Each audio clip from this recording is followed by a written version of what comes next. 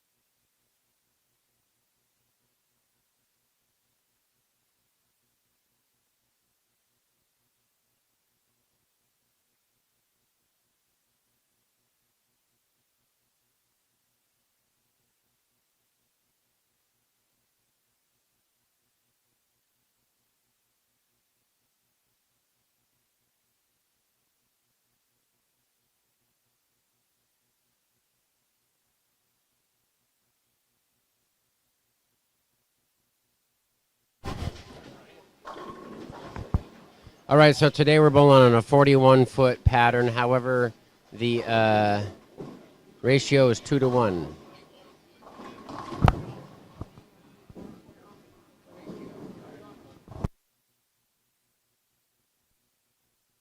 Sounds like we're not over-modulating today, so that's a good thing.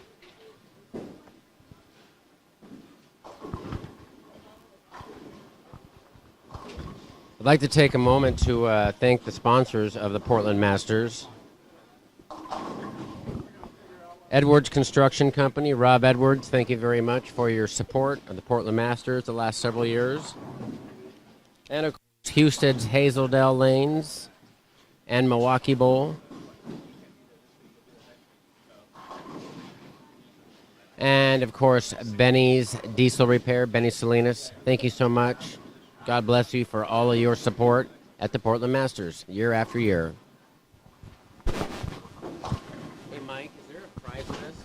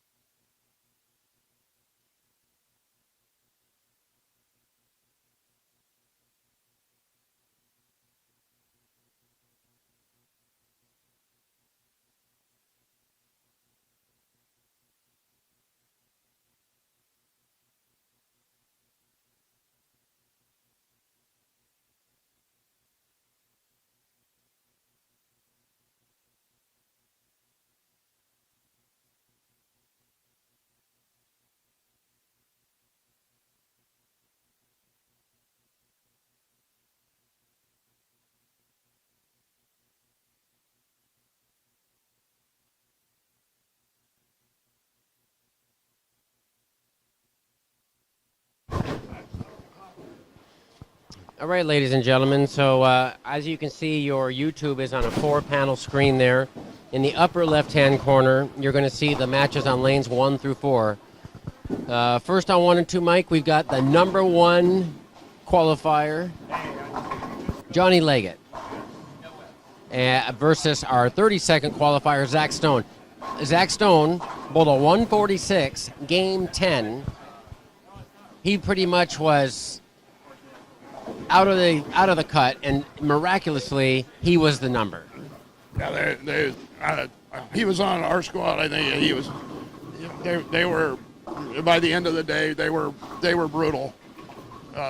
Not many 200 games on our squad. And speaking of 200 games, I ran some numbers, and last year the cut was very similar. So last year the whole field had 400 200 games. How many do you think there were this year, Mike? More or less than 400? I'd probably say a little less. Maybe in the ballpark, but a little less. 403. Oh, they were more. Almost identical. Wow. And the score was pretty close to last year, too, wasn't it? Last year it was minus 45 to make the cut, minus 74 to get a 40th place check. And this year, minus 62 to make the top 32. And minus 80 gets a check. Peyton Coombs got the last check. There were a couple guys at 81 under. That had to have hurt. Oh, yeah. One pin means $250. Yeah, sure does. Each want one or? Sure. This is, thank you. Thank you. All right, the GOAT has just handed me the prize list. And much like previous years, $3,200 for first place and $1,500 for second place. The winner of the Portland Masters gets a seed into the USBC Masters. Any idea where they're holding the Masters next year? I believe it's in. Is it in Detroit? I'm not sure. Not exactly sure. I thought it was in Allen Park. Maybe not. Yeah, they haven't had a lot of stops there in the last several years. It's kind of nice that they're going back there.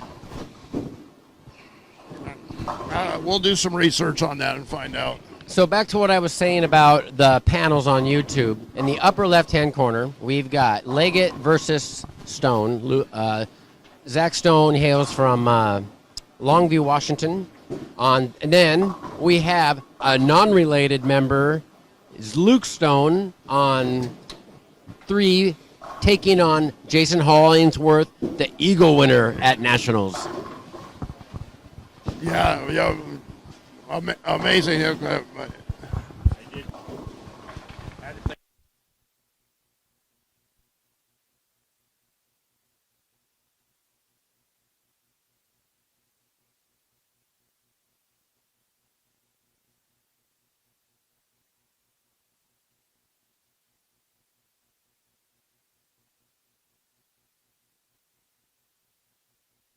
Informed me that this year he has secured 2 spots at the national stop, the 2026 entry to the USB Masters. Mike seems to think it might be in Detroit. We'll have to look that up. Well, we'll confirm that here pretty quick. Here. So back to what I was saying on your upper left-hand panel with Jason Hollingsworth shooting 825 at Nationals, the very last squad of singles. I talked to Jason about it, Mike. He got $16,000. Amazing. And fun fact, the other division also was won by the bowler here, Mike Humphreys. Yeah, Mike won the what's the name of that division? Is it the classified? Yeah, the regular. The regular division. Yeah. So both winners, both Eagle winners, come out of Milwaukee Bowl. And Dave had a great celebration here, a presentation of 2 Eagles in this tiny bowling center in the Northwest. It was a great story. Yeah. So then we got on lane 5 and 6, we got the Battle of the Lefties. Dan Jackson, our 2016 Masters champion at Kellogg Bowl. For those of you watching, that's going to be your upper right-hand panel on the split screen. Gary Lennox and Dan Jackson. Who do you like in that match? That's a pick 'em. Brian, if you can throw it a little slower, and he gets, I like Dan, but Gary's really tough, been bowling very, very, very well this year. Dan's not bowling as much now. He has a family and stuff, so I'm gonna go with Gary Lennox in that match. Are you okay? Looks like Dan could be throwing a gem. It almost looks like. Yeah, if he's able to slow hook it a little bit though, he's going to be tough because he repeats shots. Yeah, and then on 7 and 8, also in the upper right-hand panel, we've got the 2022 Masters champion Tyler Cruz taking on Alex Johnson. Now, Mike, correct me if I'm wrong, but didn't Alex Johnson make the cut as a two-hander? I thought he was either a two-hander or a no-thumber at Kellogg. He made the cut at Kellogg. Did he? Yeah. I swear he was a two-hander. I'm going to ask him. He may have switched to one-handed. Yeah, we need to find out. That may have been when I was on the hiatus from bowling. So yeah. I believe he's been one-handed for a while now, though.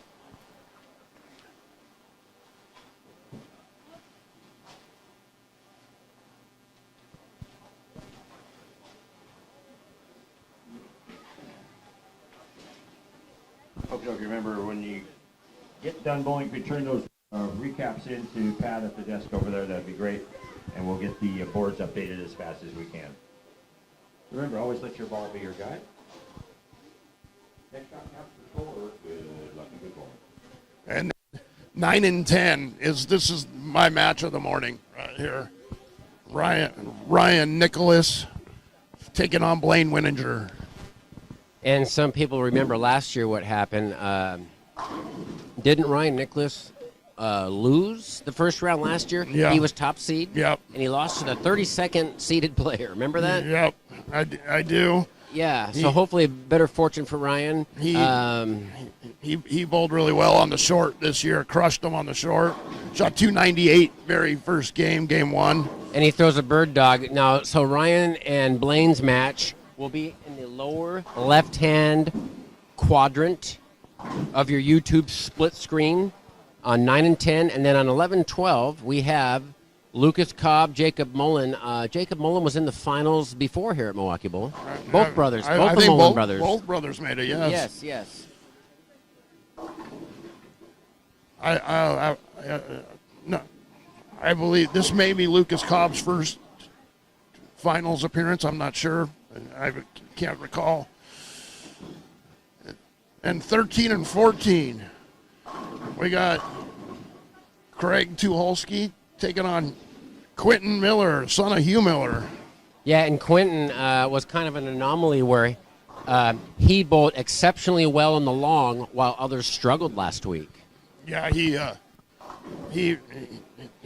got it going on the long. He was out of the cut and then all of a sudden made a little charge.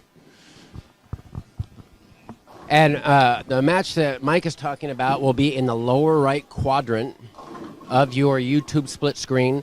And then also on 15 and 16, I forget to mention that Craig Tucholsky on 13 and 14, the 2000 Masters champion at Kellogg Bowl. Craig looking to break a 25-year drought on the tournament. And also, his son made it, Christopher Tucholsky, looking to become the first father-son combo to win. I'd like to also add that the winner of the OBA recently here was Chris Tucholsky. Also, I think you mentioned last week that Eric Jensen won the PBA regional here. He did, yes. So Mike and I, we made a couple picks, but we're not going to mention them yet. But we both picked our two horses we think will make the show.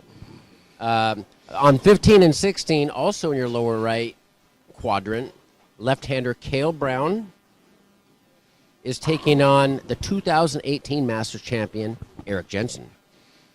Eric Jensen always super tough anywhere, but especially in this tournament. Lanes look very difficult early here, Brian. Ryan Nicholas just murdered the 8-pin there, starting off with a double. Yeah. He looks like he's throwing a lot of surface early. I think that 2-to-1 ratio is going to help the left-handers a little bit. Mike, I'm excited to watch this new female phenom bowl today. I have a feeling she's going to win at least 1 or 2 matches. The way she bowled 9 out of 10 games over 200. Yeah, she bowled great. It was. I was here watching, and it was fun to watch.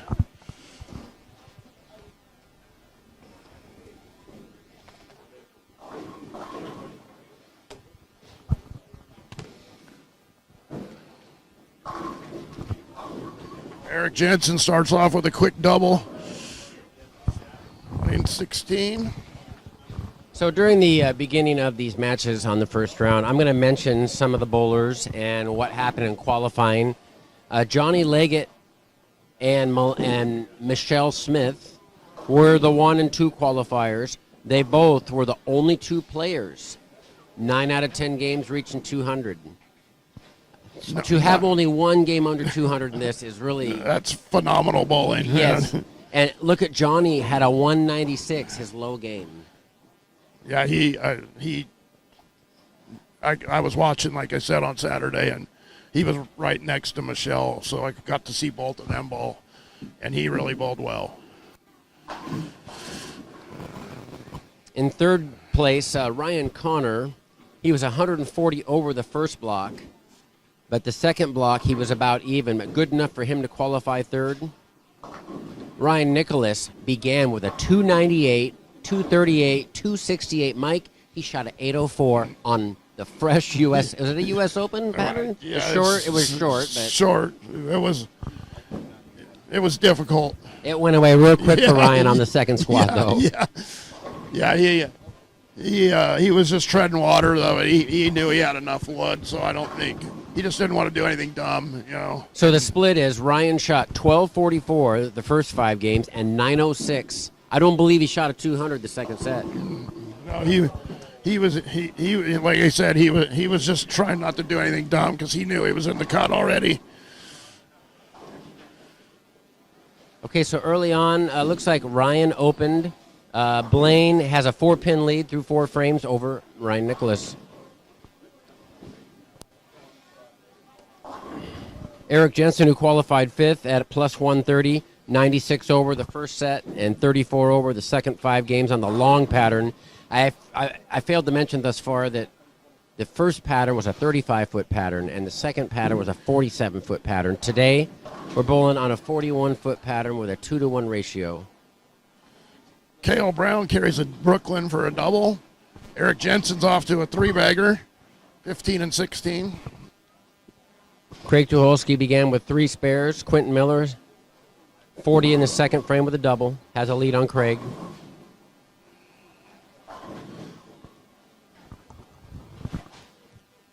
It looks like Craig is a lot deeper than everybody else right now. Fishing for it.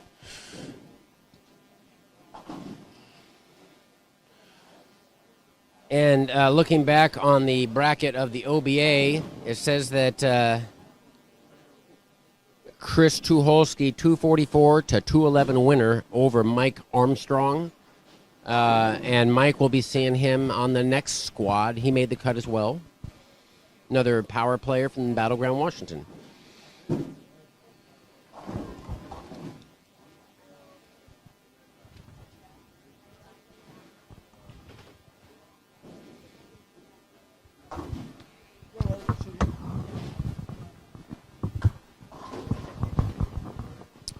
So I got some great data from, is it Jeff Hagan? Yep. Yes.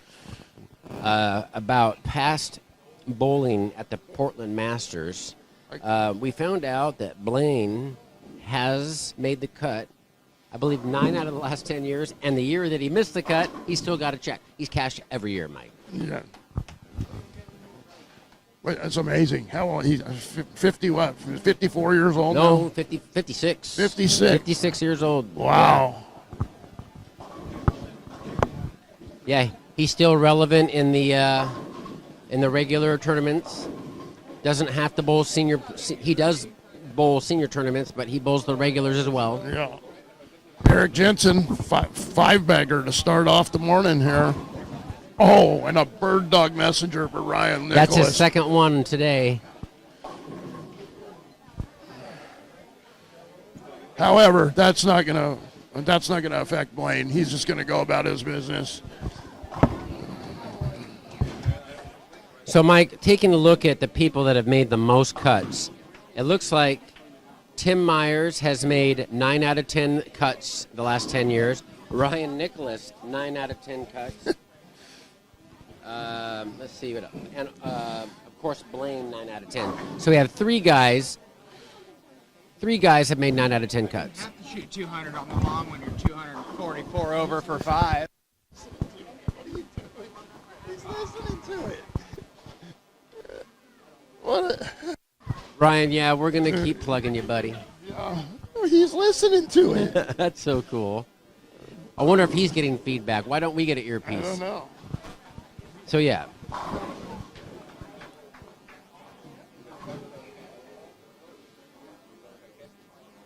You know, we could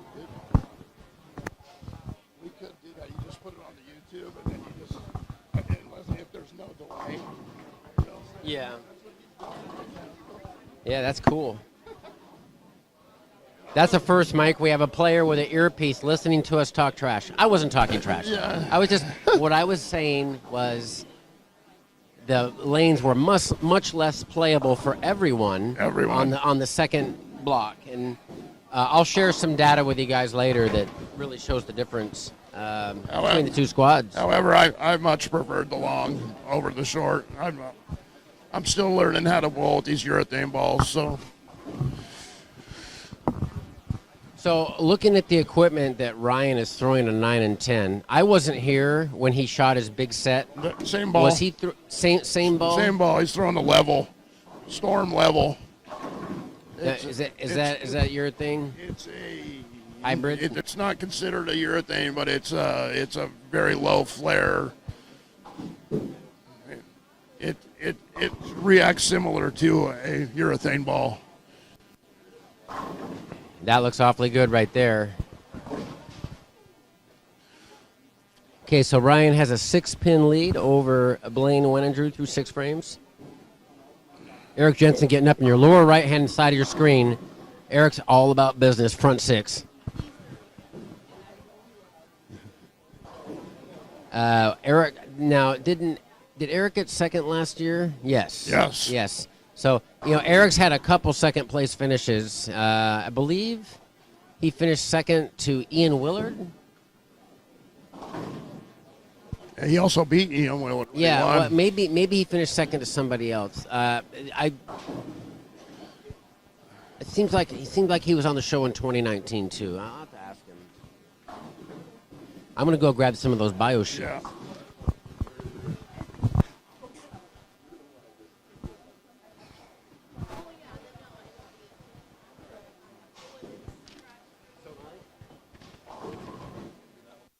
We got some bios here from some of the players.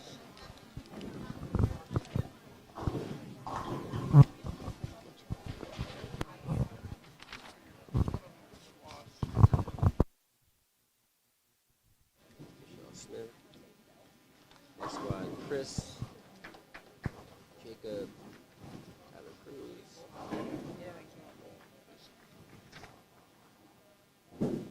Oh, no, he's in there. Yeah, he is bowling. Yeah. And Luke's bowling. Oh no, those are the guys bowling. Yeah. Luke's bowling. Okay. He's not bowling right now. But Craig is. Nice job, Cal. Leggett's bowling. Yeah. Blaine's bowling. Luke is bowling. All right. I think that's it. The list.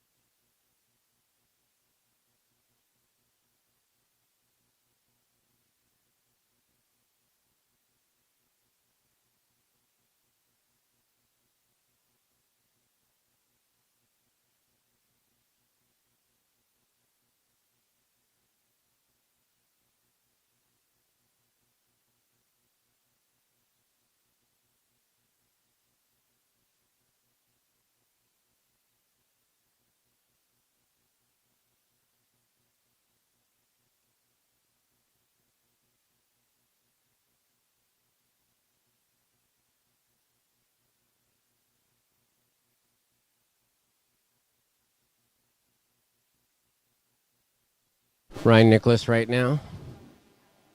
Up on lane 10, leaving the 3-6. Currently through 8 frames. Ryan's going at a 203 clip. Blaine going at a 210 clip. Slight advantage for Blaine. Blaine's on a double. Eric Jensen finally missed. He went front 7, left a 10 pin. Got a sizable lead of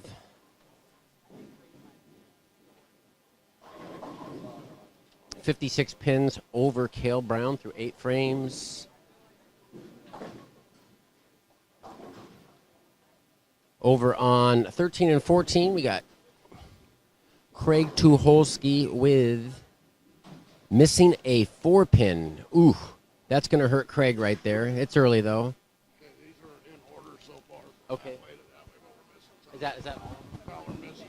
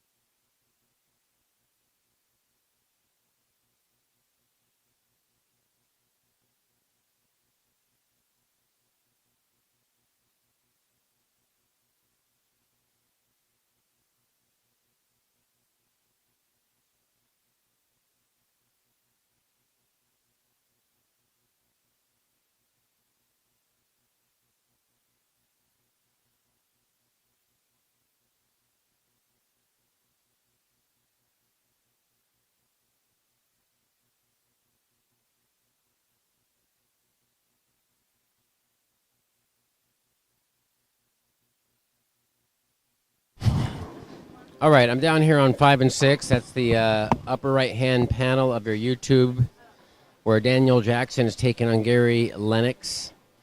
I've got the bio sheet from Gary Lennox. He's got 1 PBA title, 6 OBA titles.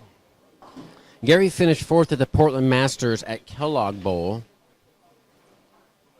Of course, his best lifetime bowling achievement is winning his first PBA title. Gary goes with Storm, Vice, and Royal Flush apparel for his bowling equipment and ball staff. I'm still waiting on a bios from Mr. Jackson, but I started filling it out for him.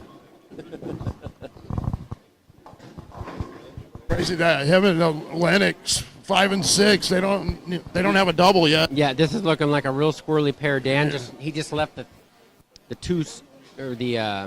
The 310, right? 310 missed it, yeah. That's only open on the pair, though. Crazy. Yeah. The spare shooting has been phenomenal down here so far. Yeah. And it looks like Blaine going to shoot 209. Ryan Nicholas open in the 9th frame, so Ryan can only shoot 199 this opening game of the 3-game match. Down on 1 and 2, Mike, we're seeing Zach Stone struggling, going at a 156 pace heading into the 10th frame. And he is facing off against our tournament leader, Johnny Leggett. You like Johnny Leggett's chances? I sure do. I do, yeah. He's gone deep. He went deep last year. Didn't he get third? Was it last year or the year before? Yeah, third or fourth last year. He's gone deep in this tournament a couple times. Once as a real youngster at Kellogg, he went deep, got fourth, I believe. Yeah, I noticed if you go to the Northwest Bowlers Facebook group and you type in Portland Masters, you can scroll down and get a group picture from 2012 where a very young Adrian Anderson was. I hardly recognized him. So that's 13 years ago. A lot of the players have aged, and I was surprised to find a photo that old. That's on the website, huh? Yeah, that must have been near the inception of the Northwest Bowlers page, which has been going for about that long. I believe that was started by Jen Reedy. Oh, rolls the 3-pin. That's a huge break for Gary there, 9th frame. Yeah. So Dan's up now. Dan could get the first double on the pair. And Ryan just flagged a 6-pin in the 10th. 209 for Blaine, 178 for Ryan Nicholas. First game. 31 pin advantage for Blaine over there. Oh, and Zach Stone just opened in the 10th, 143. Johnny Leggett might have a pretty easy go of it. And he gets up there and hammers it. He can shoot 215 if he strikes out. All right, so here comes Dan. Dan, as usual, standing right around the right channel, crossing between 3rd and 4th arrow. And there's no holding there. It's a very thin application, isn't it? It's a very 2-to-1 ratio. So shot making is going to be at a premium. Can't today. get handsy with it. That's for sure. And Dan's just trying to roll it up the back of it and just trying to control the lane right now. But it's just pretty. Meanwhile, on 3 and 4, Luke Stone going about his business, shooting 237 to J-Ho's 187. Going to be a 50-pin lead for Luke Stone going into game 2. And Dan opens. So it looks like Mr. Lennox is going to have a sizable lead after game 1. Tyler Cruz doubles in the 10th. Potential 201 to Alex Johnson's 195. Alex Johnson, a lot of spares that game. Look at he started with a turkey, and he went spare, open, and then 6 consecutive spares for 195. So do we have any more bios that we need to go over? We do. On 1 and 2, Johnny Leggett won his first regional down at Caveman Bowl, the 2023 PBA Rogue River Open. His PBA title. Got 3 OBA titles. His highest previous Masters finish is 3rd, as we mentioned earlier. And Mike, I believe that Johnny Leggett won a doubles title this year with Ryan Nicholas, correct? He did. At Firebird Lanes? He did. Yes. Yeah. He won there just recently, a couple months ago. That was an exciting match. I believe it might have been a 1-pin match against Bill and Chelsea, right? Yes. They were top seeds. They led the whole tournament and then lost in the stepladder. Yep. Johnny Leggett is with 900 Global Storm vice grip inserts, and he wears Bolified jerseys. And a disastrous finish to game 1 for Mr. Dan Jackson, 159 with back-to-back opens. Gary Lennox can shoot 213 if he strikes out in the 10th.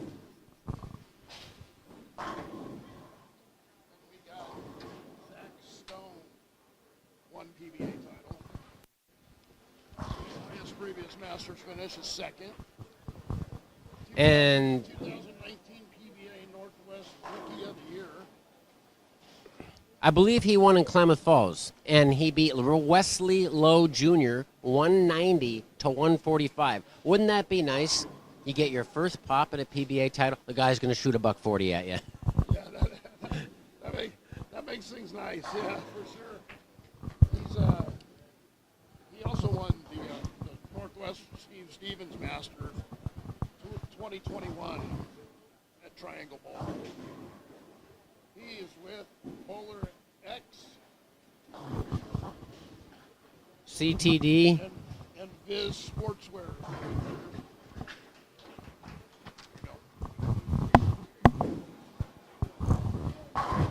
All right, so I mentioned Luke Stone off to a hot start on lanes 3 and 4. So let's talk about Luke. He's got 4 OBA titles from Beaverton, Oregon. Does Luke still run a pro shop? I believe so, Tiger Bowl. Tiger Bowl? All right. I believe so. I'm not 100%, but I think Stone's Pro Shop is what it's called. And look at his lifetime bowling achievement. Bowled next to J-Ho when he won his Eagle. That must have been a rush for him. And he likes to throw Storm products. That's what he wrote on there. Yeah. Oh, and just as we say that, Luke leaves a pocket 710 right there to start the game 2. The funny part about that is he's bowling J-Ho. Yes, he is. And I ran into Luke Stone of all places, I ran into him at the DeFi Trampoline Park. I was there with my kids, and he was there with his kids. And I got to talk to him for a while, and that was kind of a nice reunion. Yeah, he has another bowler that has a family now, is not bowling as much. Oh, and he missed the 7 and the 10 on the fill there, so...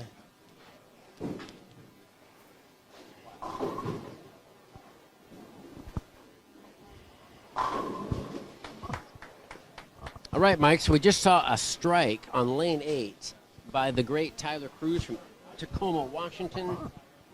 Tyler Cruz has one PBA title, won the Masters in 2022, got Regional Rookie of the Year, College National Champion, Wichita State, and a former Junior Team USA member. And look at this. His son's name is Luca. I didn't know that he had a baby. Congratulations. Baby coming. And the equipment for Tyler Cruz is Brunswick Vice. Practice at Off-Broadway Bowling Academy. Isn't that right? Doesn't Dean Buchanan own that? Correct. Yes. I did some work on that website. I helped out the late Steve Stevens, and we coordinated some work on there. It's nice to see that that's still going in Snohomish, Washington. They have all the technical cat and all that stuff where you can see what board you're hitting and how fast you're throwing it. And it looks like he works at the Sumoff Pro Shop in Federal Way, Washington. Peter Somoff. Peter Somoff, who was big in Storm when it first began. Oh, a bird dog for Ryan Nicholas again, another one. All right, so Mike, I stand corrected. I thought that Alex Johnson was a two-hander. He claims he was a one-hander. Maybe he was throwing no thumb, but he's holding his own against previous champion Tyler Cruz early. He is. He's a good bowler. I like the way he throws it. I've seen him many times before. He's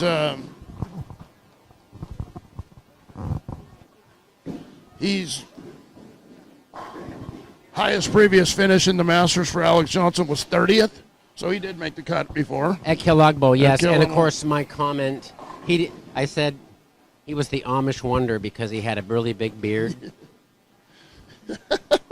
I was just giving him a hard time. Yeah. Of course, the Johnson family has been ingrained in the Portland bowling community for quite some time. Yes, Pat Johnson Sr., father. Pat Johnson Jr., one of the best ping pong players around.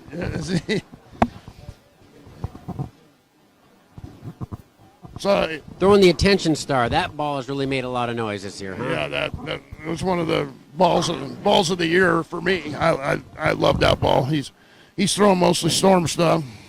So would you say the attention star, when you if you were give it a hook rating, it's a very aggressive cover stock, isn't it? It's aggressive, but it's aggressive in the right spots. A little later, you know. It reads the lane like you want a ball to. And look what just happened, Mike. Over on lane 8, Tyler Cruz sent one wide, taking 3 off the right on a spare. Alex Johnson making up. Alex Johnson now in the lead. Looks like Daniel Jackson switched balls to start game 2. He did, and he went a little more direct there, which I believe is a good play. So then we got another bio. We got Blaine Wininger from Clackamas, Oregon. 6 PBA titles. Crazy. He has more PBA titles than OBA titles. And Blaine, I think that maybe half of those was in the Southwest region in Texas. Blaine lived in Texas for quite some time, which arguably that's the toughest region to win in, right? There's been more national players come out of that region than many others. Yes, and Blaine was good before he went to Texas. He was great when he came back from Texas. And his previous highest finish in the Masters, is first twice in back-to-back years. 2012 and 2013, the winner. And Mike, I would just like to add in something else here. In 2015, he almost pulled off the unthinkable. He struck out against Hugh Miller and lost by 1 mark. Oh yeah. Was it Hugh Miller? No, Yeah. no. I'm sorry. It was. I believe he got 3rd. Oh, he did. Yeah. Hugh did win that year. Yeah. He almost beat Hugh in a comeback for a 3rd title, but Hugh held him off. And then Hugh ended up bowling again 2 years later, and almost won 2 titles and lost to Scott Halverson. That's what happened. Yeah, 7-10 to lose. So Blaine, he needed to make up about 80 sticks in game 3, and he beat Hugh by 70, shot 279, and Hugh held him off by a mark for the title in 2015. So that would have been unthinkable to win this 3 out of 4 years. That would almost happened.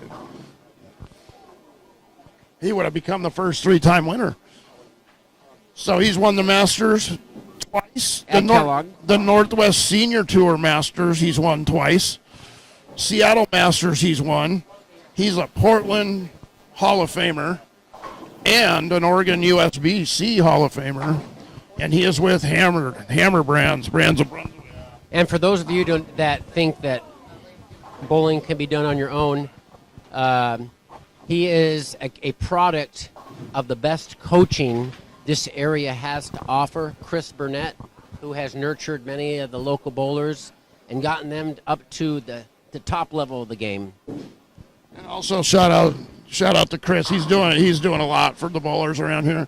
And also Mick McMahon. He coached Blaine for a long time too. Yes, and Mike, we talked about this, that Chris has pretty much taken over the reins of the coaching.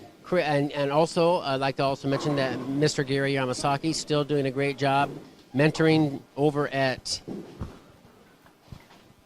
Kingpins Bowling in Portland, Oregon. Super play as well. And I've seen Gary a few times in the last few months, and he's still in the doing pro shop work and stuff. Let's see if we got any scores yet from round 1.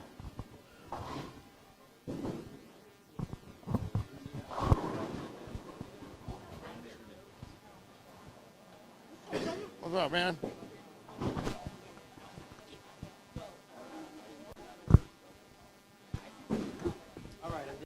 With our Eagle winner, Michael Humphreys.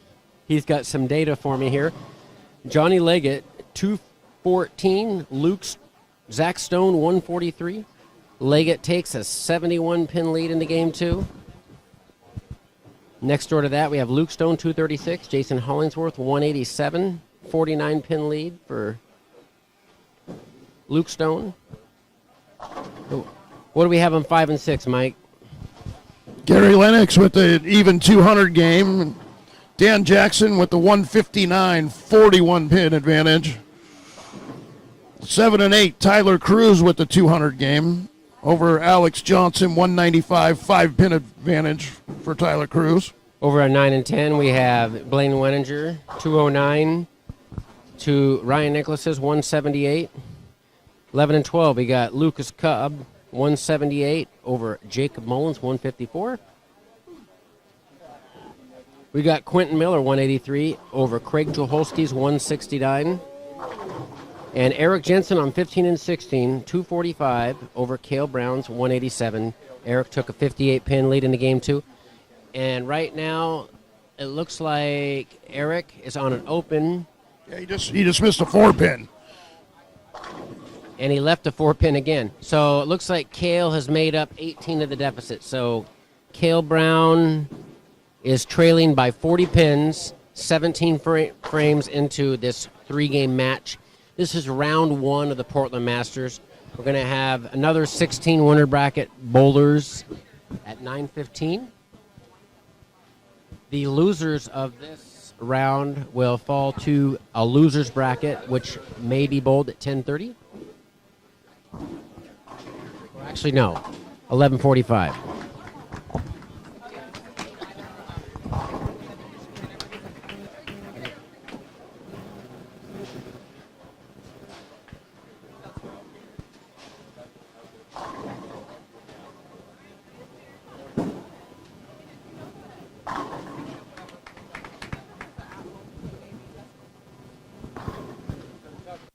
Today, we've got a 8 o'clock, 9:15, and 10:30 winners bracket rounds. At 11:45, our losers will come back on for some match play. So we're going to eliminate 8 players on the 4 squad at 11:45, and then we have a 1 o'clock lunch break. And they also, Brian, just to add to that, Dave made the announcement that they're going to re-oil after the 11:45 squad. Have they always re-oiled? Last year.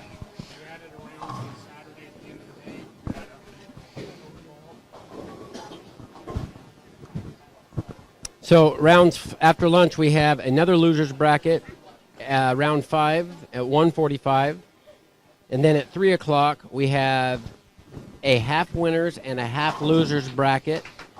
After the 3 o'clock squad, we will have cut to 12 bowlers, and then the final squad of the day at 4:15 will be a loser bracket, and we will end the day with 8 players. The 8 surviving players of the 32 will be here tomorrow morning for the championship rounds that start at 8 a.m. tomorrow.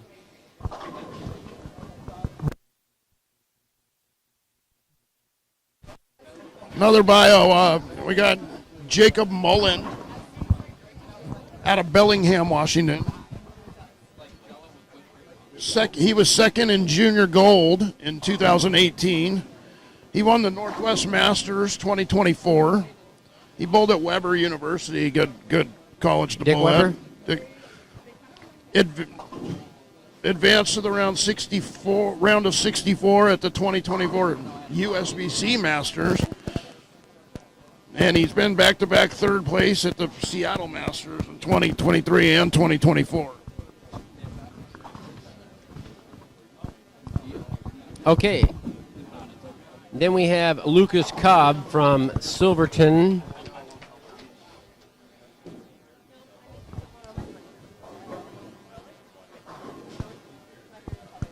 Lucas Cobb has a 24-pin lead in his first match.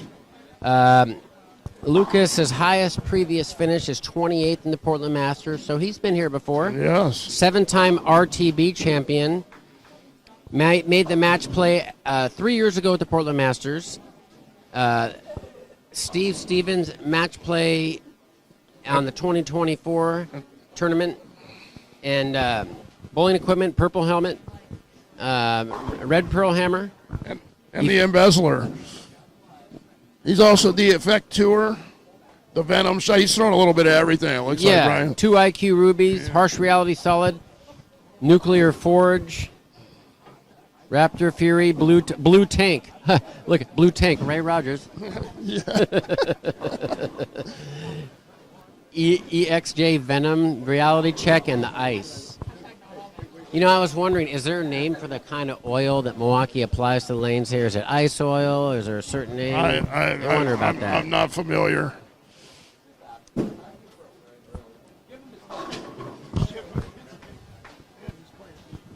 All right, let's talk about a previous champion's bio here at Craig Tucholsky. 11 PBA titles, 12 OBA titles, won this tournament in 2000. Washougal, Washington is his hometown. He's unaffiliated with any ball equipment or ball staffing. Clark County Hall of Fame, Portland Hall of Fame, 2008 Northwest PBA Player of the Year, 2008-09 PBA exemption. He almost led the tour trials to the final game that year. And a little tidbit for you. The man who beat him, David D'Entremont, dies 18 months later after leading tour trials. Dave D'Entremont died at 52 years old. Wow. Dave D'Entremont, who won the Oregon Open 1 year. All right, and so we've talked before about Hugh Miller winning the 2015 Portland Masters.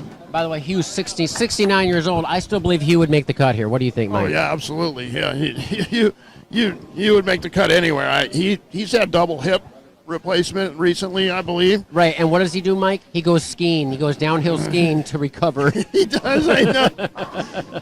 See pictures of him on the ski lift. He looks so happy out there. But we're going to talk about his son, Quentin Miller. Would you like to talk about his bio? Yeah, from Mercer Island, Washington.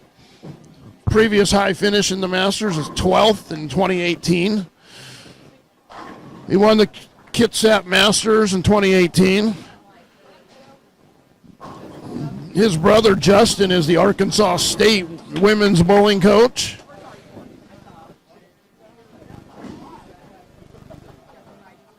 And he's a free agent. He's throwing a little bit of everything. And lives on the beautiful Mercer Island. You know what? I've seen the house that he lives in there. I would stay there in Mercer Island. He's got an awfully nice house there.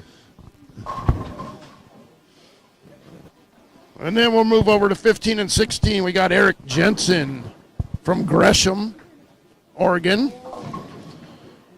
2 PBA titles, which one came right here a few months ago. 7 OBA titles, 3 Players of the Year in the OBA. That's amazing.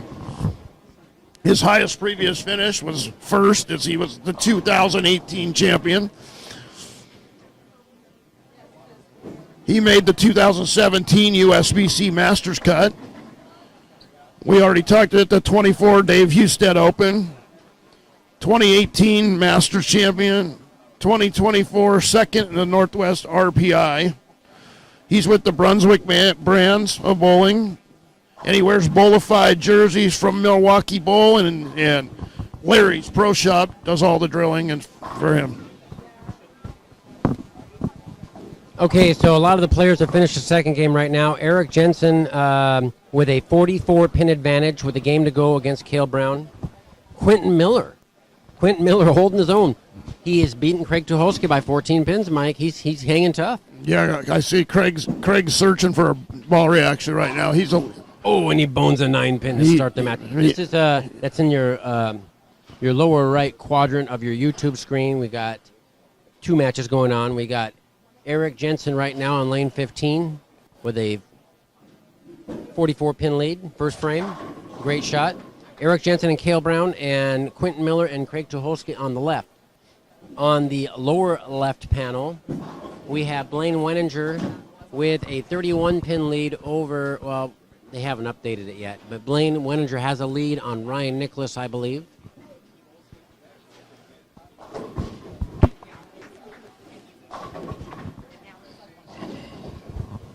That's the last one, Cale. Cale's the last one we need to do with this squad. Okay, we have one more bio. I haven't gotten one from Dan Jackson, but I'll go ask him for it. Cale Brown, who bowls here at Milwaukee. Hometown for Cale Brown, Milwaukee, Oregon, for 40 years. No titles in the OBA or PBA. He's got 1 SOBA title. He's finished 16th in the Portland Masters. He's won 3 Northwest Senior Tour titles this year. Looks like he lived for 10 years in Redmond, Oregon. That must be nice. 39 300s, 18 800s, 2021 double state division winner, 2022 team state division winner, 2023 state division winner. So done really well at that. He throws everything, mostly storm, radical. He's not on staff. The ball driller is Mark Hankin, who also hails from Central Oregon. Also here in the building today, Mark Hankin. I believe he's been doing some mentoring coaching on the side as well. All right, so that completes our bio so far.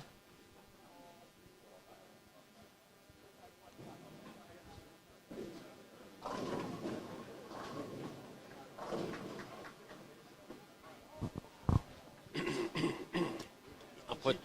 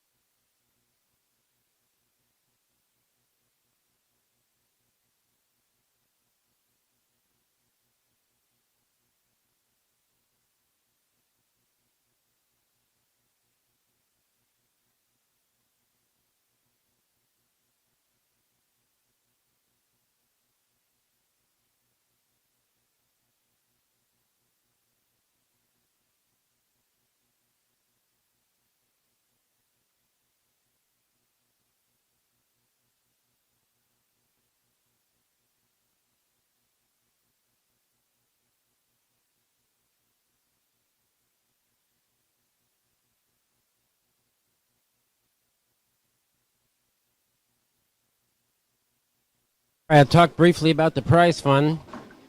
The Portland Masters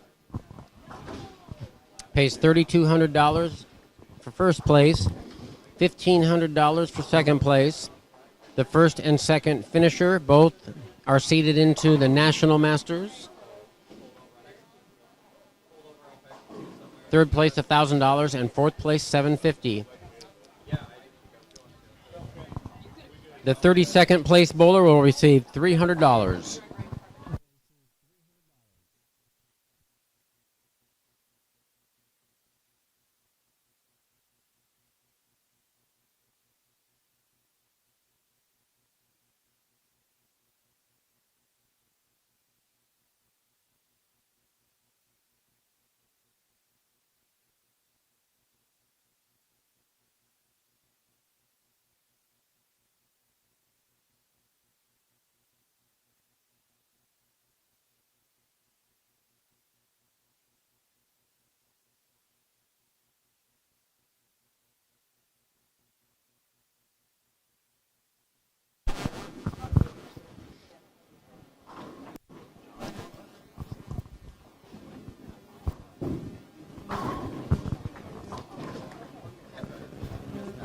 So it looks like Gary Lennox with a 41 pin over DJ.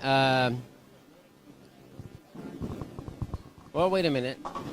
It looks like it's 391.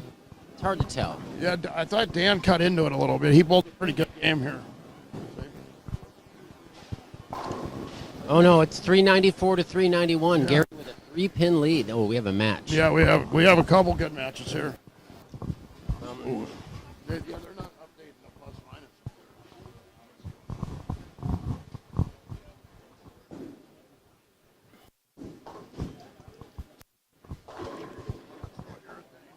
So we're down here. Mike and I are down on the we're looking at the matches linked 1 through 8 right now, and we've got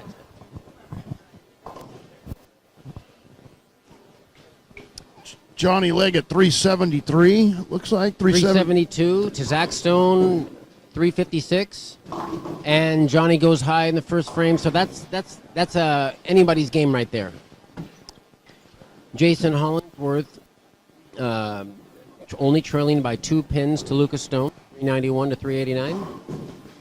Neck and neck. So this first 3 pairs, ladies and gentlemen, are all separated by basically less than a mark. Yes, we're not going to have too many blowouts. So at the end, we'll be running back and forth trying to see who's going to win what. All right, over on 7 and 8, Tyler Cruz has a 405 to Alex Johnson's 386. So a very moderate.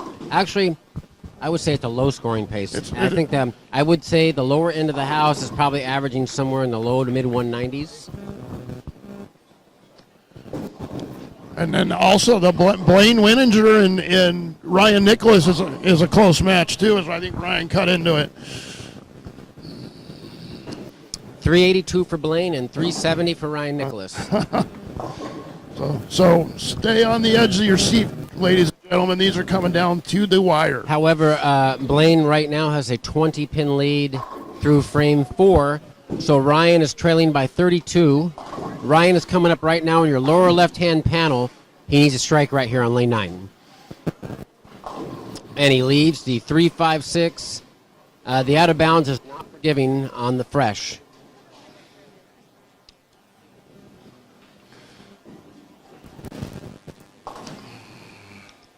All right, so these are exciting matches. I'm going to go down to the high end and see if I can read what they say.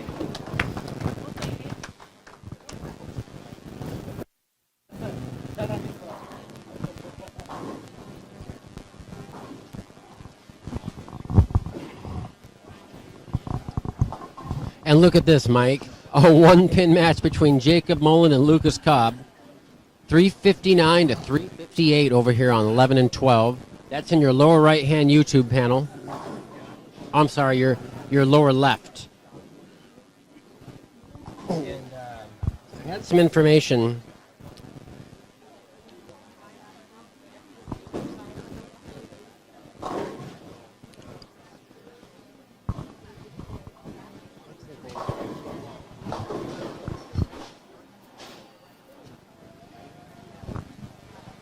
So, Mike, I made some notes about Jacob Mullen's qualifying. He began the tournament with a 287 and a 248, shoots a 129 game 7. Yeah, he had the front 10, the same. Yeah. He shoots 100 over and 100 under, ends up +1, qualifying 20th place. That is an up and down set for you right there.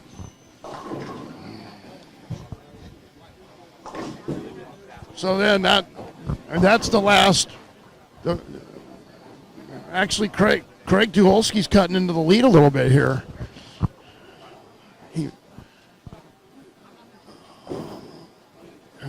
432 for Eric Jensen, 388 for Cale Brown.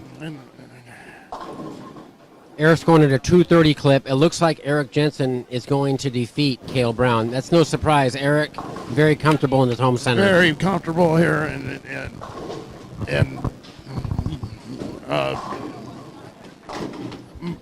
he's going to go deep in this tournament, as he usually does. Craig Tucholsky cutting into the Quentin Miller lead a little bit. It was 45 going into this match. Quentin with 6 consecutive spares, though. Spares are huge. It is, but Craig's starting to get lined up, so already standing in front of the ball return, Brian. Craig Tucholsky. Yeah, maybe they're going to oil, so we're not going to see a lot of lofting, hopefully, on the late squads. Well, Lofting the gutter cap, that's probably what they're trying to avoid with the re-oil. It's exactly what they're trying to avoid. As Craig's got lined up, so this is anybody's match now. Yeah, so Craig is eaten into 27. Miller had a 45-pin lead. Now Quentin Miller has an 18-pin lead with 4 frames remaining. Round 1 of the Portland Masters. Blaine Weninger shooting, it looks like he went Brooklyn, leaving a 5-9. So Blaine's still fishing a little bit.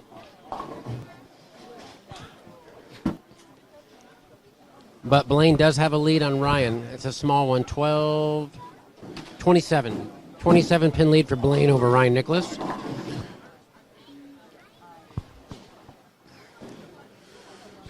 Craig left a 3.69 tough spare.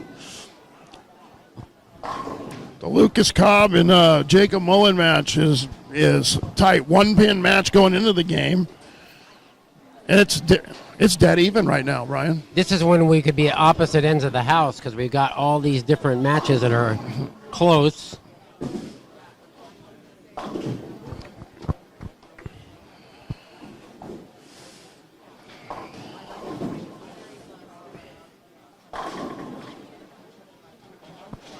Eric Jensen's going to move on. That match is wrapped up pretty much unless a disastrous collapse. But Okay, so Quentin Miller coming up over here in your lower right-hand YouTube panel. 6 consecutive spares. Kind of needs to find something here to hold off the charge of Craig Tucholsky. Not happening. But he's not getting in any trouble, so he's unless Craig gets on a roll here at the end of this match, barring any disaster open frames. 16-pin lead for Quentin Miller with 3 frames remaining in the Craig Tucholsky Quentin Miller match. Quentin Miller is going for a 7th consecutive spare. So I suppose it's time to migrate down to the low end again. You know what? They shouldn't have that stroller right there. You know that? Yeah, I know.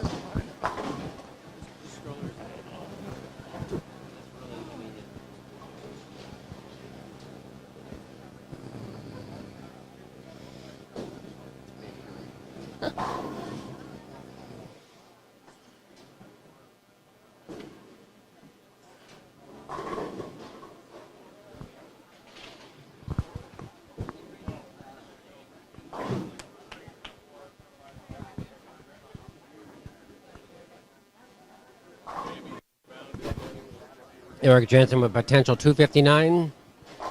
Eric Jensen moves on. Quentin Miller carrying a Brooklyn after 7 consecutive spares. He needed that right there as Craig is making a late charge. Blaine Weninger on 9 and 10 right now. He's going at a 193 clip on a spare. Blaine between 5th and 6th arrow, leaving a 3-6.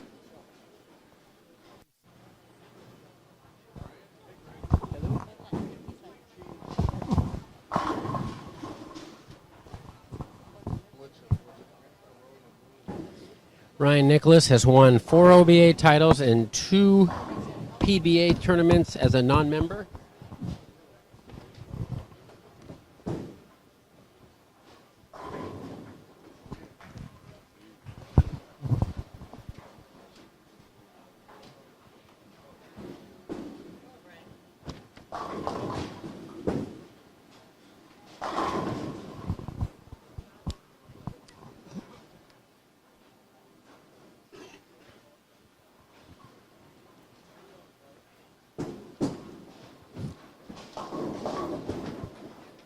All right, down here on 1 and 2, we got Johnny Leggett bowling.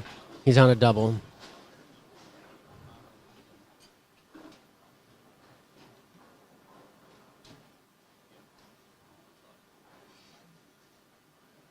Johnny Leggett with a 39-pin lead with 6 frames remaining over Zach Stone. Craig Tucholsky with a key strike down on lane 14. He doubled against Quentin Miller. Luke Stone with a double up. 16-pin lead over Jason Hollingsworth.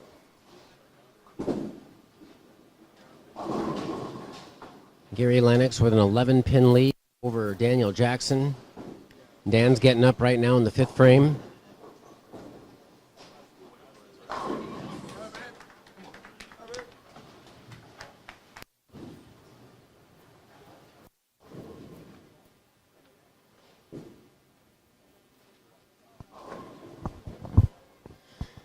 Key shot there by Dan Jackson. Striking on lane 6 is good lane. Jason Hollingsworth, lower upper left panel, getting a light tickler.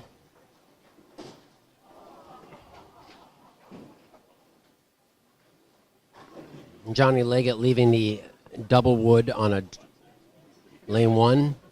The 2-8 covers it nicely, so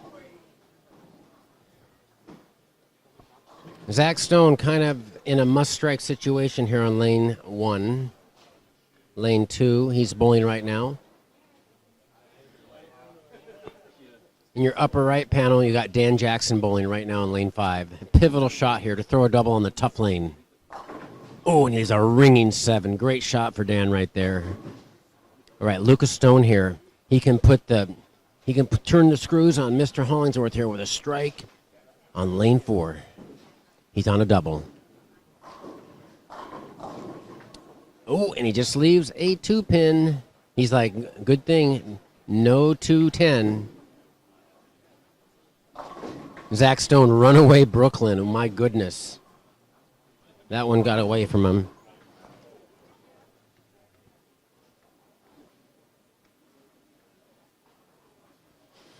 All right. Unfortunate solid 7 for Mr. Jackson.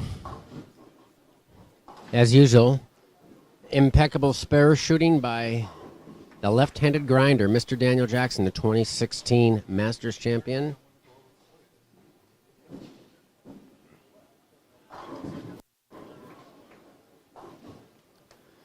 The Cruz on a little heater here, 6-bagger.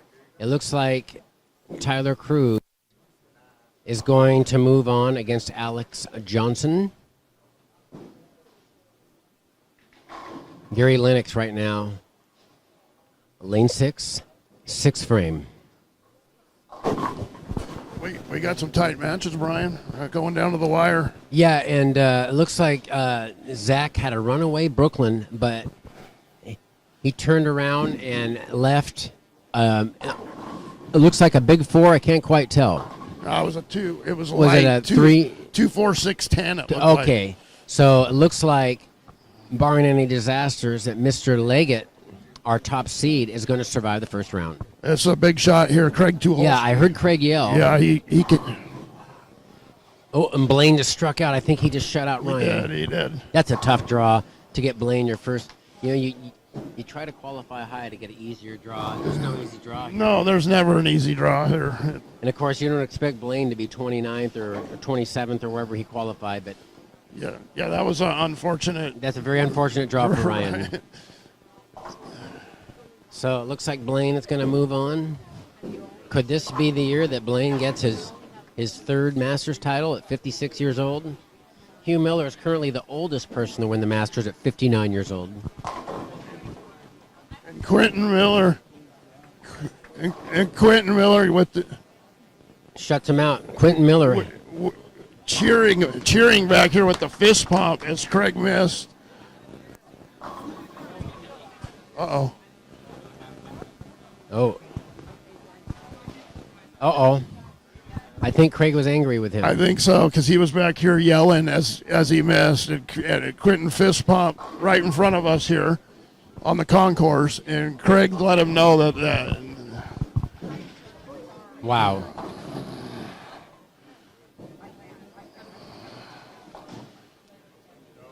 226, 38. So Quentin's going to win by 7 pins. Wow.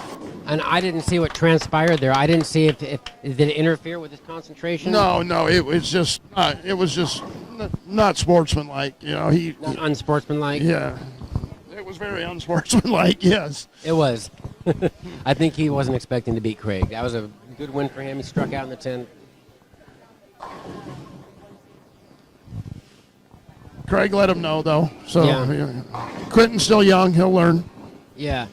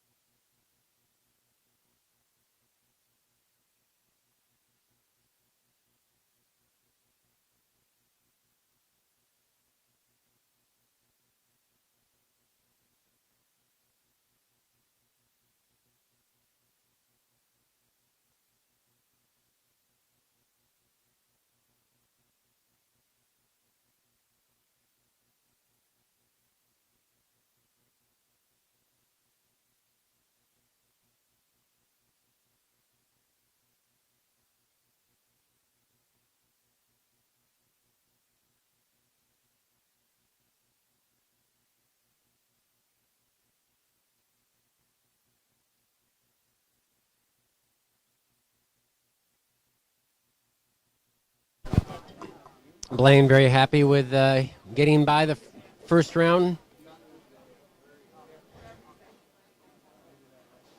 Okay, so it looks like Jacob Mullen lost, slamming the equipment down. Yeah, Lucas Cobb's going to shoot 215. Moving on. Blaine Winninger moving on, as we've talked about.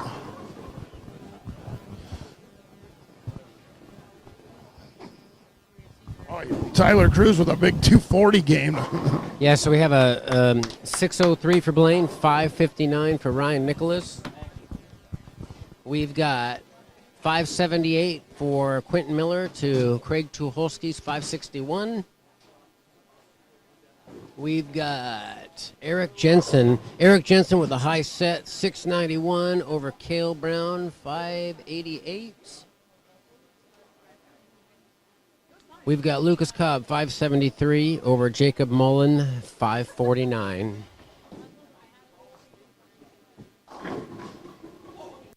Dan Jackson with a pivotal shot. Tyler Cruz, 651 over Alex Johnson's 576.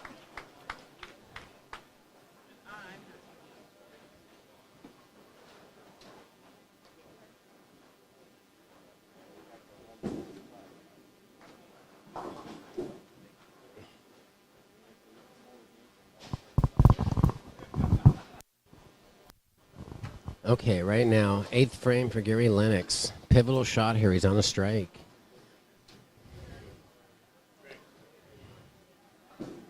Just inside of 4th arrow. And a perfect shot by Gary Lennox. Could not have thrown that any better.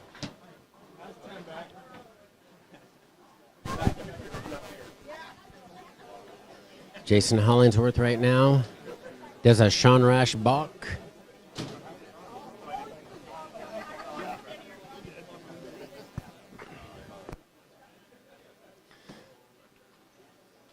So right now, Jason Hollingsworth is in a must-strike situation in the 9th frame.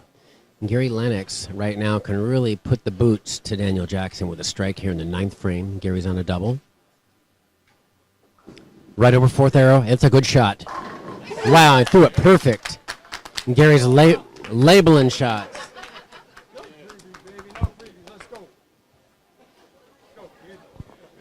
Fourth arrow. No nosebleed for lefty playing inside. And right there we got Jason Hollingsworth, our Eagle winner at the USBC Masters, throwing a key double here. He's going to force Lucas Stone to perform in the 10th frame. Right. Meanwhile, Johnny Leggett can wrap it up here with a strike on lane 1. And that's it. Johnny Leggett is going to move on over Zach Stone. Johnny Leggett, our Leggett top with the qualifier hammer. in the Portland Masters. The only player to average 220 plus. Daniel Jackson in ninth frame. Must strike. Perfect shot.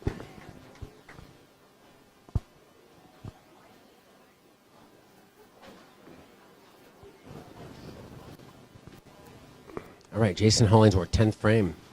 Must strike situation. Perfect shot. Mike, these are exciting matches right here, Mike.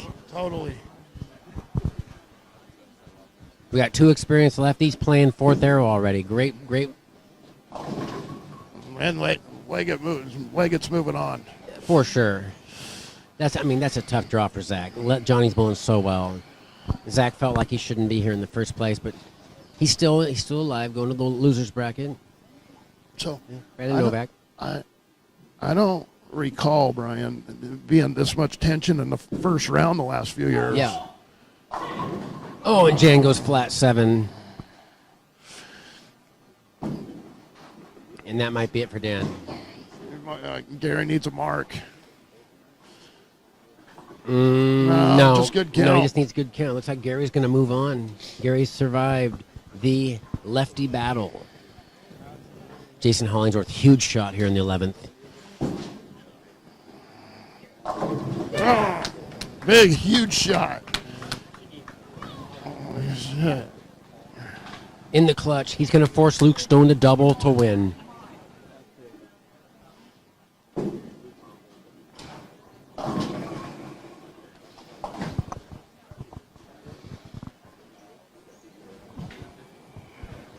So let's do the math here. If Dan strikes 207, Gary would need a 205. So if Gary went 9 out, he's got 2 teams. So Yeah. unless he leaves a Greek church and throws it in Yeah. the gutter, Gary's going to move on. He needs He's good won this count. match. Big shot here with the count with J-Ho. Perfect 10th frame. All right, so the scenario 226 is for J-Ho. that Lucas Stone needs a 225 to move on. That's a double in 7. Oh, and then there's a bad count. I think it was pretty much academic, though, at this It point was. for Dan. He needed that first He hit. threw in a the 10. good shot there. Yeah. This little weak 7. I think he's throwing urethane. Yeah, 595 for Dan, but it's not going to be enough. Luke Stone right here. A double to move on. In your lower upper left-hand panel, it's got a hook. Oh, and and Luke calmly carries a light hit.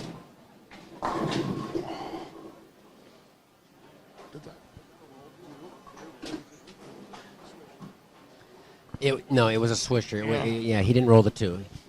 It flipped at the very last moment. Fantastic bowling down the stretch by Mr. Lennox.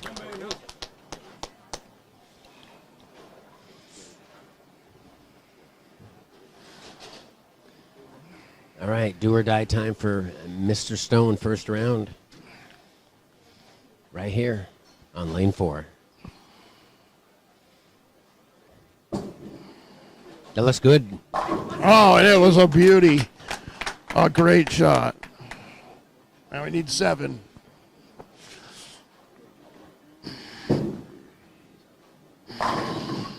$6.15 for Jason Hollingsworth. Mr. Lennox finishing off, potential 246.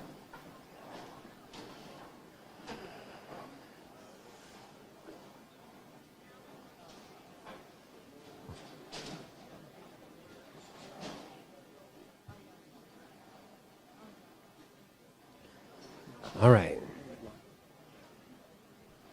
He needs to keep it in play here. 7 to tie, 8 to win. That's a winner. That's a winner. And he wins. He takes out the Eagle winner, Mr. Jason Hollingsworth. What a match. 618 to 615. What a match. What a match.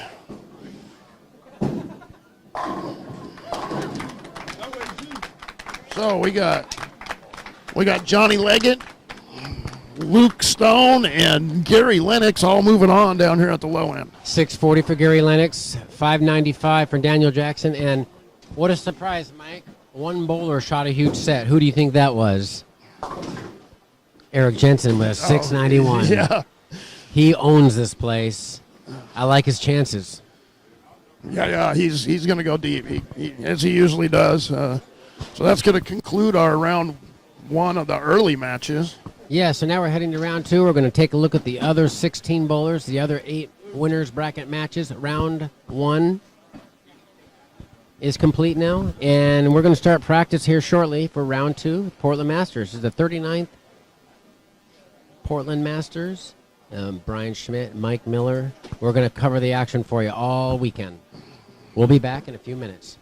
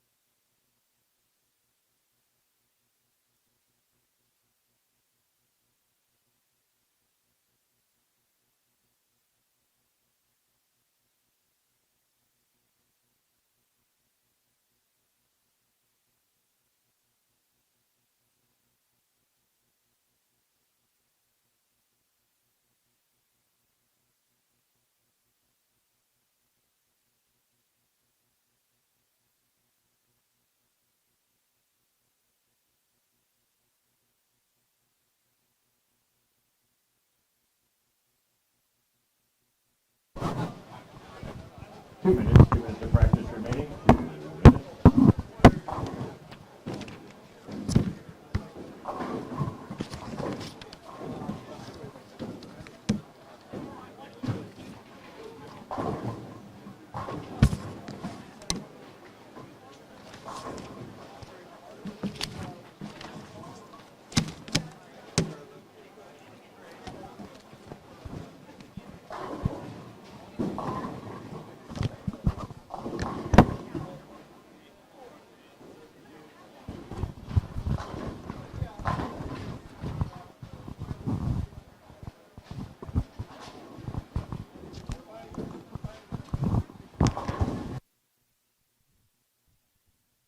Two of the Portland Masters is about to kick off here. The players, they have about 1 minute left in practice. I'm going to briefly talk about what we're seeing. So I'm going to start off in the lower right panel on 15 and 16. We got Kyler Crevier versus Chris Tucholsky on 15 and 16. Also in the lower right-hand panel, we have Tanner Acosta and Bill Macon. In your lower left YouTube panel, you're going to have Jordan Yoke versus Nick Devlin on the right pair. And then over on 9 and 10, you're going to have Ryan Connor facing off against left-hander Josh Wills.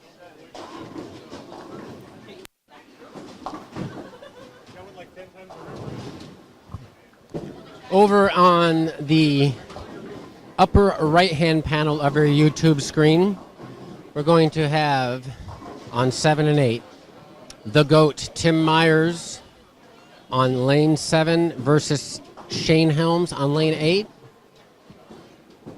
On 5 and 6, we've got Ian Willard taking on Mike Armstrong. And then in the upper left-hand panel, and probably the most anticipated match on 1 and 2, with the phenom, Michelle Smith, who qualified second in this tournament. Watch this woman bowl on lanes 1 and 2. She was our second qualifier, taking on the 31st place qualifier, Jeff Noggle. Rumor has it that Michelle Smith won the Ben Masters, and she won a spot in the Portland Masters, and now she is in the finals of the Portland Masters. On 3 and 4, we have Darren Stanley taking on AJ Brockett. So keep your eye on the upper left-hand YouTube panel, and you can watch Michelle Smith bowl. She has a knee immobilizer on her slide foot. And here she goes on lane 1. This woman bowled 9 out of 10 games over 200 on these demanding patterns.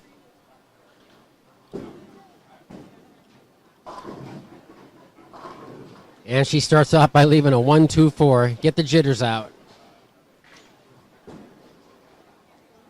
So I talked recently with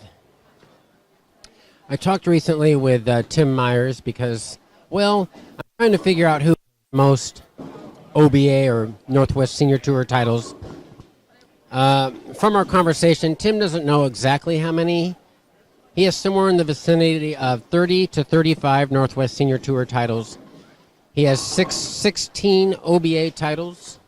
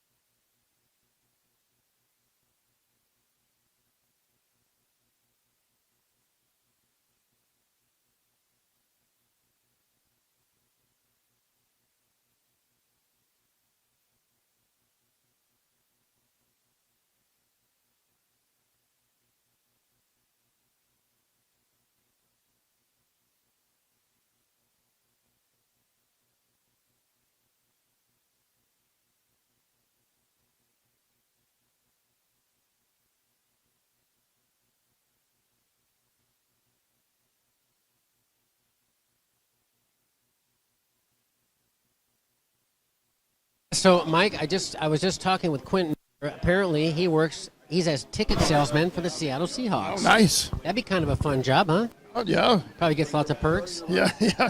Oh, look at Dan. Don't look now, but Dan Jackson's eating a Dan and yogurt.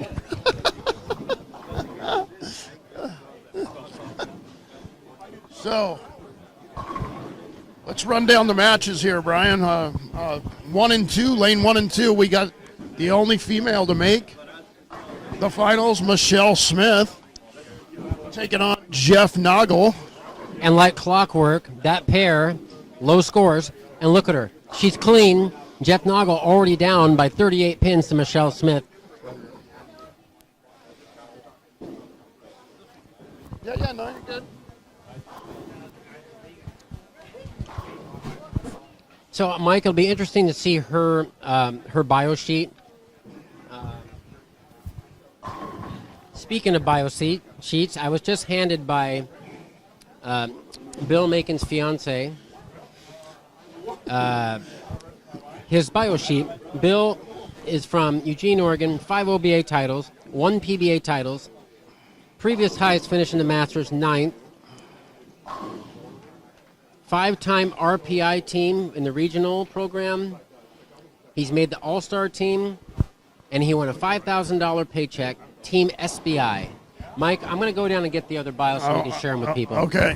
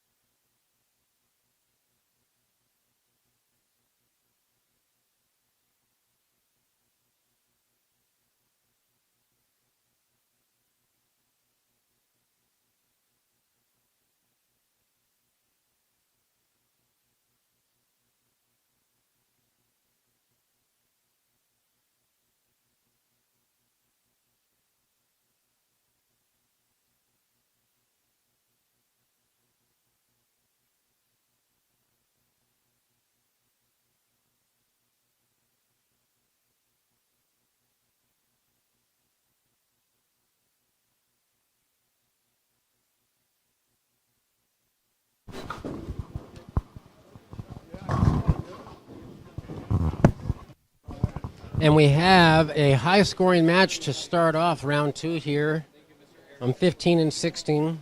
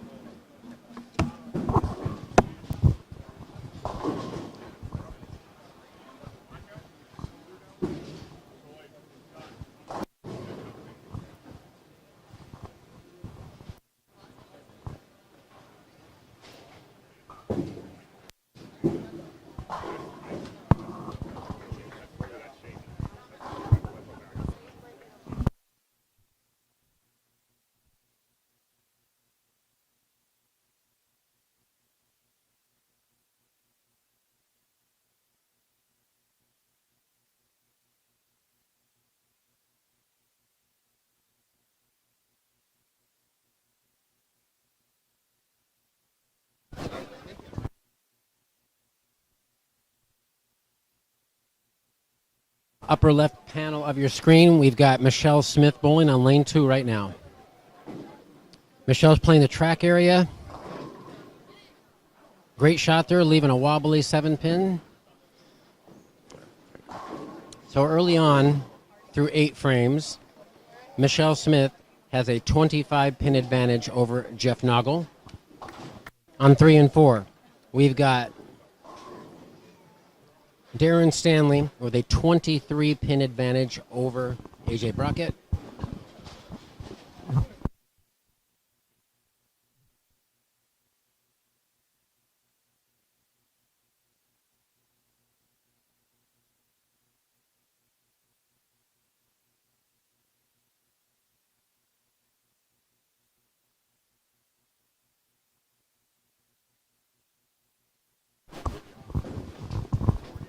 On lanes 5 and 6, we got the 2019 Masters champion Ian Willard, who just threw a 5-bagger, leaving a 2-4.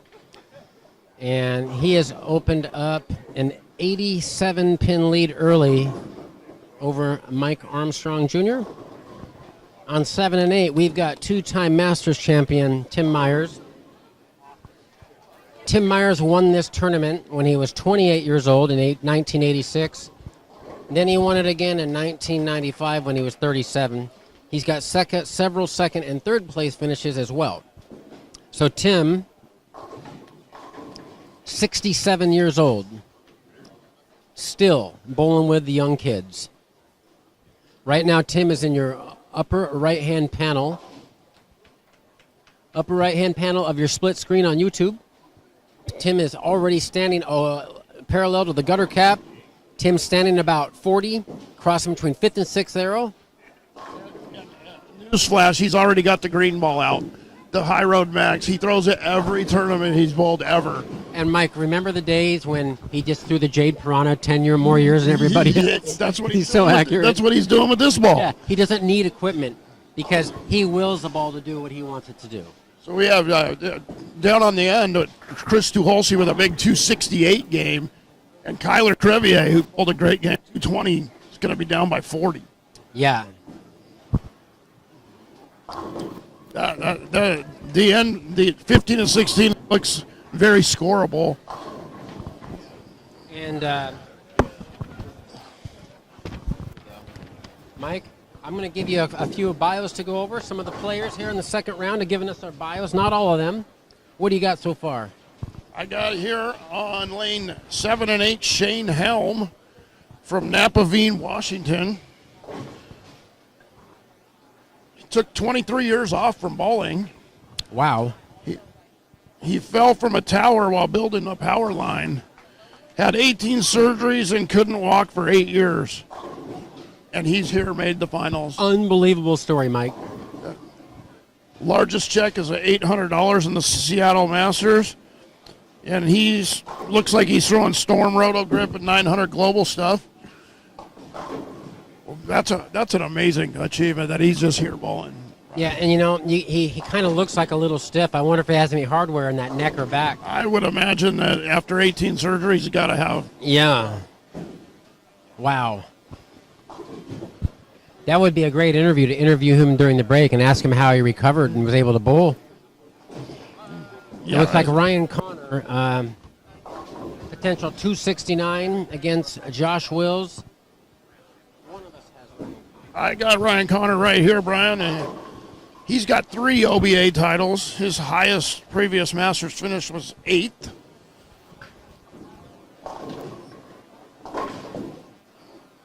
His highest third place finish in the regular team at the 2024. They got third place in the team event at the Open Championship in 2024.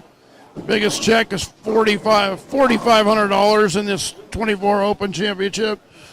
He's with Storm and Chameleon Sportswear. And he just struck in the 10th frame. Josh Wills with a 201, but Ryan Connor, a potential 269 this opening game. And down on 1 and 2, Mr. Jeff Noggle just missed a 7-pin in the 10th for 159. Michelle Smith up right now, leaving the 245 bucket. But Michelle Smith potentially a clean 197. She really feels frames well. Yeah, she executes shots and she repeats shots well.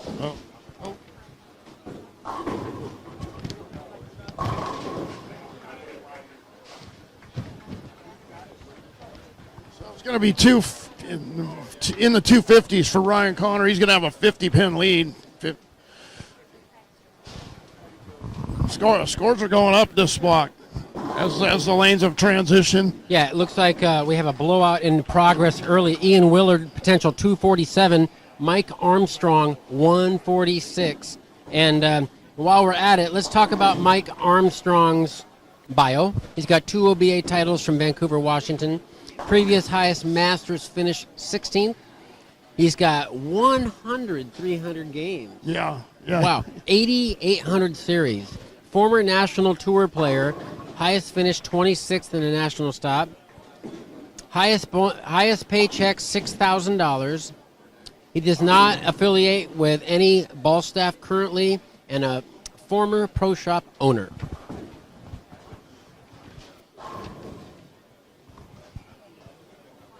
Kind of thin on the bios this round, huh? Yeah.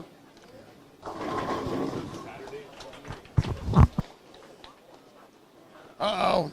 Tim Myers is getting lined up there, Brian. He's in front of the ball return.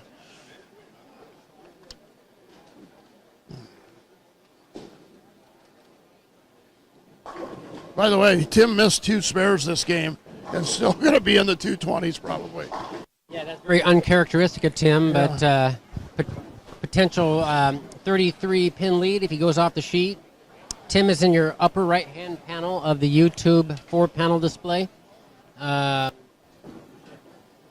Connor and Josh Wales beginning game 2, 56-pin lead for Ryan Connor. And AJ Brockett finishes with a 176. Darren Stanley with a potential 201 up in the 10th frame in your upper left-hand panel. And he opens. So it looks like it's a neck-and-neck match between Darren Stanley and AJ Brockett. Let's talk about those 2 players. I got both of their bios. We got AJ Brockett. He hails from Auburn, Washington. Doesn't have any titles. He got a check for 40th place in the Masters. He won look at this. AJ Brockett won the Kitsap Masters for $2,000 in 2024. Second place in 2023. Wow. And 4th in the Northwest Masters in 2023. He's had a good 2-year run. That's a good little run, yeah. No ball staff, Oh. but he likes to throw the Storm IQ Tour, the Track Tundra, Blue Fire, Track Sensor Solid, Radical, Conspiracy Scheme, Hammer, Darker Bone Hybrid, and the Track Tundra Fire. Tim Myers 209 to 188, 21-pin lead for Tim over Shane Helms. Ian Willard with a 101-pin lead over Mike Armstrong.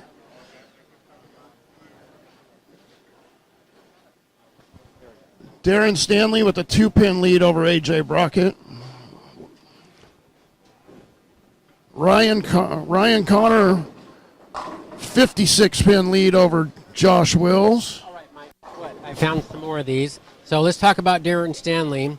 Oh, by the way, Darren, very nice penmanship. 1 OBA title. Previous highest finish in the Masters, 35th.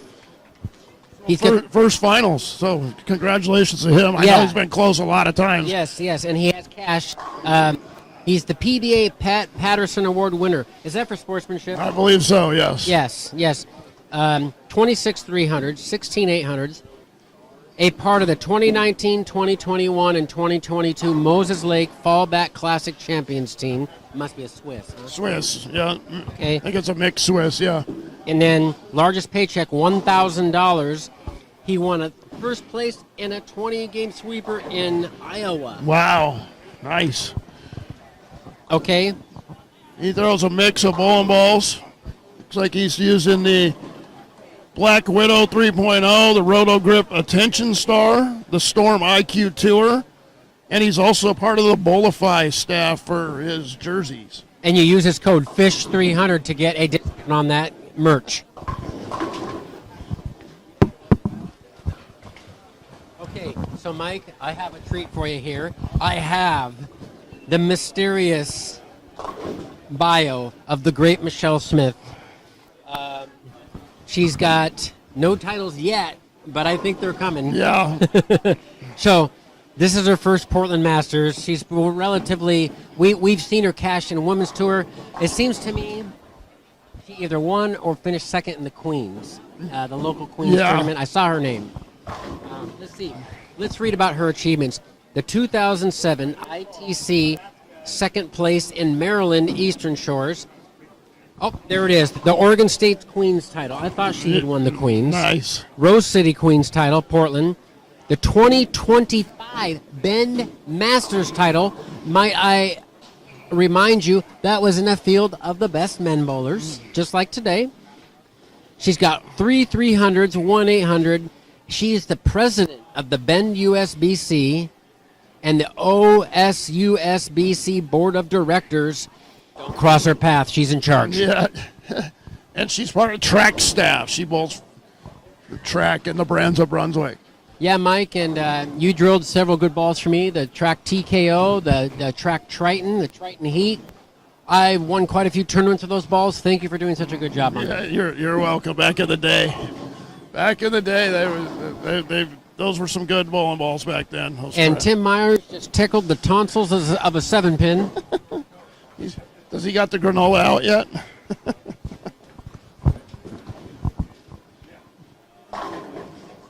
Boy, the lanes have gotten a much more scoreable this block. It looks like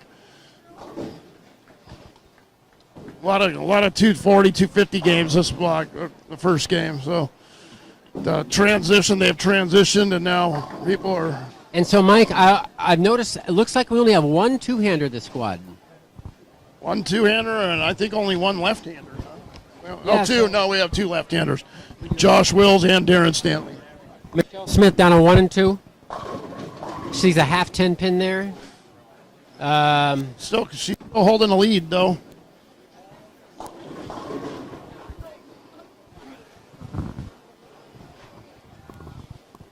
$197 for Michelle Smith, $159 for Jeff Noggle, $178 for Darren Stanley, $176 for AJ Brockett, $247 for Ian Willard, $146 for Mike Armstrong, 101 pin lead for Ian Willard after we'll get one. So I just mentioned that there is one two-hander, and it's a good one, Mike. It's Chris Tucholsky with 4 PBA titles, 6 OBA titles. Highest previous Masters finish 12th place. That's surprising to me. It's only. It is. But I think this could be the year he finally goes deep. He won the OBA here. Yeah. And also, I would like to mention that last year's champion of the Masters had to DNF during qualifying due to injury and illness. Jake Clemson, get well soon. Yeah, he had a back injury. From what he said, he was loading his bowling balls in the car the morning of the Masters and tweaked something. He would have still made the cut. He was like 25 over when he DNF'd. And of course, last year, really a special time. Him and his is he married? Him and his girlfriend both made the cut last year and went deep into the finals. And there was an epic match between Corey Husted and Laura, and Laura took out Corey Husted. Yeah. That was amazing. It was really an amazing match. She really showed nerves of steel in that match. And they weren't exactly easy on the left when she won either. Corey Husted, shout out to him too. He wasn't able to bowl this year. Corey has a shoulder injury. Yeah, always great to see Corey in the finals. Very fun to watch. Crowd favorite. Yeah, it gives the center some energy when he's in there. It's not that it needs it, but.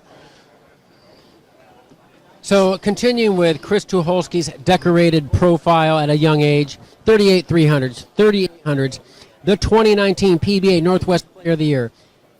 He had an 804 series in Team event at Nationals in 2023.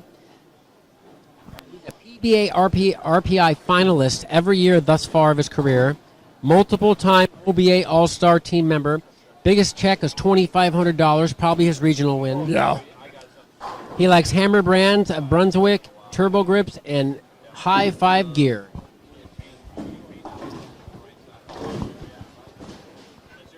We got Josh Wills. Josh Wills is cutting into Ryan Connor's lead a little here. He can cut a little more here at the double in the fifth. Michelle Smith has not had a double mic, and she doesn't have an open frame either. That's amazing. 197. She's got strike and 3 spares. And interestingly, Jeff kind of has a feast or famine power player look. He misses spares, but he strings strikes, and he just threw a 3-bagger. Solid 9 for Josh Wills. Oh, terrible break. It looks like AJ Brockett is starting to distance himself a little bit as Darren Stanley is running into trouble on 3 and 4. Ian Willard still holding a 108-pin lead over Mike Armstrong. Oh, and Tim Myers, the patented Tim Myers tripped the 4-pin. Tim playing fallback. Mike, we got one more bio. Would you like to talk about this gentleman right here? Tanner Acosta, son of Mal Acosta, PBA national winner. 5-time PBA champion. Tanner Acosta, up-and-coming player from Lebanon, Oregon. He's got 3 OBA titles. His highest previous Masters finish is 5th. He won the Seattle Masters this year, just recently. He's with Roto Grip and Zelo gear for the jerseys and apparel.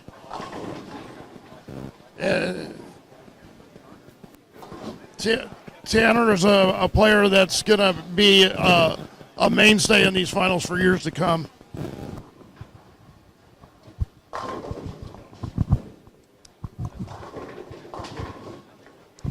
Yeah, so Mike, I was taking a look at some more of these bowls the past 10 years at the Masters. Eric Jensen has made the cut 8 out of 10 years at the Portland Masters. Eric Jensen, he has been the top qualifier 2 years in 2020 and 2016. Yeah, he beat me when he won. Ian Willard made the cut 8 out of 10 years. He beat me too when he. Yeah. Jeff Noggles made the cut 8 out of 10 years. I had a question during the break.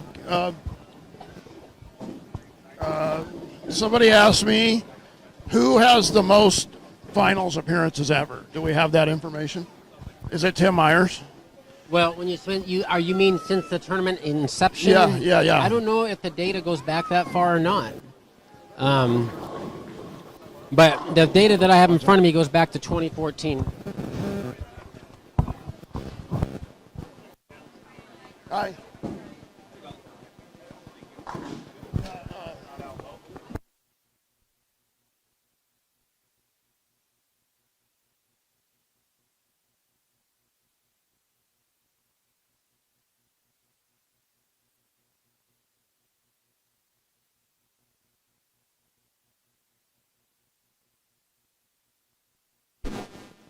Yeah. Dave Dimoff asked me who has the most finals appearances. If we have the information, I was thinking it was either Tim Myers or Blaine Wininger.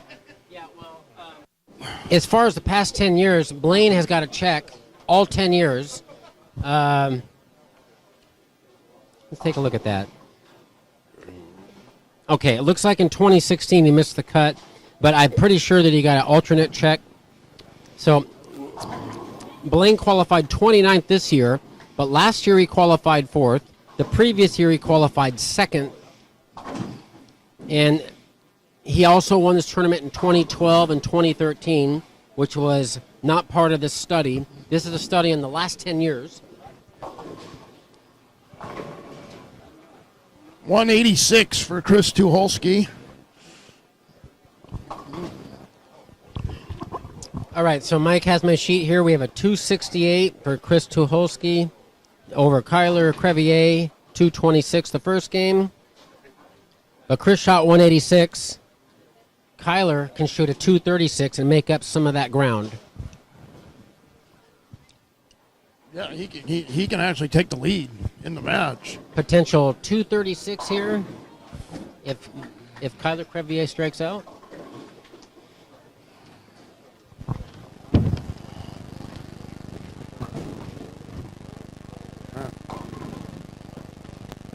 And the super washout. Yeah, got a little right in the OB, and it just hung there. Some other honorable mentions: Daniel Jackson, who qualified 24th this year, has made the cut 7 out of the past 10 years. Daniel Jackson qualified 6th in 2023. He qualified 5th in 2017. Daniel Jackson qualified 8th the year he won in 2016. And he qualified 3rd in 2015, the year that Hugh Miller won. Those are at Kellogg Bowl.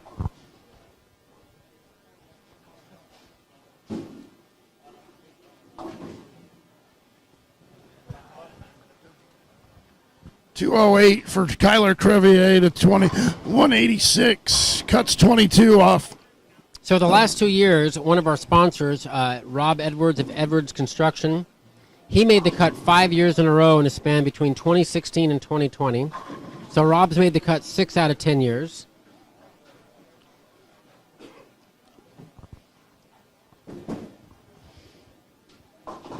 And Mike, look on this, like Ron Morton's on here. Ron Morton, the last time that he bowled in 2014, he finished 32nd. Wow. Wonder what Ron's doing nowadays. Do you know? Oh, well, I thought he worked in the banking industry. He was a tough customer on the lanes, man. He had my number for sure. Let's see. Hall of Famer Craig Tucholsky, 6 out of 10 years he's made the finals. Bill Macon, 6 out of 10. Gary Lennox, 6 out of 10. Chris Tucholsky, 6 out of 10 years as well. Much better shot there from Kyler. So we got a 454 for Chris Tucholsky and a 434 for Mr. Crevier, a 20-pin lead for Kyler. They're getting so many strikes down here in 15 and 16, they're already in their third game.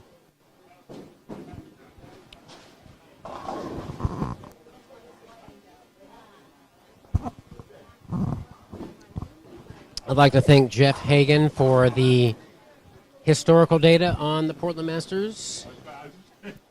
Also, Brian, I was handed another bio sheet.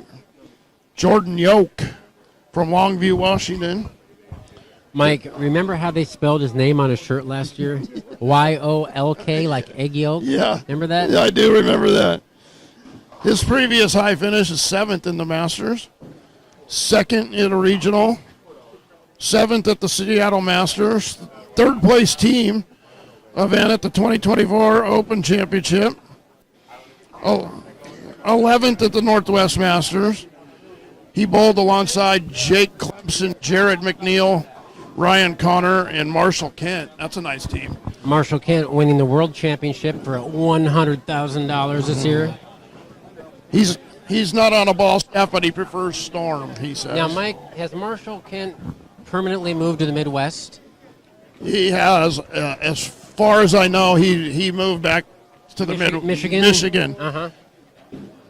And his bowling has taken off since he went there again. Right, and so isn't there another, doesn't Perry Crowell from Hoquiam, Washington also moved to Michigan, correct? Yeah, I believe the Detroit area. Is it Detroit? I believe so. Yeah.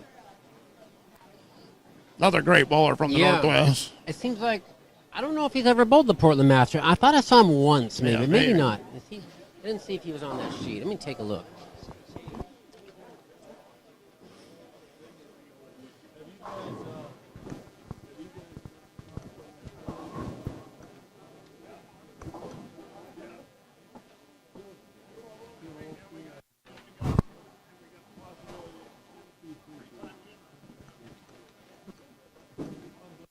So we're going to give you a little rundown of the matches now. I'm down here on the lower right panel.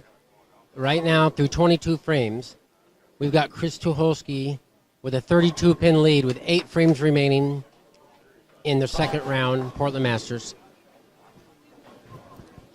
The Bill Machin versus Tanner Acosta match. Currently, Bill Machin has a 10-pin lead over Tanner through 19 frames.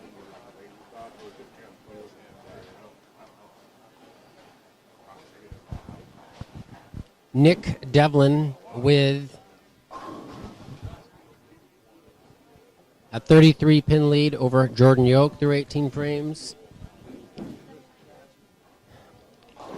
All right, and your lower left-hand panel, Ryan Connor up in the ninth, leaving a 3-9. Ryan Connor, an 86-pin lead over Josh Wills as we approach approaching the end of Game 2.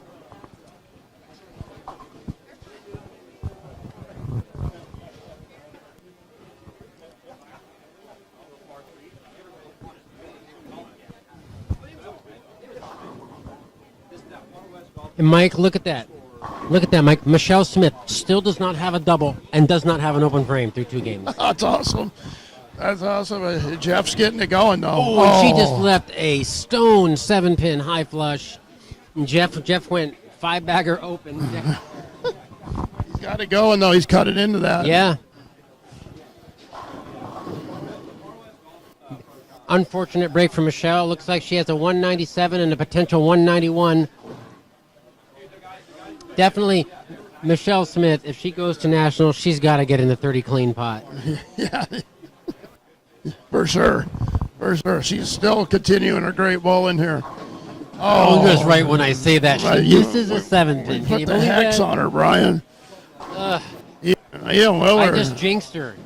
Yeah. Ian Willard follows up the 247 game with a 229.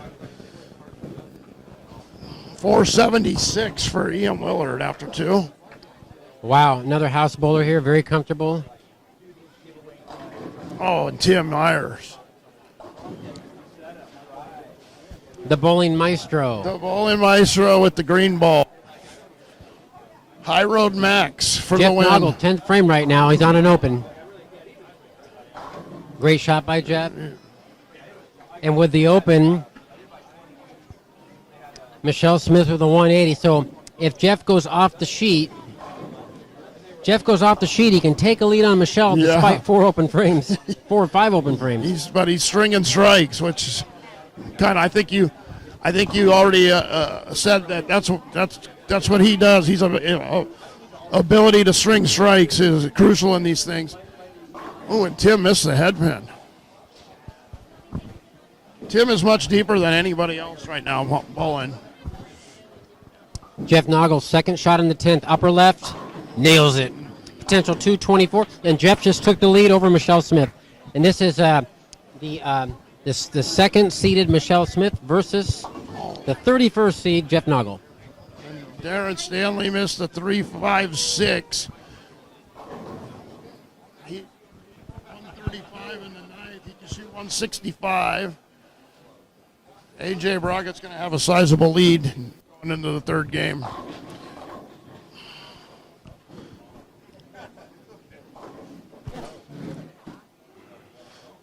Okay, so Mike Armstrong's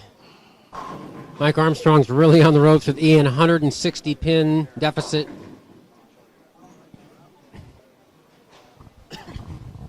All right, so we have a 476 for Willard and a 314 for Mike Armstrong after 2.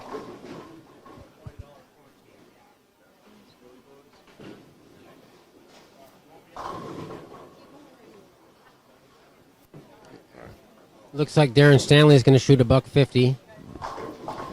So AJ Brockett will have a sizable 50-pin lead after 2 over Darren Stanley.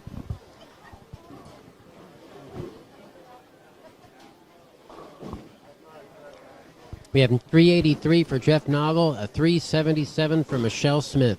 Michelle Smith up right now, upper left-hand part of your screen.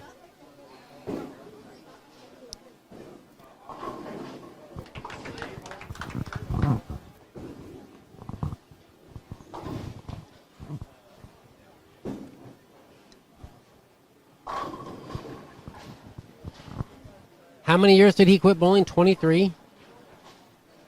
I believe 23. And, Wow. He doesn't look that old. No. Said he couldn't walk for 8 years. That's amazing. Wow. You're That's right. a lot of physical therapy. You're right. You're going to have to get an interview with him after this. Mm-hmm. Jeff Noggles got lined up down there now. And I see that, Michelle Smith did trip a 4-pin in the first. Let's see if she can get her first double. Okay, so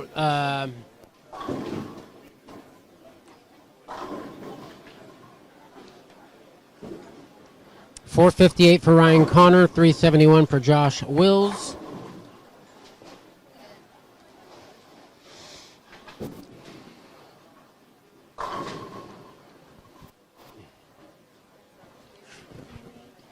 Yep.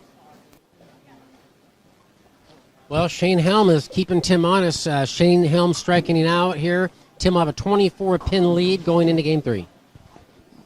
And Jeff with another split. Yeah.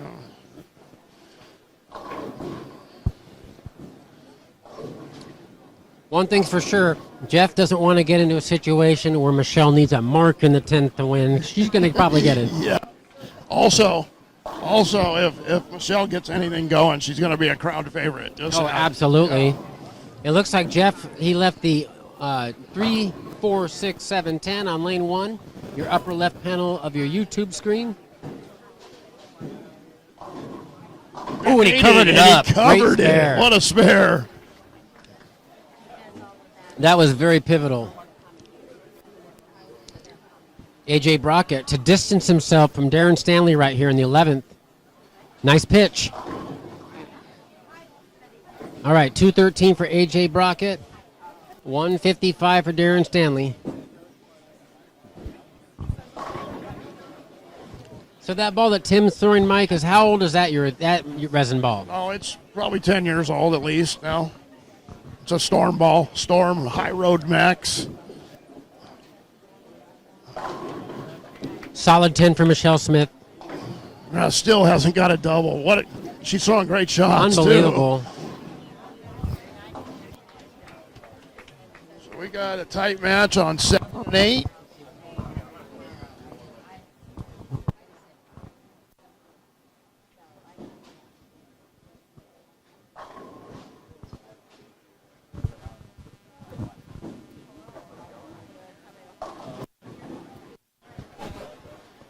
Okay, down here on 11 and 12, we've got Nick Devlin with a 378, Jordan Yoke with a 324.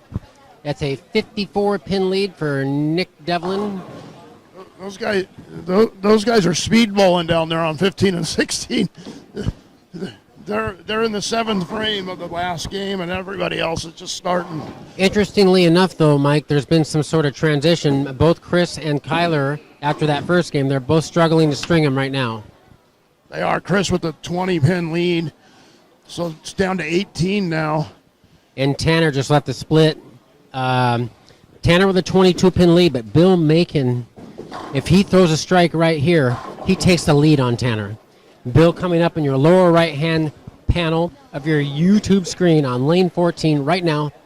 Here's the shot. Over 4th arrow. And, he almost carried the face hit. Almost carried it.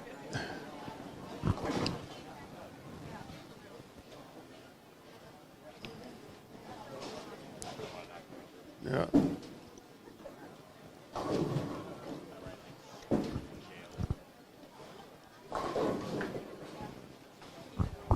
How's the weather in Arizona?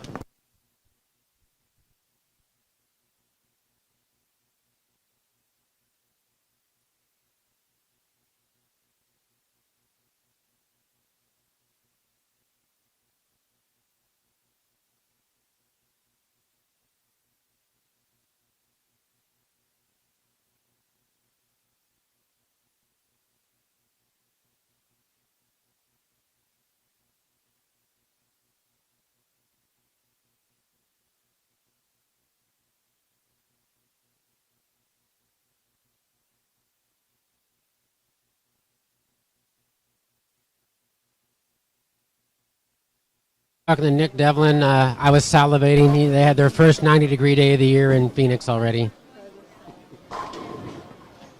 So 15 and 6. This is a big shot coming up for Kyler Crevier here. He's up. He's down 18. He can cut. He can cut it to single digits if he strikes here. Tim Myers opening with a key double against Shane Helm. 34-pin lead for Tim with 8 frames remaining. And right now in your lower right-hand panel, we've got Kyler Crevier with a pivotal shot here. He can throw a double and close the lead down a little bit that Chris has.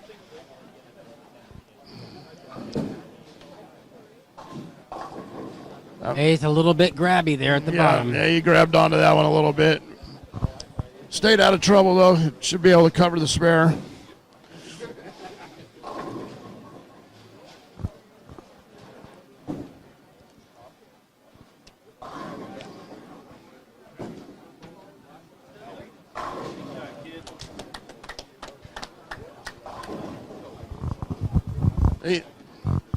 Nick Devlin's a sleeper pick for me as well. I think he's going to go deep.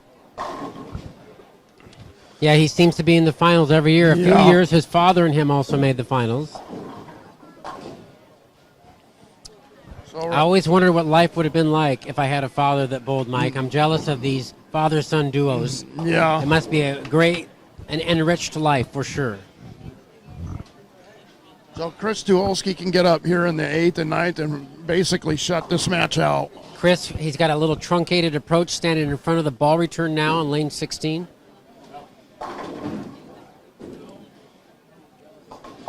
Oh, he got lucky there. Lucky through the nose. That looks like a 4-6. Only the 4-7.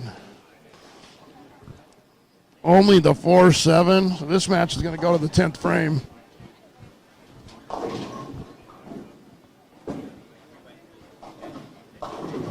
Oh. Tanner getting pumped up on a one-bagger. Tanner Acosta looks like he's been hitting the gym, looking like he's in his prime.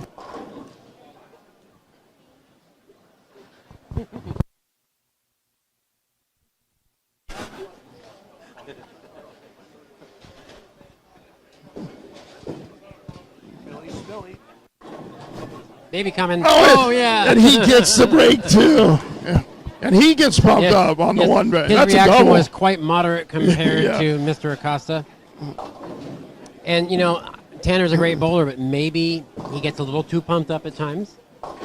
He does. And Chris through the face again. He can shoot 202. Kyler with a 216. Yeah, He can still it- shut him out. He just needs to stay clean when good count.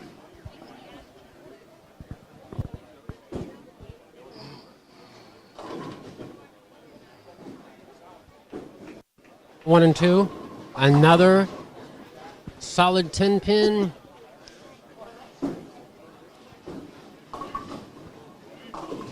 The lead remains at 6 pins for Jeff Noggle with 6 frames to go.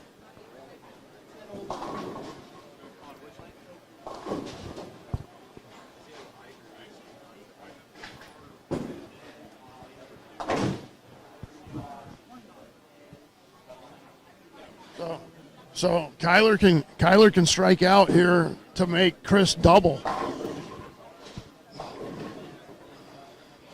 And that's a tall order on this current condition they're dealing with on the end pair. 9th frame. Great shot. Great shot. Got the first one. And of course, Kyler points at the other lane. He said, "That's the lane I really need." And he really needs this 1 on 15.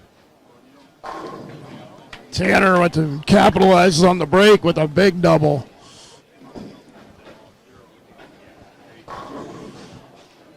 Tanner's hanging tough here. Oh, we got lane issues on lane 2. Yes, and actually what happened is Michelle left a 10-pin and it swept it off. So she's just in a respotting. So it looks like Ryan Connor is going to advance over Josh Wells. Big shot here. Kyler Crevier. Yep. That's Brooklyn. Great Oh, shot. High flushed it, bro. What a shot. One more makes Chris have to double.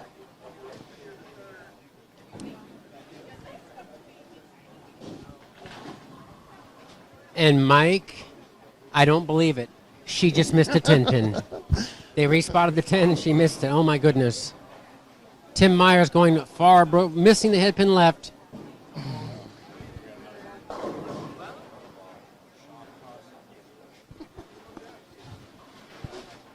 Here we go.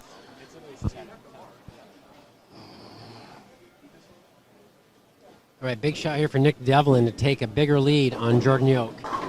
And he labeled it. And so let's see, Nick now has 56. So Nick has an 87 pin lead now.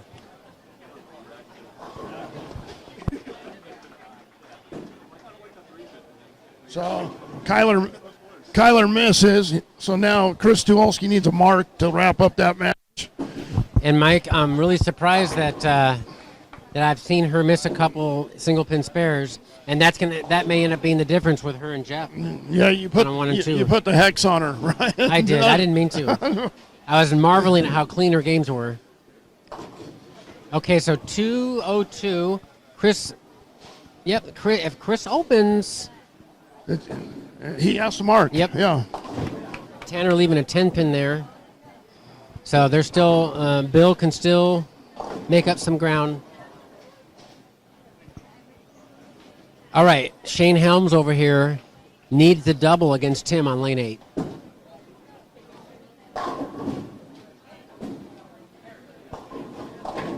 That's a winner for Chris Tuolsky. Yep. Great shot there. This could be his year. Could be. You picked him. Okay, that's true. I picked 2 people. We weren't supposed to reveal it, but okay, that was one of my picks. We won't say what the other one is yet. We won't.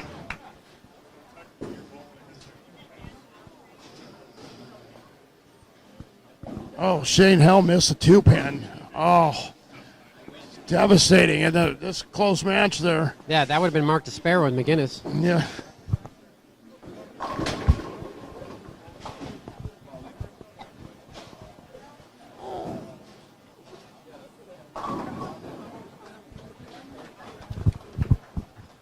All right, Craig there. Craig, the most visibly agitated player here today. Yeah. Did you get any backstory on what happened there? The first match. Yeah. So, arguably, I mean, Quint was very, very excited to win the match, Yeah. and I thought that maybe there was some voice interference, but no, he celebrated when Craig missed, and Craig didn't like it, but. I think he was very excited to beat a past champion is what it was. Yeah, anytime you move on, you're excited. Okay, Bill Macon here. Big shot for Bill. Just leaving the 2-pin.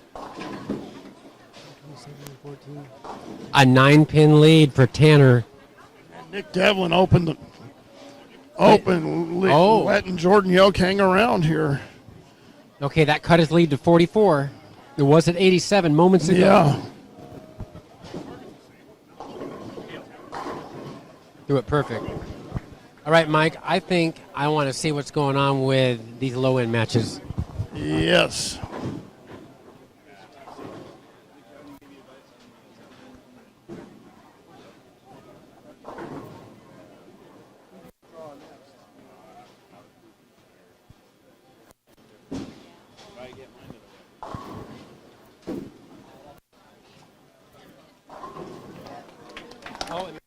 Carry to Brooklyn. She can't carry the 10-pin, but she can carry a Brooklyn. First double. Is that her first double? First double, yes, after missing a 10-pin. So still a 6-pin advantage. They're neck and neck. Jeff and Michelle both going to the 196 clip.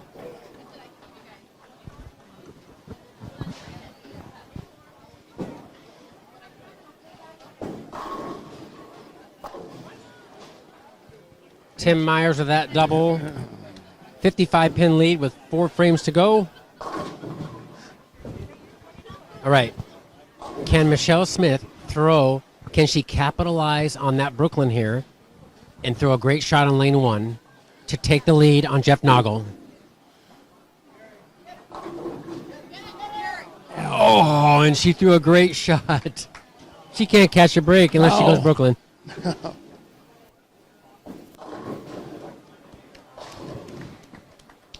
Three-way with Scott Norton. Tim Myers will be moving on. Okay, I know that Michelle is going to pick up the spare. I know she's missed a 7 and I believe a 7 and a 10 in this match. And she does make it, yes. So Jeff could stretch the lead out a little bit here with a good shot here. It looks like Michelle works at an orthodontist office.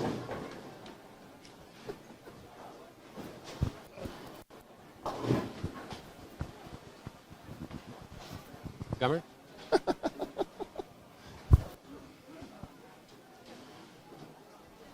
Seventh frame, Jeff Noggle leading by 6. Big shot here for Jeff. And we saw it again, Mike. The 210. splits. He needs to pick this up. I think he liked that shot. It looked like it was shaping and it just stopped. Wiggle. That's what they call the wiggle. The wiggle down lane. Ian Willard with a huge lead. He's moving on. Hey, you know what, Mike? We haven't had a 700 yet. He can bowl 7, I believe, let's see, 57. He can shoot 730, 733. He's off the sheet. I think he's already, I think even if he opens, he shoots 700. Okay, Jeff, it is paramount that Jeff makes a good run at this spare here on lane 2. The 210 does not convert. So the situation is 124 in the 7th for Jeff. Michelle Smith has taken the lead in that match on the bench by single digits. And if she wins this match, she's going to be very fortunate. She's going to feel fortunate to get by missing those corner pins. Yes. Okay, and the relatively unknown AJ Brockett, obviously he's having the best year of his career. He's going to easily take down Darren Stanley, although Darren's got a double. Okay, Jeff Noggle now. Jeff Noggle on lane 1 here has to strike. 5th arrow. Oh, And the double messenger. bird dog on the 10. Big shot. And Tim Myers going about his business. Potential 259 for Tim. Just his longevity is amazing to me, Tim Myers. 62 years old, 62? 67. 67. Unbelievable. I mentioned earlier, he won the Masters when he was 28. That's amazing. As I mentioned before, he's got somewhere between 30 and 35 Northwest Senior Tour titles. Oh, and she trips the 4. Great shot by Michelle Smith. And Michelle has a 5-pin lead with 2 frames remaining.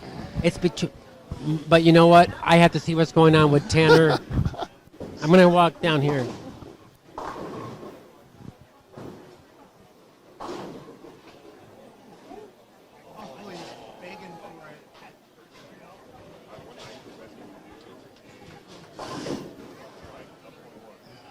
They both strike out.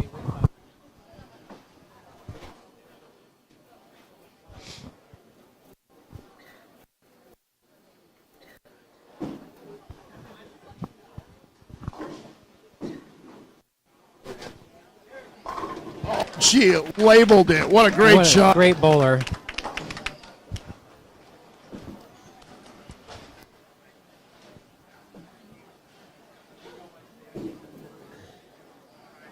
So it's must strike time for Jeff here. So down there, if Tanner strikes out, he can shut out Bill Macon. Wow. By 1 pin. So if Tanner fills 29 and Bill strikes out, they tie. Jeff Noggle. Brooklyn. And he gets the Brooklyn. But even with the Brooklyn, now Michelle did throw a Brooklyn on that lane as well to double. So obviously she hasn't got the carry that Jeff has. Jeff's power helps. Ian 700. Willard. 700. Ian Willard, so a 733 potential. Tanner struck again. He needs them all. Yeah, well, all of he gets all of them. He shuts out Bill. Yep. I'd almost like to see a 9 count. So Bill, yeah, we want to see Bill get a chance, right? Yeah. Baby coming. Okay, big shot here in the 10th for Noggle to take the lead back from Michelle. Oh, beautiful shot. Aced it. What a shot, Jeff. But Michelle cannot be shut out.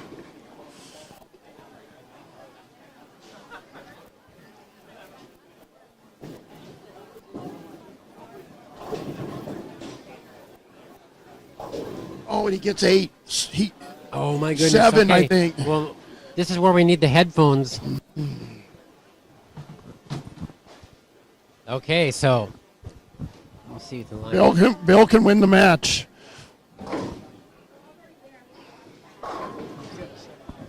He's at 209.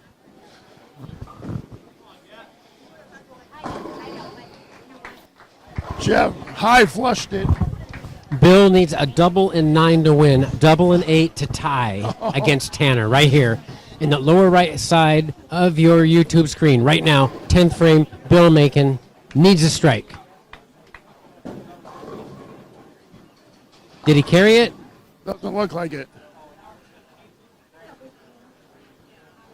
He did He carry did carry it. He tripped the carry it. shows no emotion. None. Well, So now Michelle's got to get up and double, correct? yes. Double in the 10th to win the match.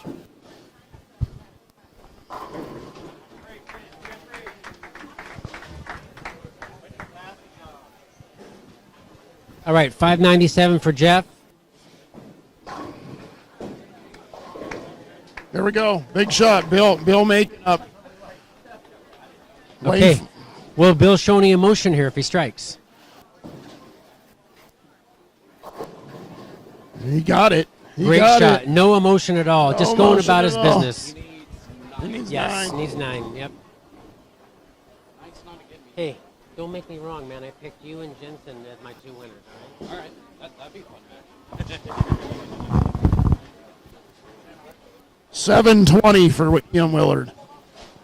720 to 522. Ouch. There's a shot. It's Brooklyn. And it's over. It's over. Jeff's moving on. Jeff Noggle with a clutch performance. A very fortunate break in the 9th, carrying the Brooklyn. All right.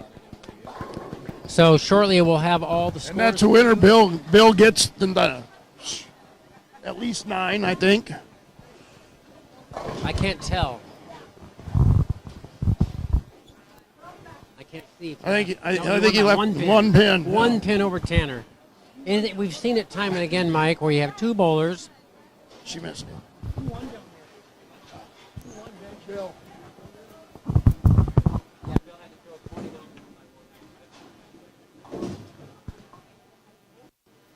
Okay, quick rundown here.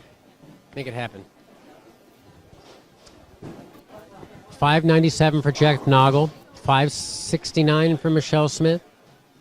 We've got a 640 for AJ Brockett. And about a 543 for Darren Stanley. 720 for Ian Willard. 522 for Mike Armstrong. 41 for Tim Myers. Over Shane Helm. 557. Ryan Connor. 682 over Josh Wills. 571. We've got Nick Devlin's 592 over Jordan Yokes 508. And Bill Macon 576 to Tanner's 575. Ladies and gentlemen, round 3 will be starting shortly of the Portland Masters. We're going to have another 8 matches very shortly.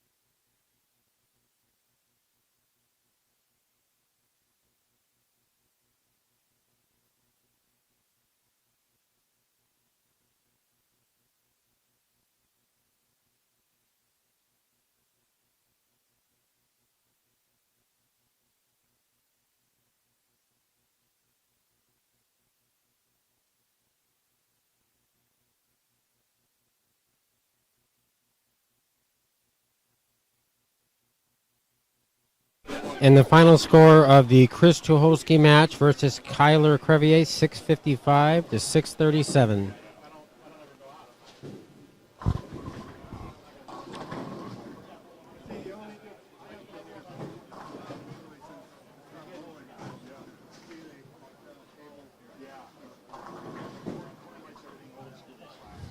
The $9,000 match.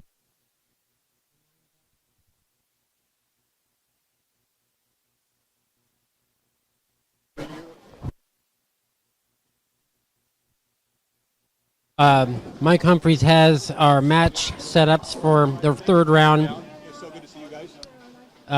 This last round went a few minutes over, but they're warming up now. Johnny Leggett versus Luke Stone. On 9 and 10, we've got Gary Lennox taking on Tyler Cruz. On 13 and 14, we have Blaine Wenninger taking on Lucas Cobb. On 1 and 2, we have Quentin Miller taking on Eric Jensen. On 7 and 8, we've got Jeff Noggle taking on AJ Brockett. On 11 and 12, we have Ian Willard versus Tim Myers, 2 past champions. Ryan Connor on 15 is taking on Nick Devlin on 16. And Bill Macon in a thriller win over Tanner Acosta now takes on Chris Tucholsky. Bowlers are warming up. There is 8 minutes left in warm-up, and we'll start scoring at 11 a.m. Round 3 at the Portland Masters.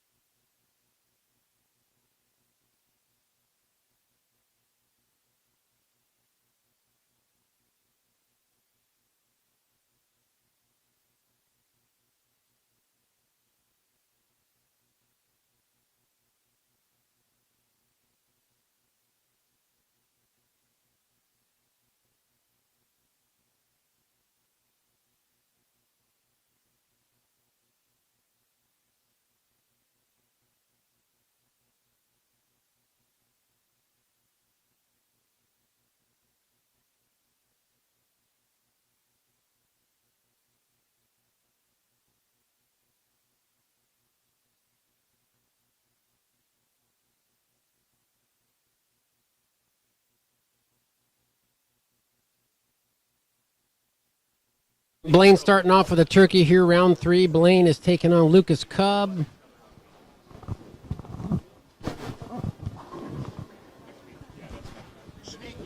Sneaky good match here on 15 and 16, Brian Connor and Nick Devlin.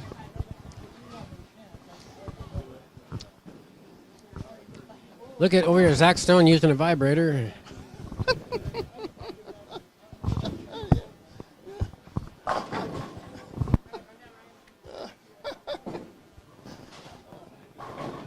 He's done now. That was a quick one.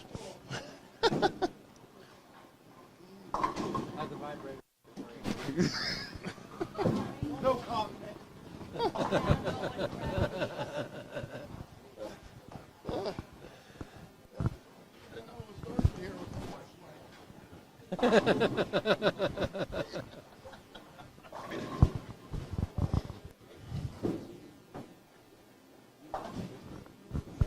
Okay, so 15 and 16 looks like it's starting off pretty ugly down here with the Connor and Devlin match.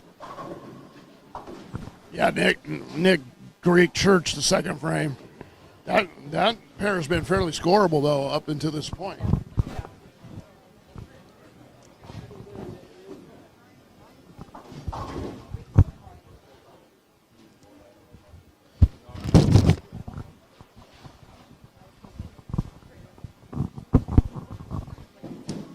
So earlier I mentioned to you, Mike, that with the low scores, 3 bowlers made the cut with just 3 200 games.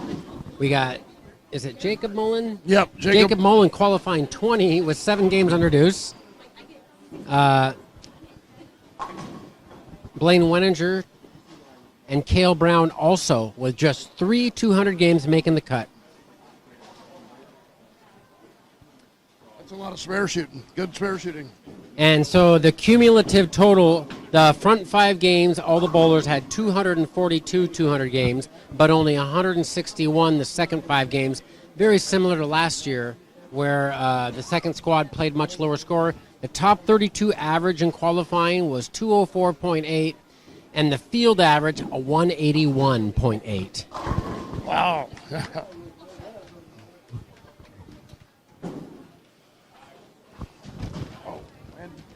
Lucas Cobb misses a 4-pin. Can't do that against Blaine.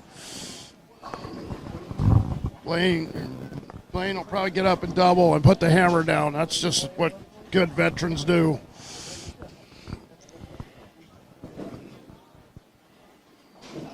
Tim has switched balls. He's not throwing the green ball anymore. Yeah, Ian Willard obviously with a different look on this pair. Open, spare, strike so far.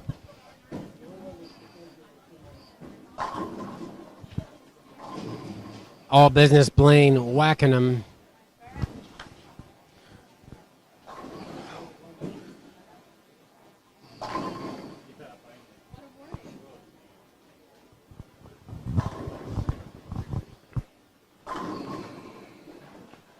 And Ian mauls the 9-pin right there.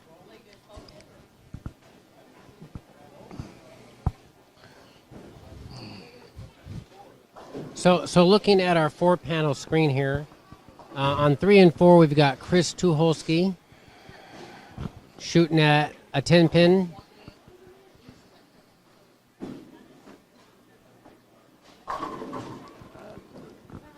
We got Quentin Miller over on lane 2.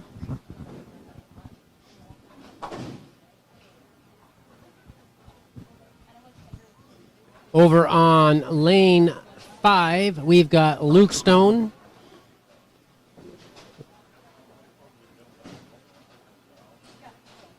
Missed the 2-pin. Over on lane 10, we've got Gary Lennox bowling.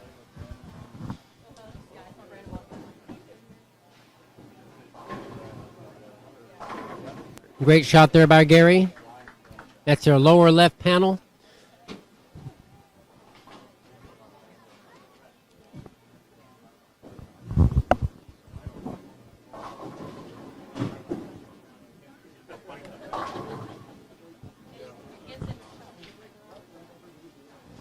Two pins.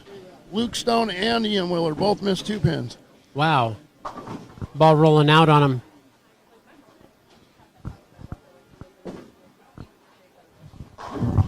This is round 3 of the Portland Masters.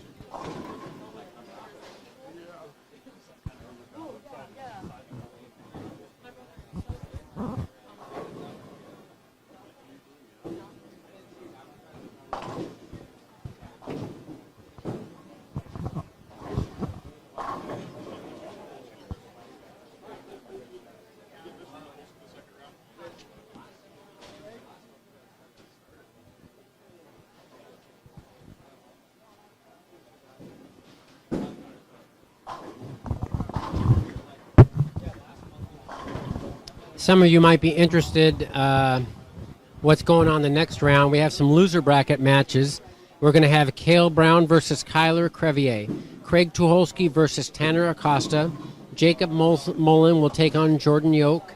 Ryan Nicholas and Josh Wills, another lefty-lefty. Lefties are taking each other out left and right, huh? And then J-Ho taking on Shane Helm. Dan Jackson will take on Mike Armstrong. Alex Johnson will take on Darren Stanley, and Zach Stone is going to take on Michelle Smith on 15 and 16.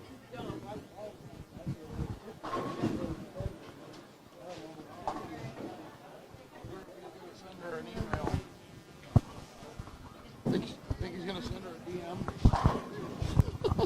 12-year-old?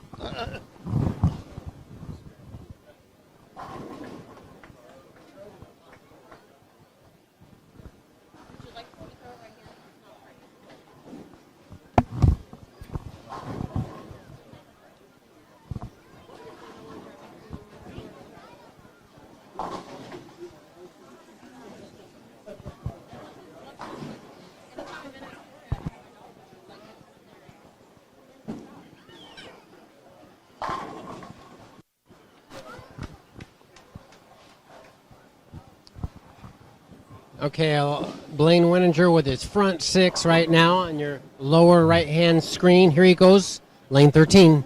Blaine already in the 6th arrow. Labels it. He liked that one. He liked that shot. You could tell. Yeah, he's as deep as I've seen him in a long time. Yeah.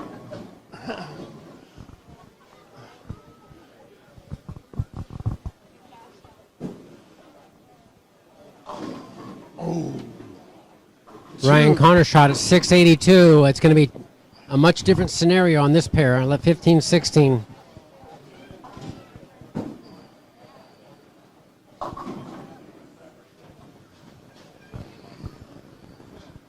Wow, Blaine's going to have a huge lead after 1. Yeah, and it'll allow him to maybe do some experimentation later in the match, maybe, and not have to expend a lot of mental energy to win the match, and that might be huge down the line. Once again, we've never had a player win in both houses before. Blaine's definitely a candidate to win in both houses. Blaine winning twice at Kellogg Bowl.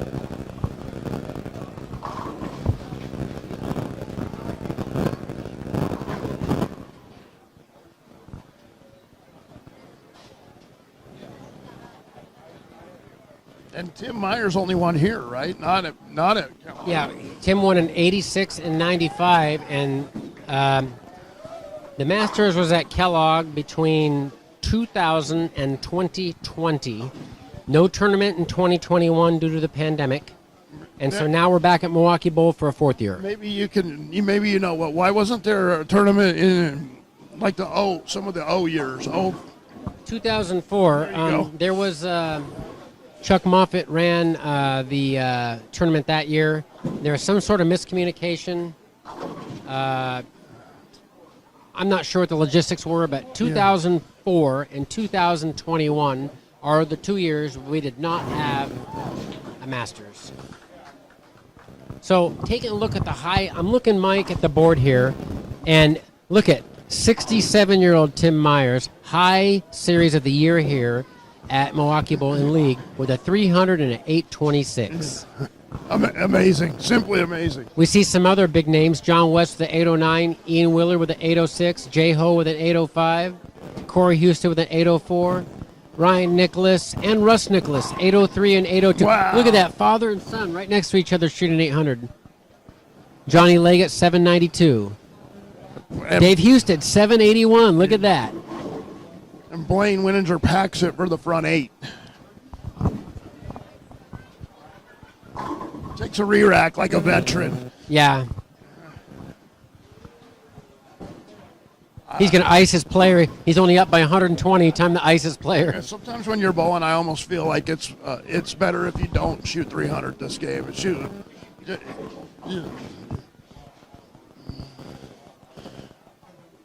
Lucas Cobb currently going at a 174 clip, and Blaine has a 300 potential.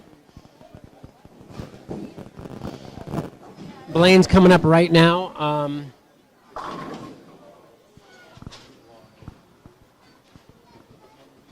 Tim Myers bowling right now on your lower left-hand screen. Has high series in this building this year. Through the nose. All right, here goes Blaine.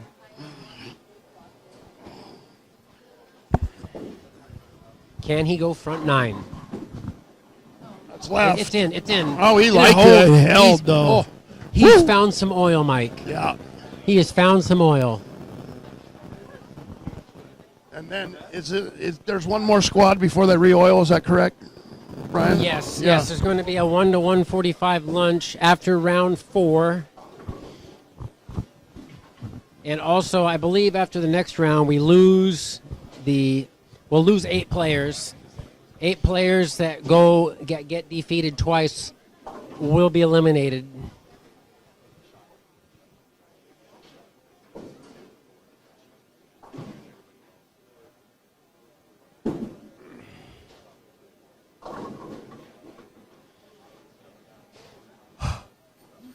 We've seen this before where somebody bowling against Blaine has nothing and Blaine has the whole building. We're seeing it again.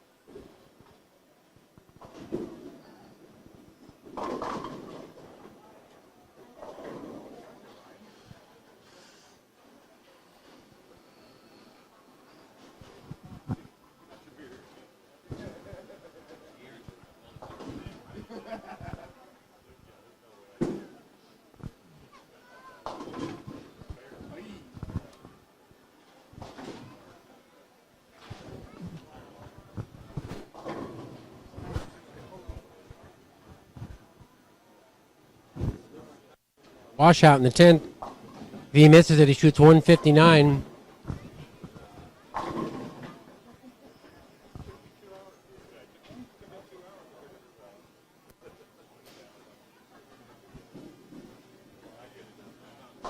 Boy, E.M. Willard, the tail of 2 pairs, shoots 720,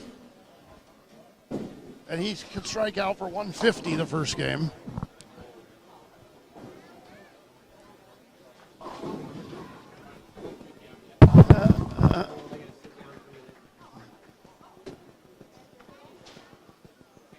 Got a potential 300 game for going.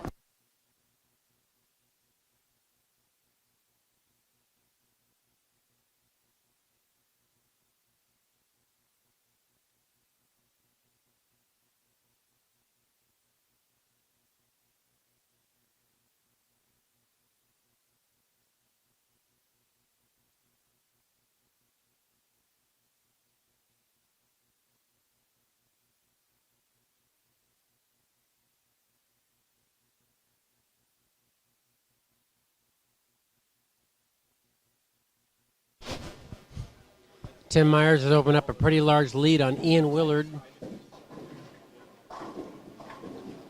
Now, that almost looks like a hammer NU, doesn't it, that Tim's throwing?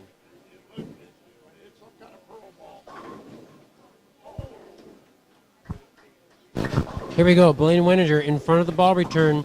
10th frame. Lower right-hand corner of your YouTube screen. Here goes the Hall of Famer for a potential 300 game one. Perfect Flush. shot. Front 10, Blaine Wininger.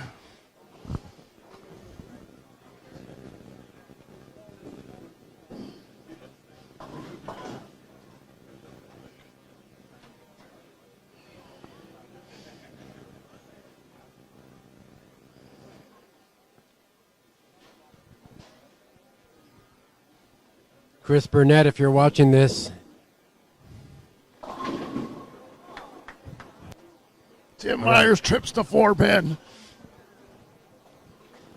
Tim also with almost a 100 pin lead after one game over Ian Willard. Here goes Blaine for the front 11.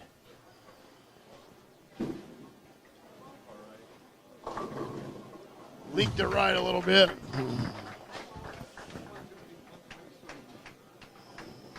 He looks upset about it. Yeah, he didn't like that shot. He got it all right early, so.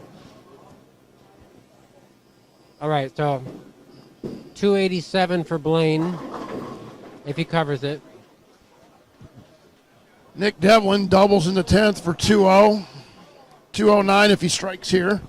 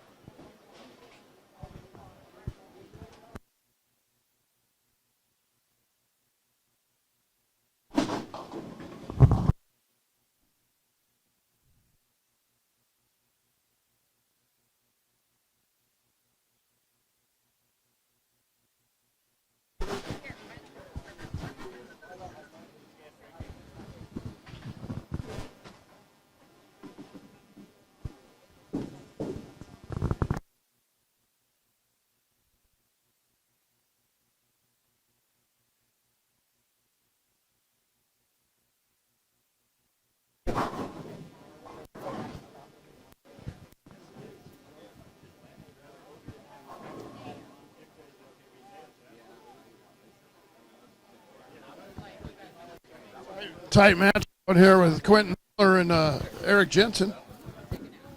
Yeah, also Bill Macon with a lead early on Chris Tuwalski by a mark. 206 for Eric Jensen. Quentin Miller could shoot 215 if he strikes out.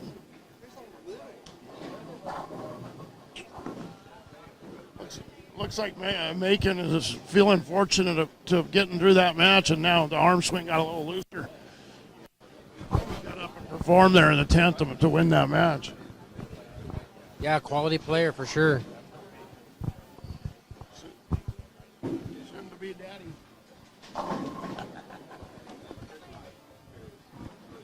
Sugar daddy.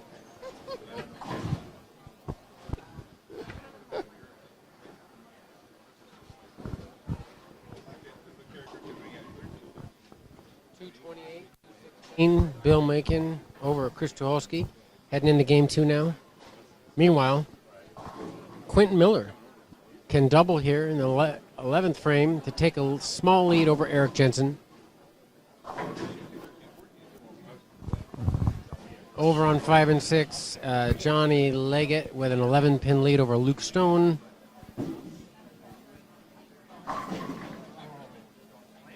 All right, so it's going to be 206 for Eric Jensen, 205 for Quentin Miller. Game one.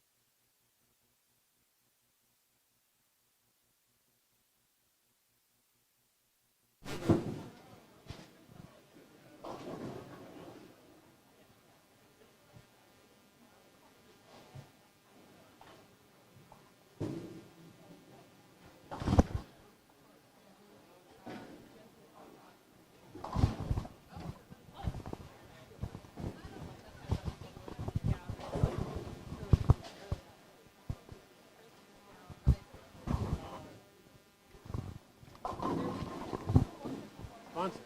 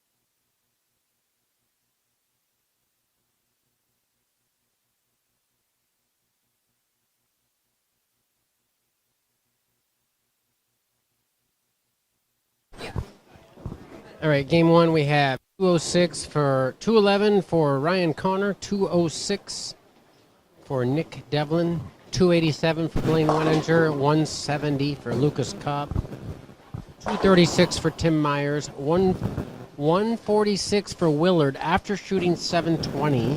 Ouch.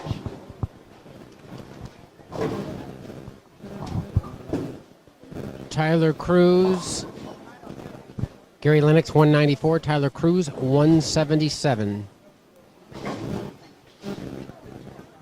AJ Brock at 180, Jeff Noggle 175.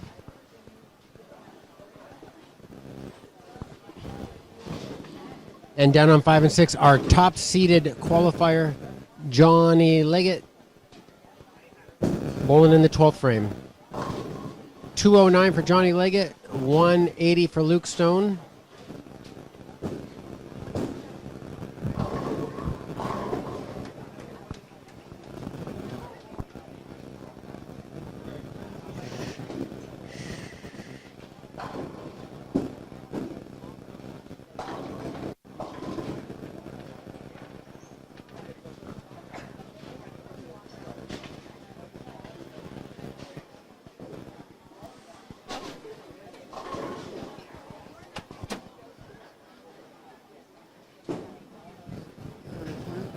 Okay, Mike.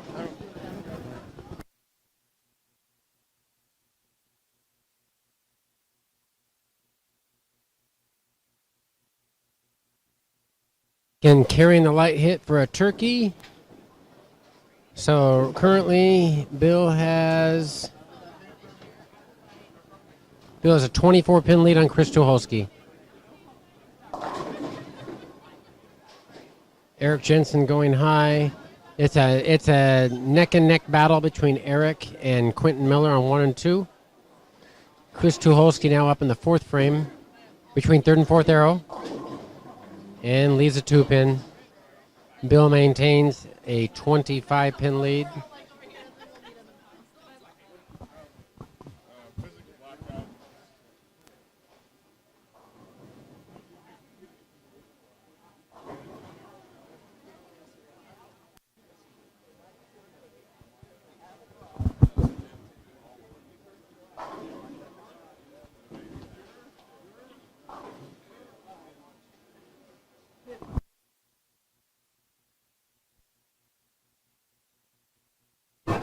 Let's do that.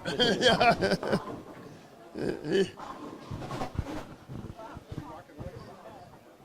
Mike, this has to be the nicest weather I've ever seen at the Portland Masters outside, huh? It's awesome. I have shorts on. It's great. It's the weather's been in the 60s the last few days. Yes.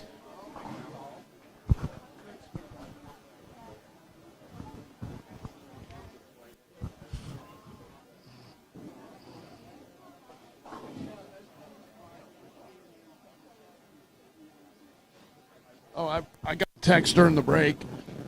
Yeah? Luke Stone does pro shop work out of his house. Oh. Yeah, so Luke Stone's pro shop is out of his house. Yeah, I think he may have mentioned that to me when I ran into him.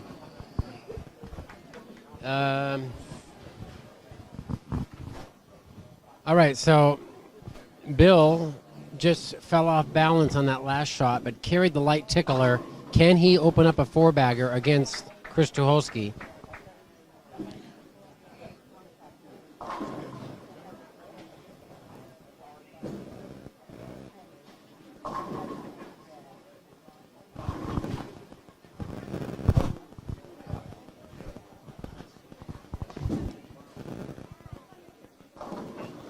And fortunate not to leave the 10-pin with that. He left the 2, 4, 8.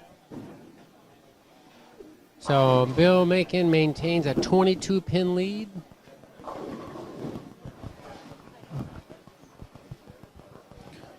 Quentin Miller doubles against Eric Jensen. Yeah, and he Takes the lead back. got a messenger and ran it out.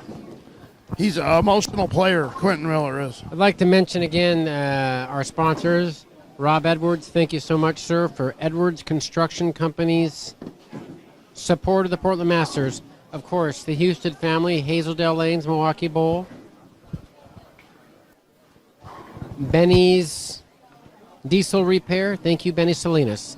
I crossed with Benny this year. We had fun bowling. I mean, we didn't have fun, but we bowled together. It was fun bowling with them. You know, Benny has a nicely groomed landing strip on his chin.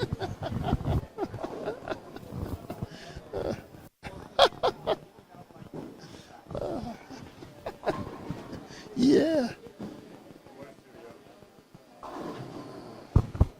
What's up, Brooks?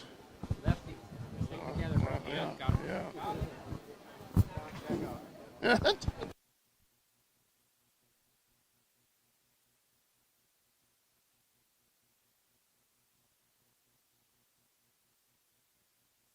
And Quentin Miller just chopped the 1-2-4.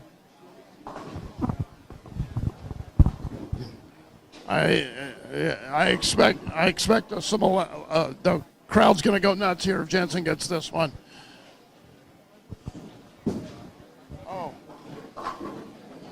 Johnny did not like that shot high in the pocket. 3-10 split.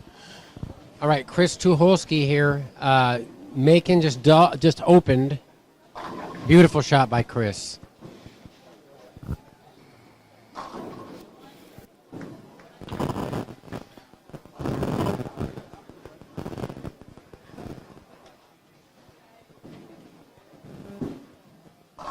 That was not a good shot by Eric. Fortunate not to split there. But he has the lead. He's staying clean. Eric up by 5 pins halfway through the 3-game match.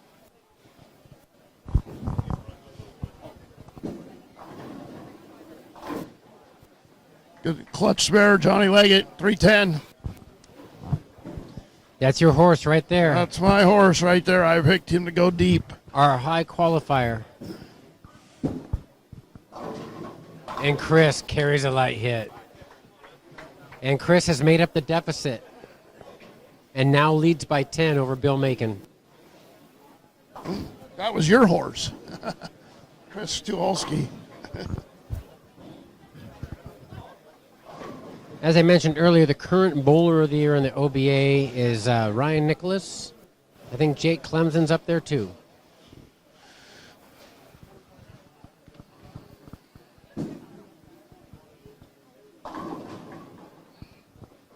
And Bill leaves a 4-pin. Yeah, he liked that shot. He liked that shot, and it didn't get the carry. And you can see the frustration there. Chris is one of those players that if he gets it going, he puts up some big numbers.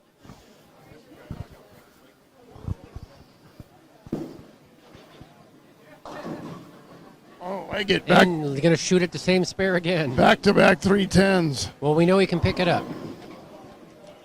Jensen slams the 5-pin, carries it. You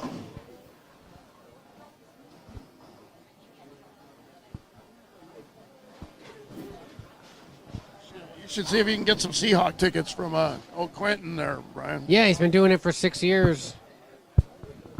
I recently, for my father-in-law, I got Blazer tickets. Oh, nice. Blazer tickets are quite expensive these days. Oh, yeah. All tickets to any sporting event are expensive these It's days. my understanding that you can get a hot dog for $15 Yeah. now at the Blazer game. Yeah, that's a good deal. Yeah. Yeah, I think I'll be smuggling in some food. Yeah, it's like the movie theater nowadays. Yeah. Oh, Quentin Miller. Big 4. A little bit slow on that one.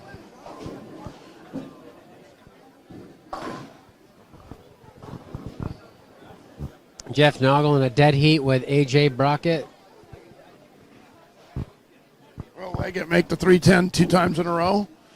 Yes. He will. Whoa. Is that looked like a plastic ball in the Yeah. spare. Oh, bucket. that was definitely a plastic. Clutch spare shooting, Johnny Leggett. Messenger in front of the 7 for Bill Macon. Now it's a big 4 for Quentin Miller. And with that, Eric Jensen extends his lead.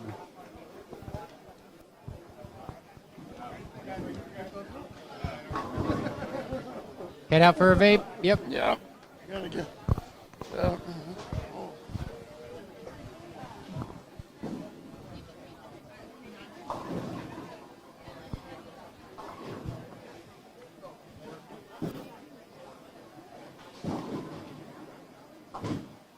Machin's lost his carry a little here, and Yeah, Chris can really put boots to him right here. Oh, and Quentin Miller missed the head pin. I'll Oh, get- and he gets a backdoor strike. oh no The way! head pin. No way! He's missed the head pin twice in a row on that lane.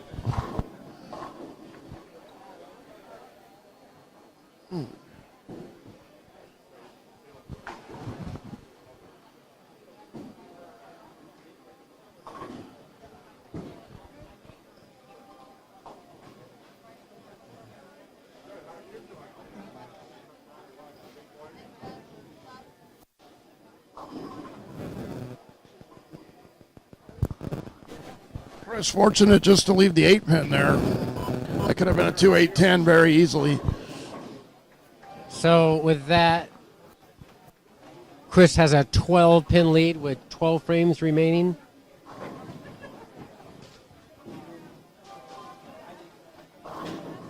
Oh, and he gets a Brooklyn. Yeah, he's really having trouble with the front part of the lane. That lane 2, Eric definitely hooking early.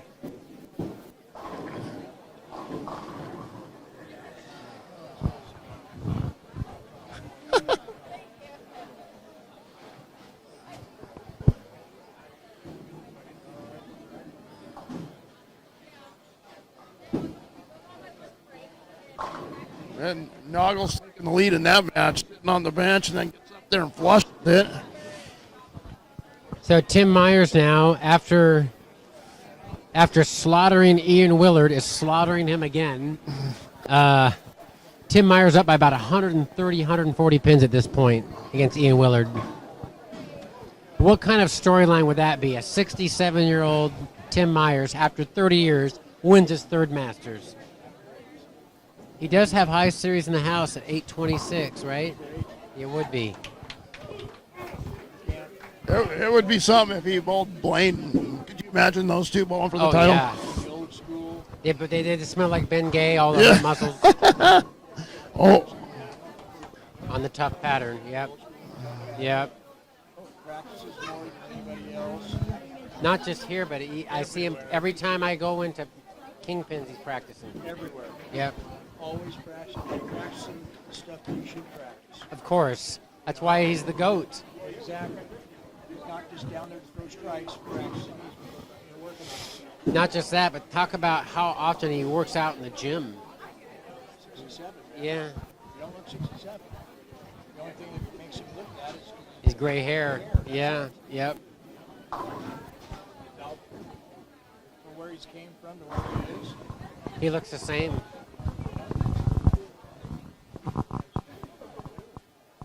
Eric Jensen with a turkey. And it looks like Eric is starting to pull away a little bit from Quentin Miller.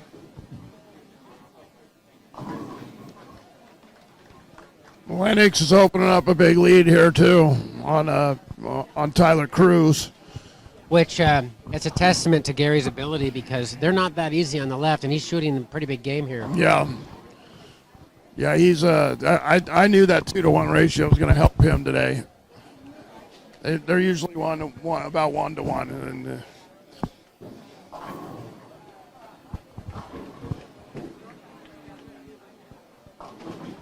Oh, and the doors are falling off quickly on Quentin. He's really struggling with that lane 1.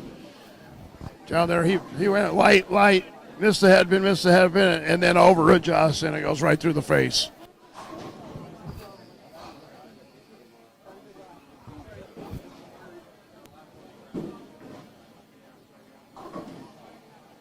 So with that, Quentin has now a potential 188. Eric can go off for 260.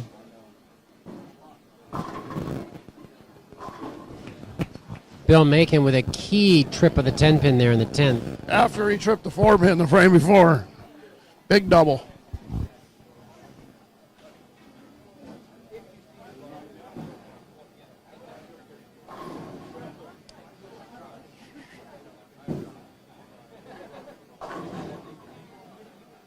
Johnny hated it, but he left just the 4-pin. Eric Jensen. He hits the pocket on lane 2.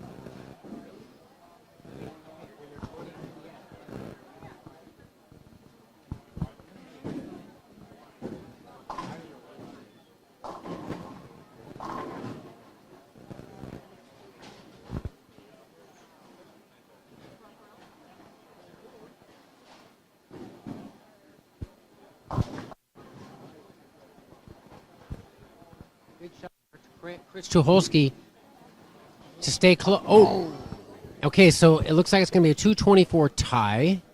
So Bill Macon will take a 12-pin advantage into game 3. They're both scoring well, though. Yeah. Well, I guess it's time to check the other side of the house. Yeah.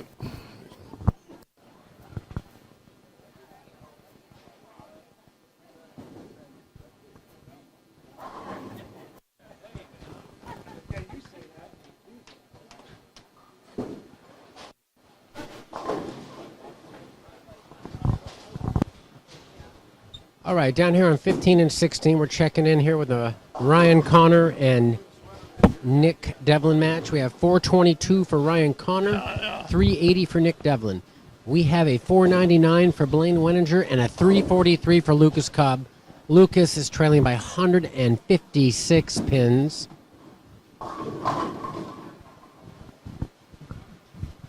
Ryan Connor is looking solid right now against Nick Devlin.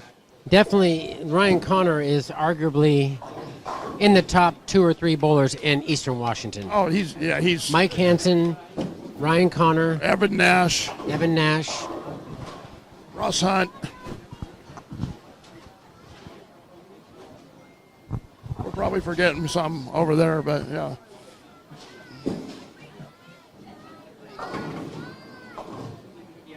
Oh, the Slam 5. Everybody raise their hand.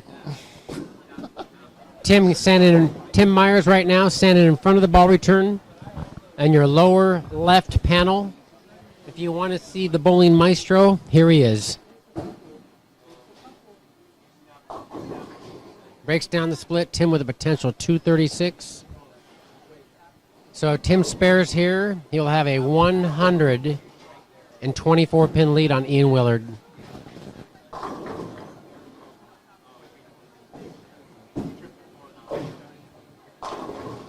Blaine came out 287 and 212 so far this round. I believe we've only had one 700 today. This might be the second one right here.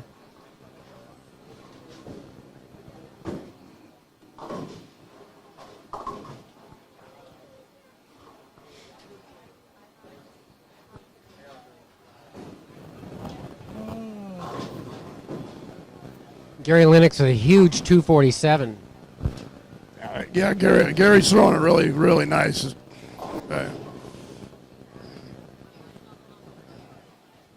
Tyler Cruz only able to muster a 187. Gary Lennox is going to take a 77 pin lead in the game 3 over the 22 Tyler Cruz.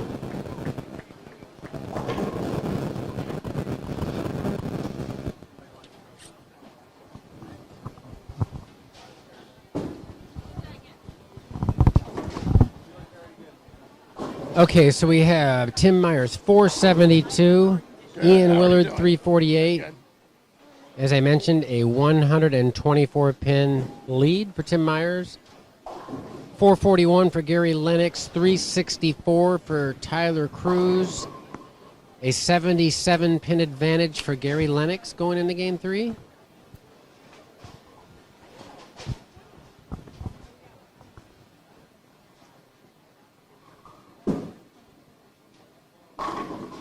That ball held.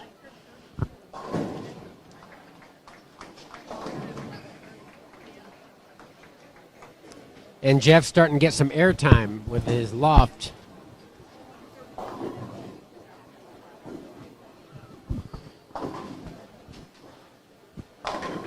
Great shot by Gary Lennox.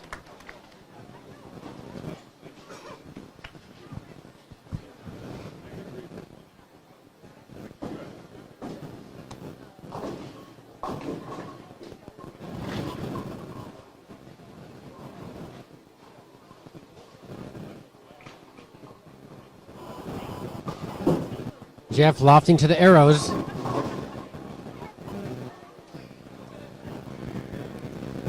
Be 221 for Jeff Noggle. AJ Brockett can strike out for 180. Jeff's taking the lead in that match.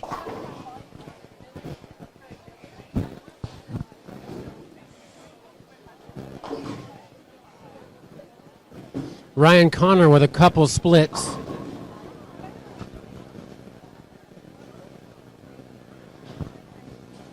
Yeah, he had a big lead going into this game.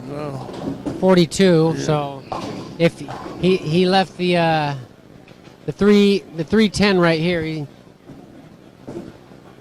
he's letting Nick Devlin hang around. If Nick throws a double here, he can really close in, and he chops it. So Nick Devlin can erase the whole deficit right here with a strike on lane 16. Leg it in front of the ball return now too. Beautiful. Mike, would you say that he's bringing the heat? I would say that was at least 19 miles an hour. He's throwing it pretty hard, pretty firm. The re-oil now that they do was a smart idea. Otherwise, these guys would be lobbing it past the arrows by the end of the day. Now, is the re-oil?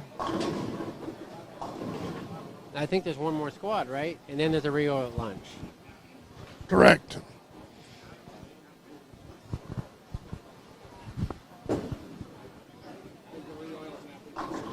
Is it after this squad?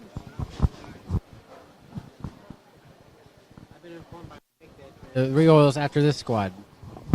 It made sense that they would do it. It made sense they would do it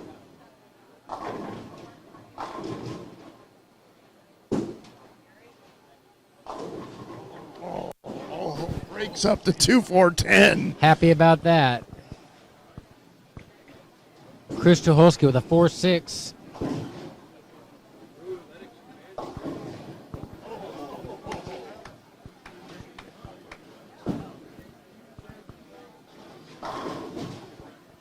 The machine, Tim Myers, just amazing.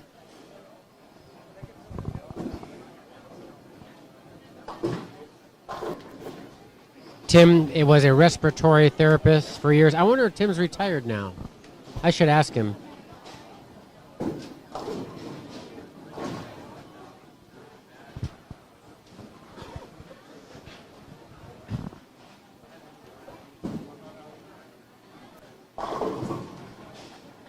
And Devlin opened, but then carried at Brooklyn, so he was only able to chop off 13. So Ryan Connor up by 29 with about 6 frames left.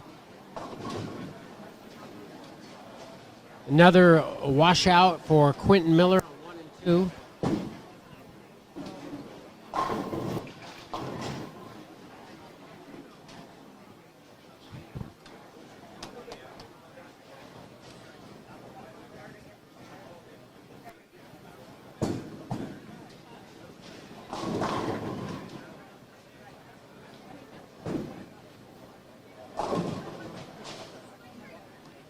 So, Mike, we've made it past the busiest part of the tournament again. Now that we're going to get a little break with the oil and then the lunch break. Yep. John Leggett tries another ball there. Same result, 2-pin. I do like the way Gary Lennox is throwing it today, Brian. Yeah, he's playing around 4th arrow, not getting a left-handed nosebleed from playing deep.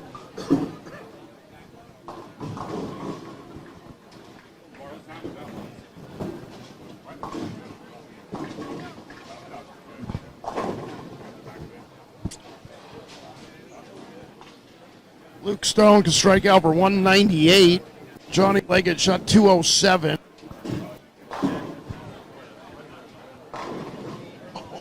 The Brooklyn 8-pin. Tyler Cruz, Wow. Brooklyn 8-pin. Wow, it must have been off spot, huh?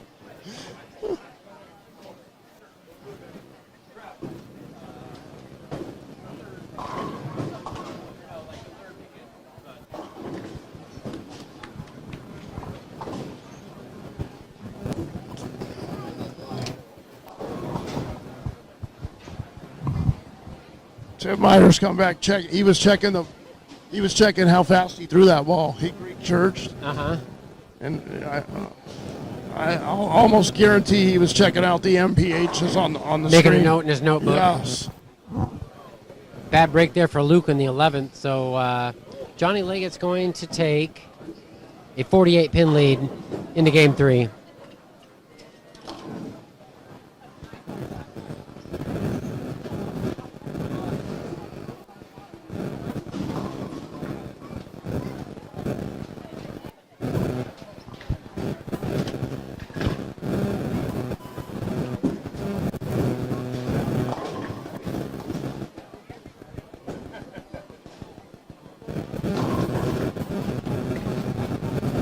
Lane Winninger looking for the second 700 of the tournament here. Yeah, potential 758 if he takes it off the sheet. Okay, so Bill Macon just opened. Huge shot here for Chris Tucholsky. Needs this double. And he carries the face. Oh, Huge break right there. unbelievable! Right through the face, carries the 4.67.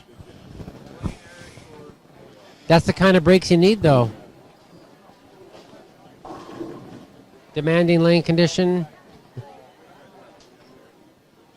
All right, Jeff Noggle with a 40-pin lead over A.J. Brockett, 396 to 356.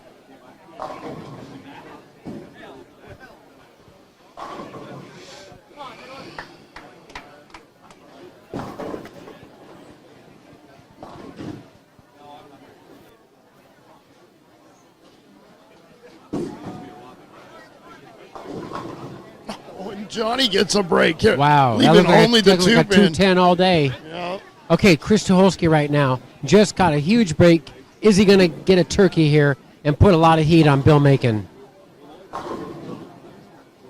Oh, and he does. gets the bird dog on the 10 pin. It's a ring and 10 messenger. And that's why people throw it two-handed. They get the scouts.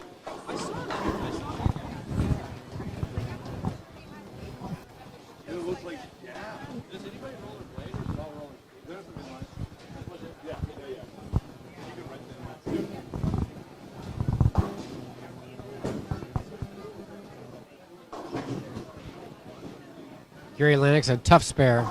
Great spare shooting. And Bill doesn't strike. So we've seen the tide turn in that match with Chris Tucholsky taking the lead. It looks like Eric Jensen. Eric Jensen's up by 70 to 80 pins.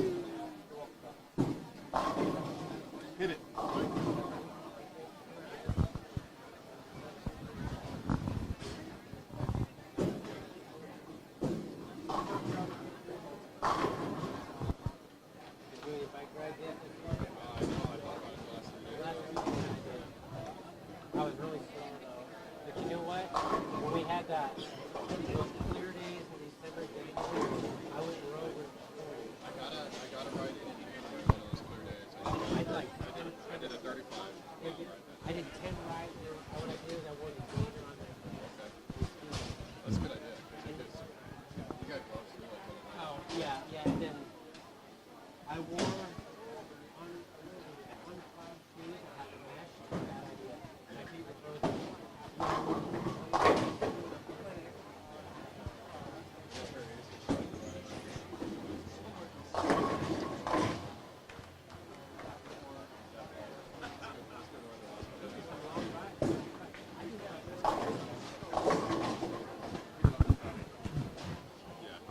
I like the long ones. I'm not Hillsboro, so I can go out. It's pretty good.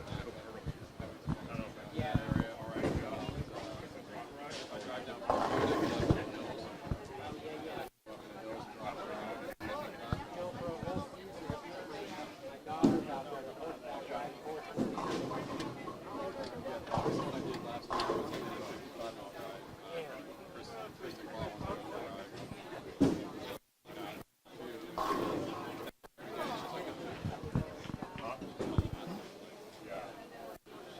She likes climbing.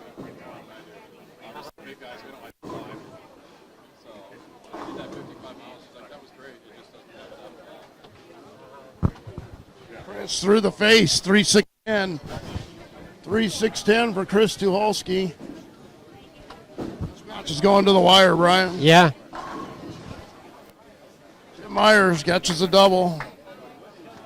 That match is academic. Tim's going to win by 100 and some. Blaine Wininger with the spare. He could shoot 237. Okay, so Eric Jensen looks like he's wrapped up the match. Eric Jensen's going to win again. Eric's 2-0. That's my other horse, Mike. Yes, it is. Okay, so maybe my two horses will be 2-0. That'll be a good start. Your horse is also looking at 2-0. Yeah. I don't remember. Who was your second horse? Blaine. Okay, so you know what? We made some pretty good predictions. Yeah. What if they ended up being the final four? I know. Leggett and Blaine Wininger for me, and a dark horse was Nick Devlin. Darker Bone. Darker Bone the third. 247 for. Great bowling by Gary on this round. Yeah, he wants to continue to fill frames, though, as Tyler Cruz has got a double now. Okay. Weddings on the same side of the bracket? Or are they opposite? I haven't looked at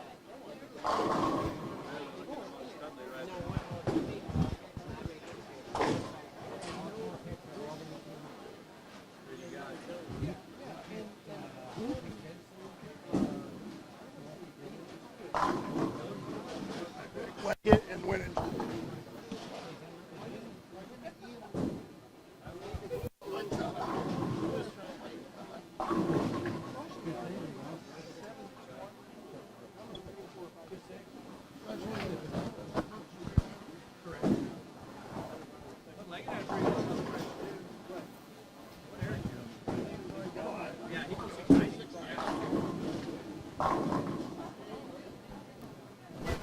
All right, Blaine with a potential 736 series.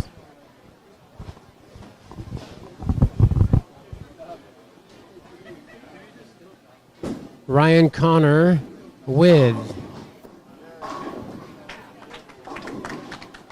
a 24-pin lead, shooting at a washout, though. Covers it perfectly. Great shot there in the clutch. Ryan Connor with a clutch pickup of that washout. He's only up by 18. The other matches down there, academic. Blaine Wenninger is going to defeat Lucas Cobb. Tim Myers has won his match. Gary Lennox has won his match. Well, I won't call that yet because Tyler Cruz could strike out.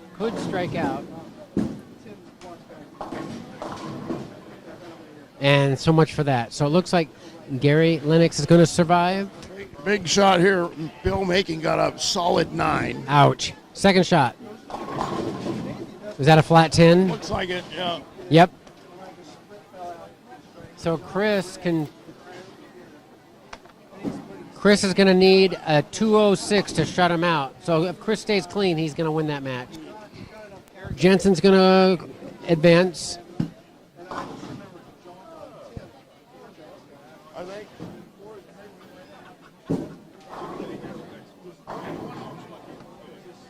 Yeah. That would make sense. Yeah. What?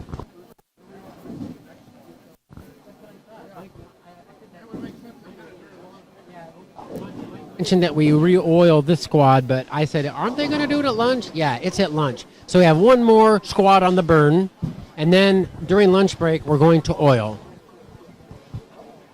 That'll save the front part of the lanes from loft. Chris Tucholsky with a closing shot. Oh, and he's very lucky just to leave the 2-pin. Fortunate. He's done that many times this match. Got fortunate to only leave the 2-pin. I'm predicting he'll handle this spare. Yes. Leg it right here. No, it doesn't even phase leg it. He just goes up and hammers it. Oh, Bird Dog's Messenger, leaving only the 7-pin. Blaine Wenninger ended up with a 733. That's our highest set of the tournament. Hall of Famer, 2-time winner, Blaine Wenninger.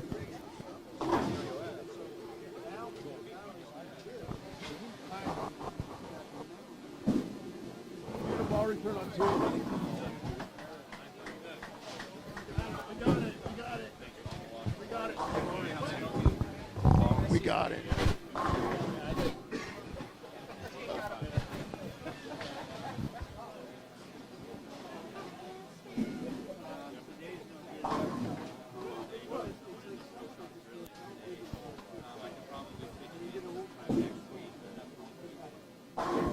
And that's a wrap-up shot for Chris Tucholsky. Yep. Chris Tucholsky 2-0. Eric Jensen 2-0. Johnny Leggett looking likely to advance, although there's still 5 frames left. Jeff Noggle right now on 7-8. This shot right here, Jeff Noggle can extend his lead to about 70 or 80 pins. 6th arrow. Oh, and a perfect shot by Jeff Noggle.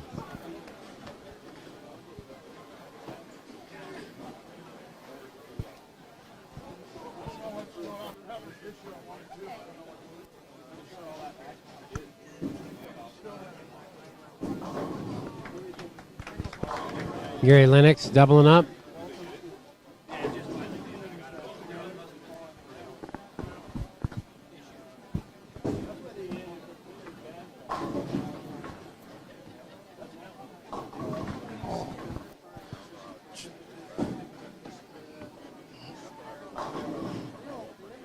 There's the Timmy Tickle right there. Tickle to 10.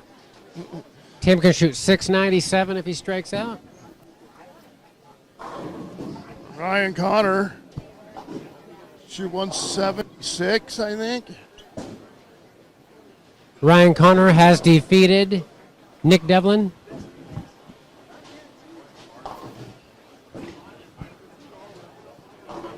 Okay, so it looks like we don't have any close matches left, Mike. It looks like The rest of them are kind of blowouts at this point. Eric Jensen with a potential 279 down there on 1 and 2.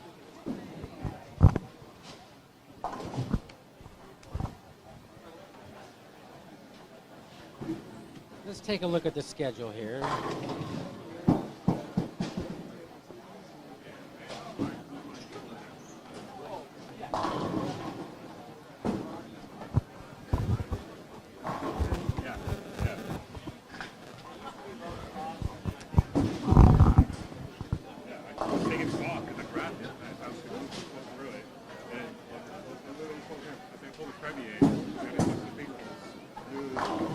No, you know what? Mike was right.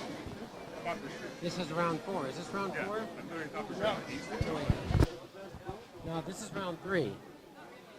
The round 4 is going to be starting. It's starting late, so there is going to be another round, right? Okay. So it's going to be losers bracket on the next round. We're going to eliminate 8 players on this next round. So all the people who win these matches are going to get a couple hours off now, a nice reset mentally and physically. Absolutely, and then I believe that these winners only have to win one more today, and then they come back tomorrow for sure. Yeah, it looks like the winners don't come back on until 3 o'clock on the 6th round. So our next 2 rounds are the elimination bracket, rounds 4 and 5.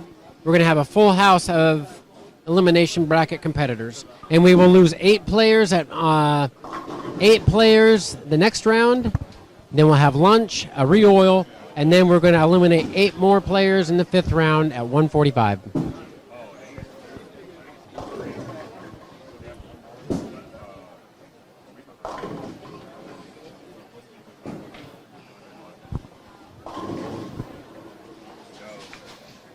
Eric Jensen is striking out for 279. He is. What was his first 2 games? Is he shooting 700? You know what? They've had that pool in the past where you put money down on players. They didn't have it this year. The horse race. The horse race. Yeah. Did they not have it? I don't think so. We should have gotten in on it, huh? Yep. I think we'd be looking pretty good. 279. Let's see what he shot. Eric Jensen.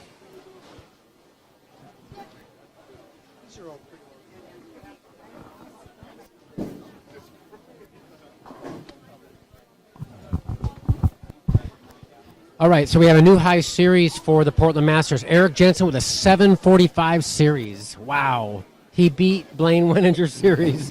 Absolute stud. Amazing, yeah.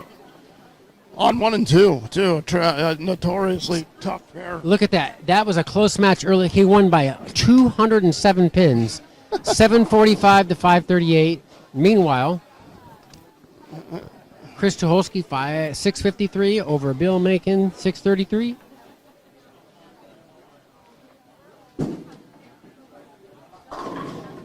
Johnny Leggett is ahead by about 60 pins right now with 4 frames remaining. So it's looking somewhat likely that Johnny Leggett is going to be undefeated. That's Mike's horse. Jeff Noggle's going to move on. Gary Lennox is going to move on. And that will conclude our round 3 of the Portland Masters. Round 4 coming up here, well, probably in about 10 minutes.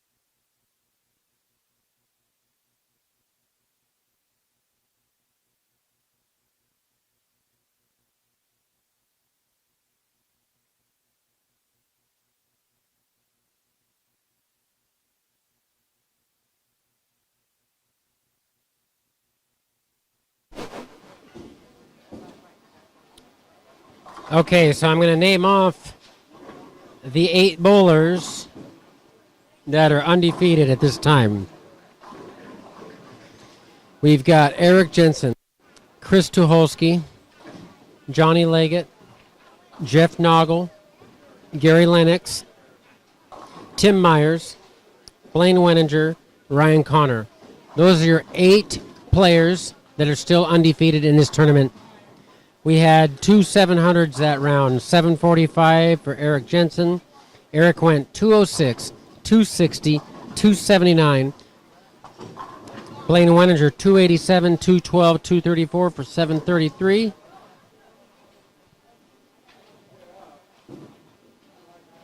Tim Myers with a 697. So the scoring pace has come up a little bit. We're going to oil after this 4th squad.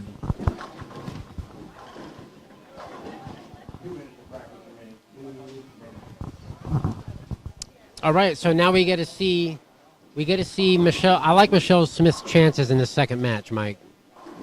You know, she's had time to think about missing spares and.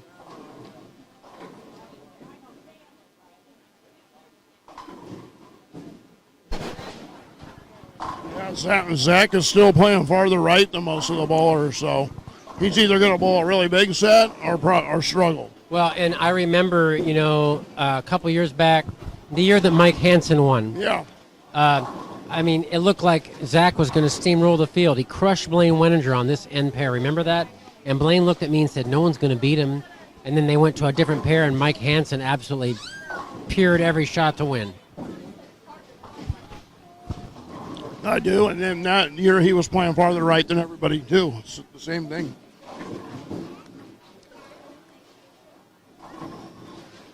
Wow, she's really knuckle fudging it. She's getting. Her rev rate's got to be around 250, huh?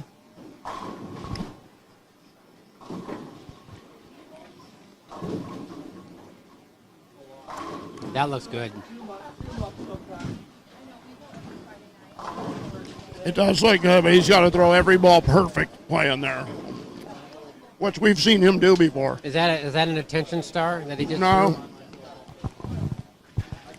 I think that's a duo he's throwing.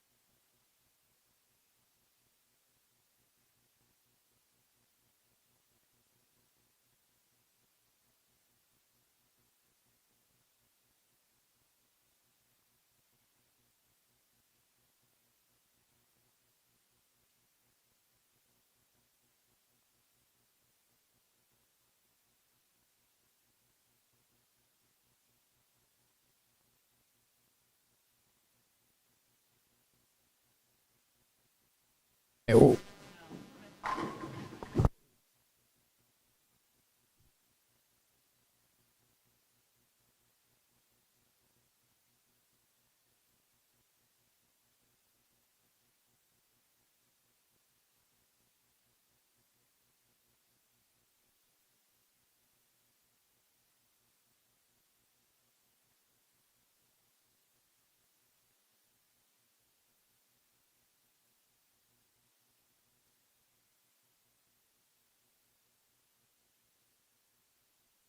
One, two.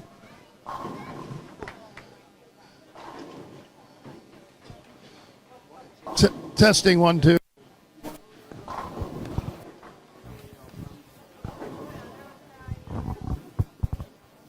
We're testing the new headsets. I don't think.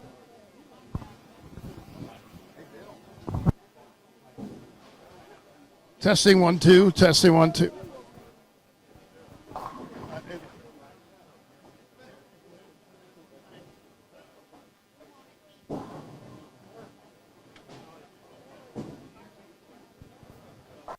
Okay, Mike, we're here, round 4.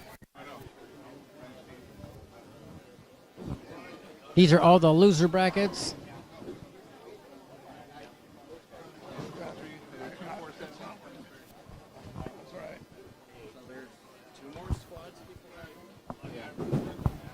Well, this one and the next one, they'll be down to the final 16. And that's final 16 there.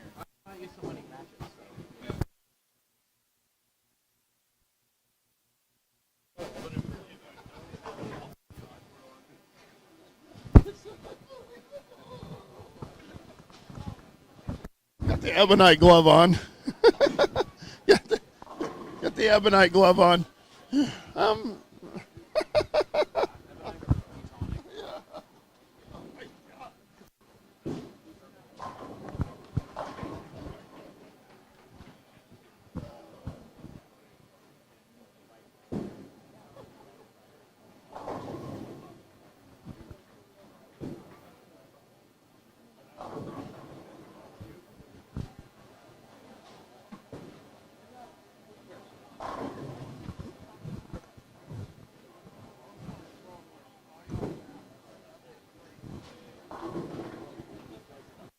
Testing some equipment that didn't work, but we're back now, and I'm standing here behind lanes 15 and 16. I'm looking at our second highest qualifier, Michelle Smith, taking on Zach Stone. And early on, Zach Stone has a 1-pin advantage on Michelle Smith. So the losers of these matches will be eliminated from the tournament. On 15 and 16, we've got Zach versus Michelle. On 13 and 14, we have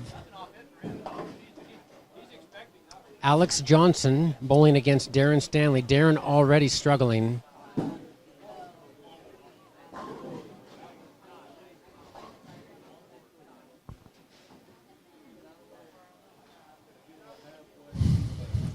Alex Johnson, despite struggling, has a 36-pin lead over Darren Stanley early. We have Daniel Jackson fresh off a Mike's Happy Meal. Mike's driving, large hamburger and fries. Dan with a clean start though, and has a 10-pin lead on Mike Armstrong. 20-pin lead.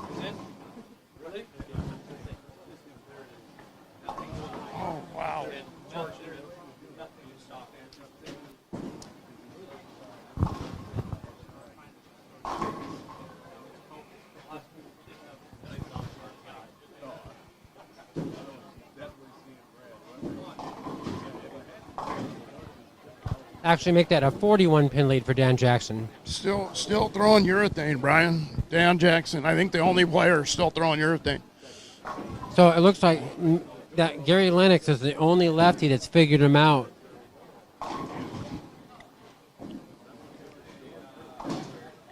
I mean, Dan, Dan's off to a good start. He had a 3-bagger, but yeah, kind of lost the look here. Here goes Michelle Smith for a potential turkey on lane 16. Yeah, the crowd will go nuts if she gets this one.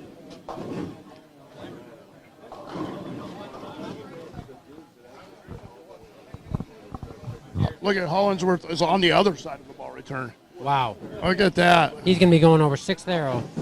Yep. Yep. Still high. So right now what we're starting to see is the front part of the lane has broke down. So guys are going to start lofting it, this squad. And we got 2 lefties bowling each other on 7 and 8. Fortunately, they're re-oiling after the squad, so there won't be too much lofting.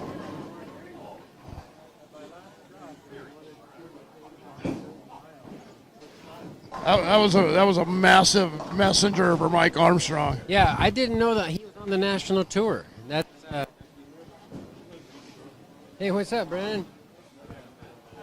Kids are growing up, huh?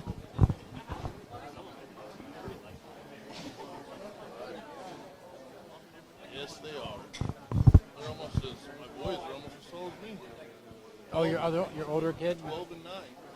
Wow, that's close to me. I got 9 and 11.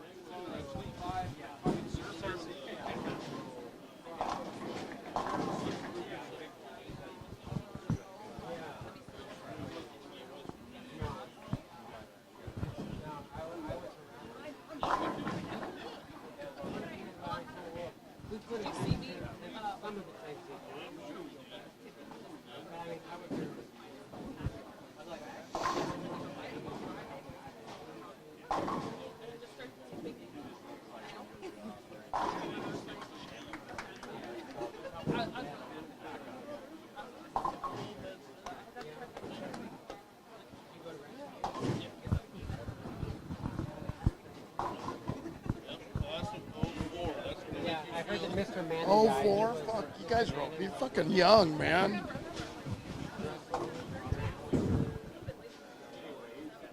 I heard that Barbara Roseman died.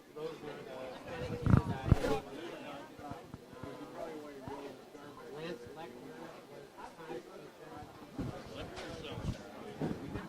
you know what? I looked him up.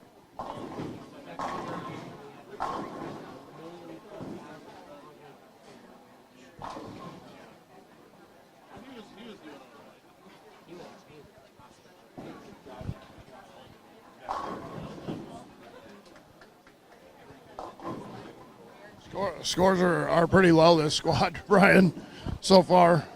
Shane Helm, definitely looking for an ibuprofen after 23 years without bowling. That is staggering.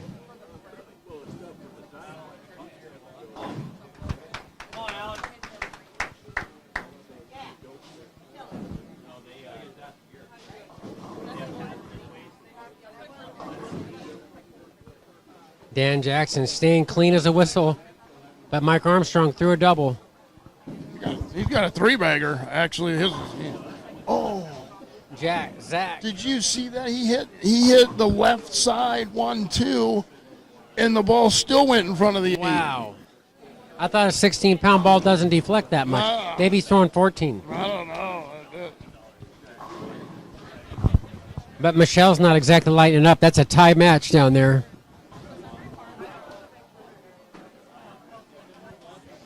Okay, Mike Armstrong here going for a turkey. leaving the 3-6-9-10. And Michelle not able to get out the Wally 7 there.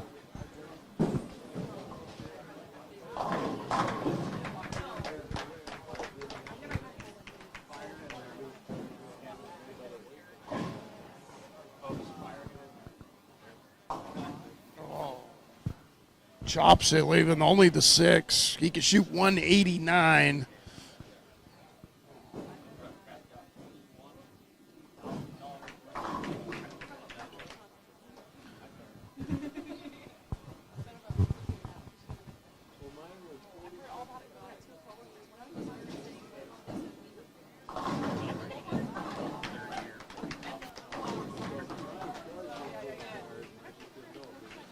Darren Stanley really taking the hand out of it there, isn't he? Trying to just...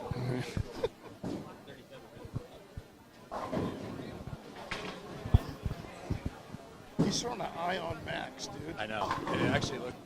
Great.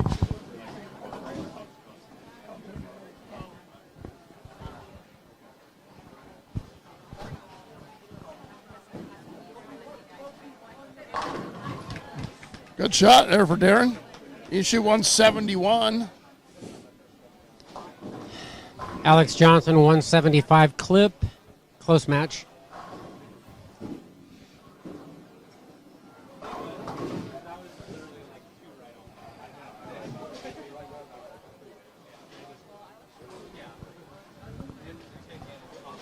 Michelle Smith struggling on this end pair here against Zach.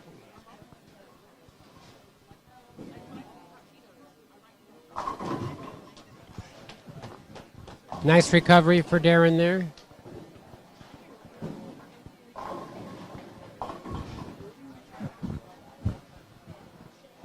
Jason Hollingsworth looking to hold up to open up about a 90-pin lead possibly on Shane Helm. That'll loosen up the arm swing for sure. Almost 7th arrow. That looked awesome by Mike Armstrong. That fill ball 179. He's throwing the most aggressive ball Storm makes. Which is the Ion Max. a hook rating of 10.0. Oh, for sure. Yeah.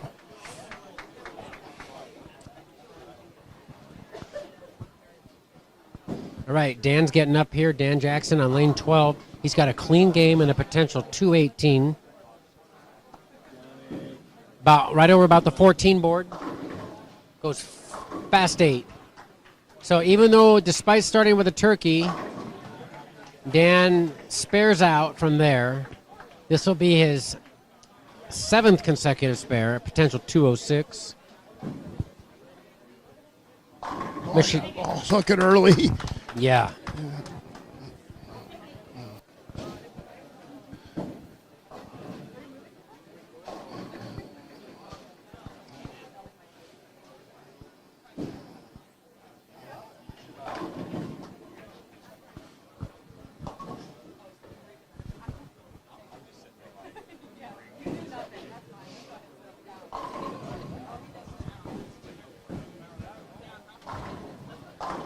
Ball change for Alex. That looked a lot better. Ball was cleaner through the front. 195 for Alex Johnson. 171. Alex is a league bowler here. I see him up there on the board.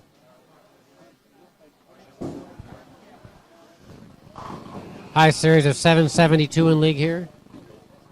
Oh, boy. Zach Stone almost threw it in the gutter, the right gutter. He's going to have a 3-pin lead, though. It looks like 171 for Zach, a 168 for Michelle. 3-pin lead for Zach going into game 2. Dan Jackson with 6 count, 202 for Dan Jackson, 179 for Mike Armstrong. And right here, Jason Hollingsworth in front of the left side of the ball return.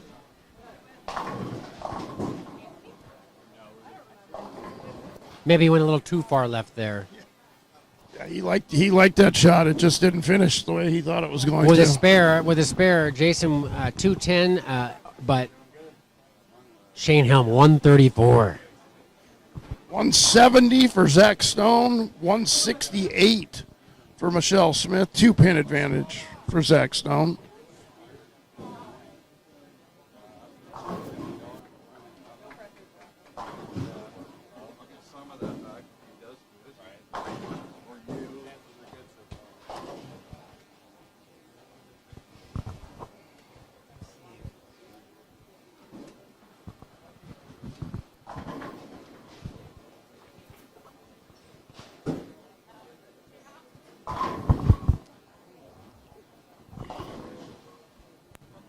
Craig Tucholsky 185, Tanner Acosta 153. The lanes are tough right now. J-Ho proving why he won an eagle. Playing nearly 7th arrow right here. 207 to Shane Helms 134. 73 pin lead going into game 2.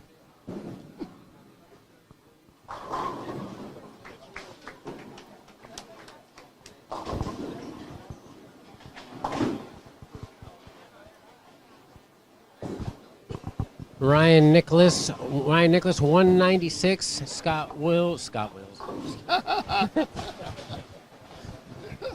Josh Wills 174. Harold Hess. Samantha Burns.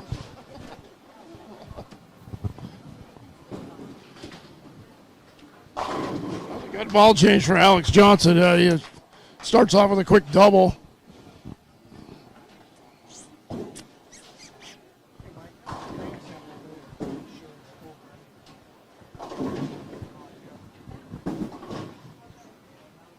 I do love the software though.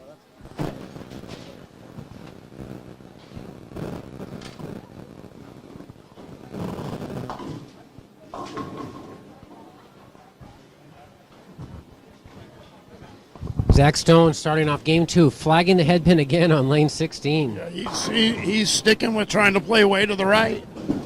Dan Jackson ball change. Great ball change. That's the gem, big ball.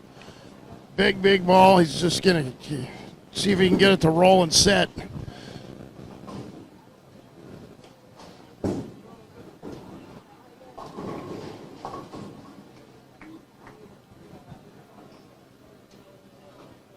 Oh, there it is. Now it's 73. It must be 2.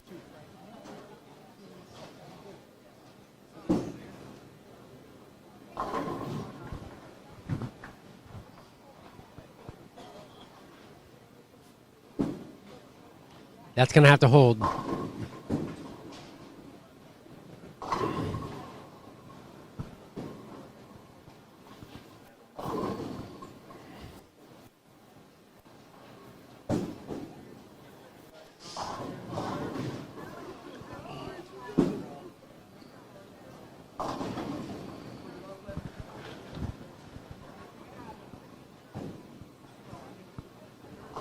Kind of getting the feeling, Mike, we're not going to see any 700s this round. I'm right there with you, Brian. The front part of the lane is hooking so much now that it's forced the players so far left, and now unless they start lofting it a little, they just got to play the front part of the lane. Your experience, I mean, Craig, he tends to go really long, right? Yeah. Uh-oh, and J-Ho flags a 6'9", lost his footing, but it's okay. He's up by 72 pins.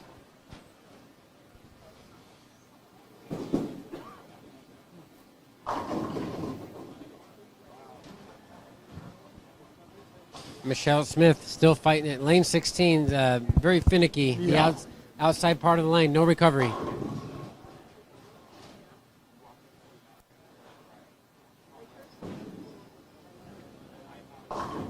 Looks like Dan's going down with another ball. Yeah, he did like that last shot hooked. It's like 25 feet. So, wow. And as we see, typically when the lanes get tough, so does the spare shooting gets really tough.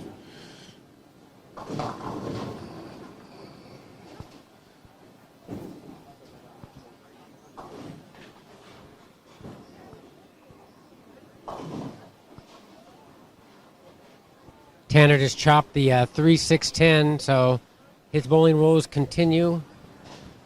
Just got a little bit amped up in the 10th frame, and that changed the whole course of his day. Yeah.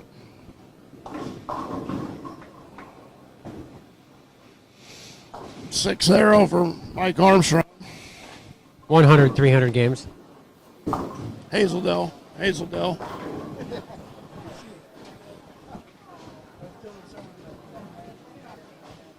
Hazeldale is a honor scorer. Haven. They got a good house shot there, which is conducive to high scores. Well, so does Milwaukee, for that matter, when they For put up sure. the house shot. Yep. It's just less lanes, I guess.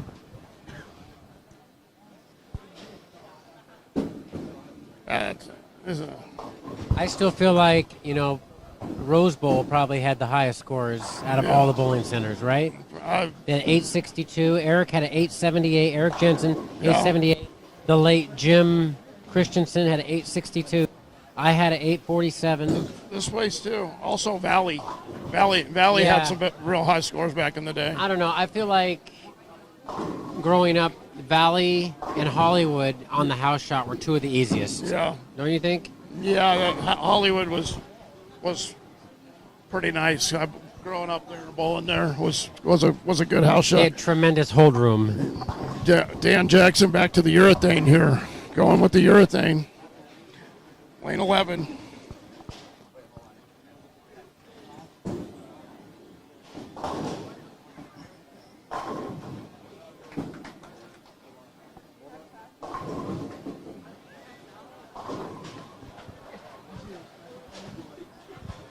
Right now, these players are just trying to survive. Yeah, I noticed both J-Ho and Helms have yet to get a mark. We might see one of these 550 to 540 matches. I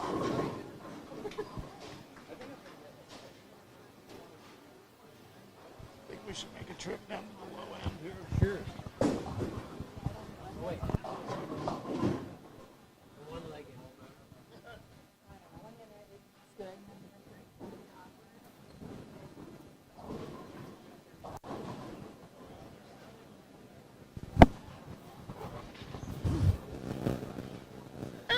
I'm bad.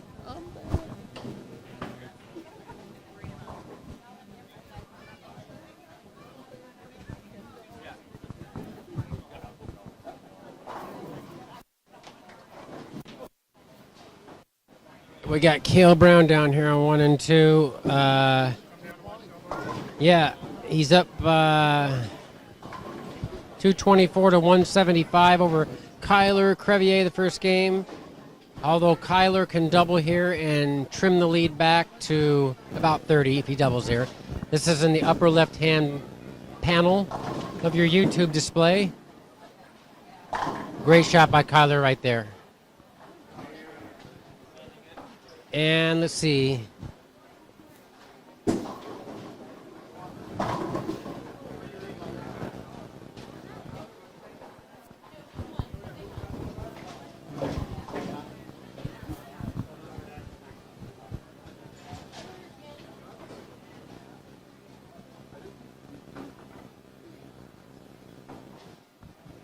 Hey, Rusty.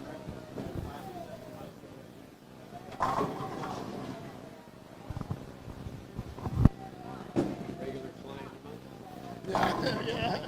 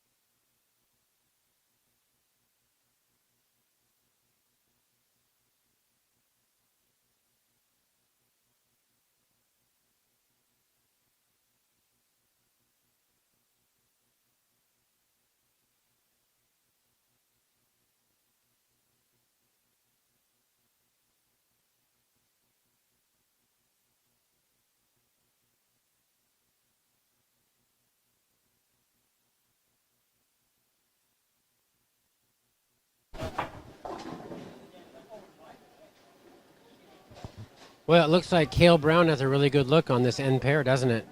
Does, yeah. He's one of the few lefties that has a good.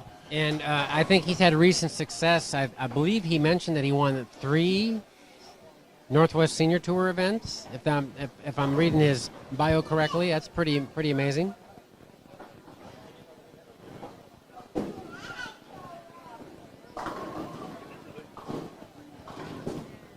Good shot by Kyler there, Crevier. He got a double. He can still shoot 236. He cut his hair off. He did. He did. It looks good. Looks good, in my opinion.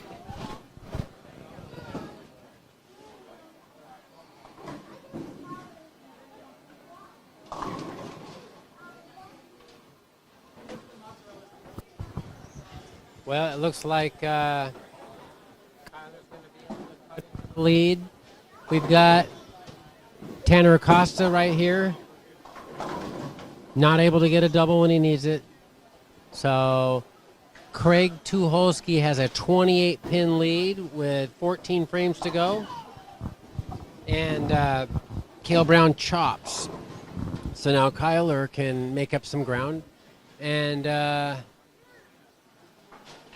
Jordan Yoke and Jacob Mullen match.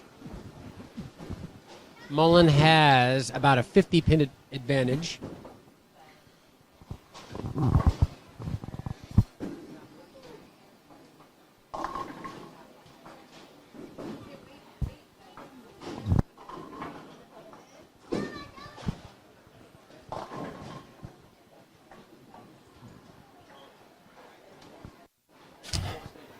I'm down here looking at the bracket now, and let's talk about the matchups that are happening at 3 o'clock, the winners bracket matches. On 7 and 8, we're going to have 2-0 players, Johnny Leggett versus Gary Lennox. On 3 and 4, we're going to have 2 past champions and Hall of Famer Blaine Weninger taking on Eric Jensen on 3 and 4. Don't miss that match at 3 o'clock. Then we have on 9 and 10, we have Jeff Noggle taking on 2-time Masters champion Tim Myers. And on 5 and 6, we're going to have Ryan Connor taking on Chris Tucholsky. Those are your 8 left undefeated players. Waiting in the wings for our next 40. This is after lunch. It'll probably be, well, it's running about an hour behind, so it might be 2:45 p.m. I just said have 3 o'clock. It's probably a 4 o'clock squad. Winner of Cale Brown and Kyler Crevier will take on Quentin Miller. The winner of Craig Tucholsky Acosta will take on Tyler Cruz. The winner of Mullen and Yoke will take on Lucas Cobb. The winner of Nicholas Josh Wills will take on Luke Stone. The winner of J-Ho and Shane Helm will take on AJ Brockett. The winner of Dan Jackson, Mike Armstrong will take on Bill Macon. Alex Johnson and Darren Stanley, the winner of that match, will take on the 2019 champion Ian Willard. And the winner of the Zach Stone Matt take on Nick Devlin.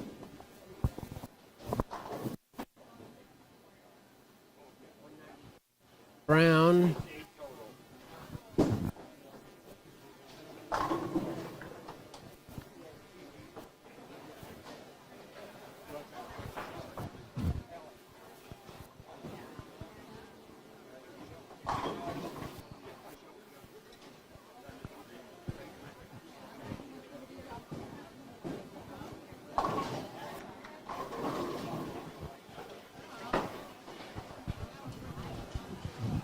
Kyler could have really cut the lead there, and he Juiced it a little bit. juiced it left. Made the spare, though. He's going to get 19 back. It's going to be about a 30-pin lead for Kate Brown. Tanner Acosta up on lane 4. This lane's been giving him trouble.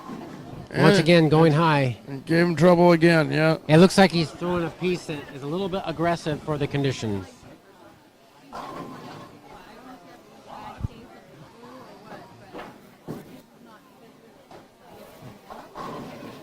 Once again, congratulations to Tanner Acosta. He won the 2025 Seattle Masters.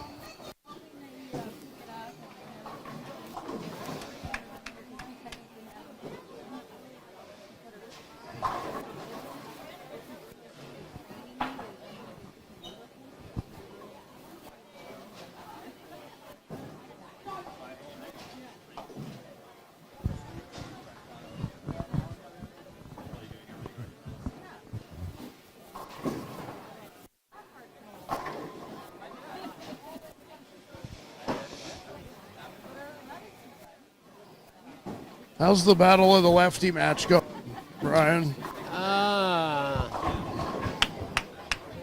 Ryan almost left the 6-8 right there. Let me take a look. I need to bring binoculars next year.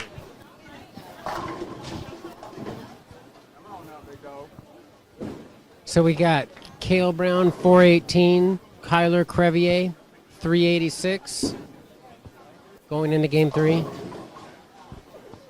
Cale Brown with a 2-pin lead. Craig Tucholsky up in the 9th frame right now on a double. Potential 222 for Craig. Good to see you, my friend. You look great. Got the cane now, huh? I like it. Did you kill that one? That one that you hunted? No. Did,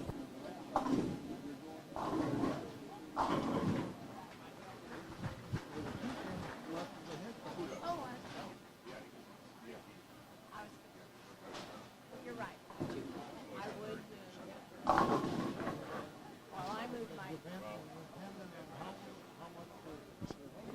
Can't help that.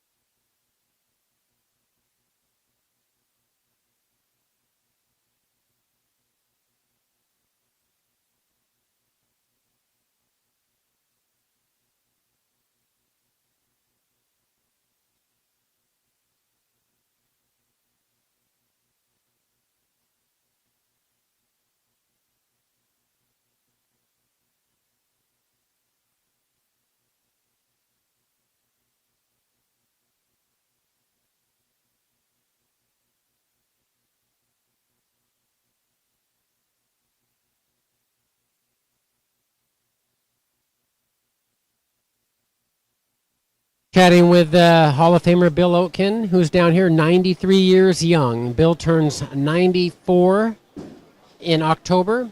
Bill suffered a fall on the ice last year and lost the use of one side of his body, but he has recovered. Fantastic to see him down here watching the Masters.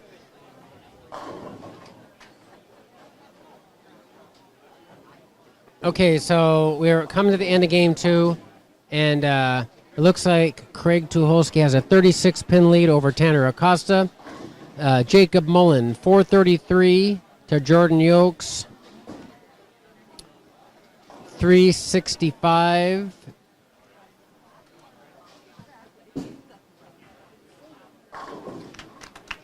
Jacob Mullen with a 58-pin lead over Jordan Yoke.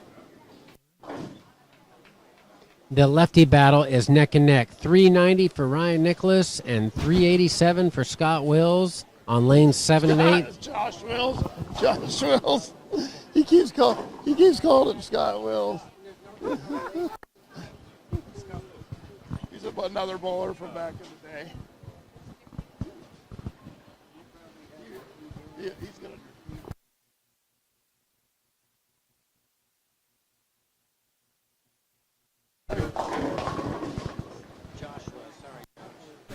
If you watch the playback, I don't mean to call you Scott.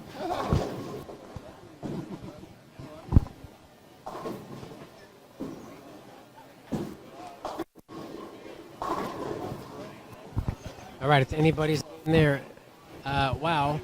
Talk about tough lane condition. Look at Helm with a 134, potential 140 if he strikes. It's not as bad as me calling Dave Dimoff Jack. He does have an Uncle Jack, right? Jack. What's his last name? And Dimoff. It's Dave Dimoff. He's here. He's in the building today. Yes.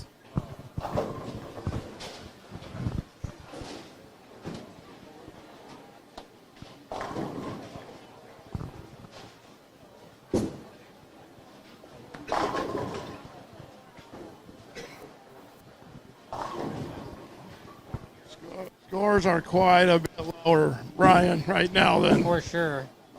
Even the Eagle winner, J-Ho, struggling with a 168 and still gaining ground on his opponent.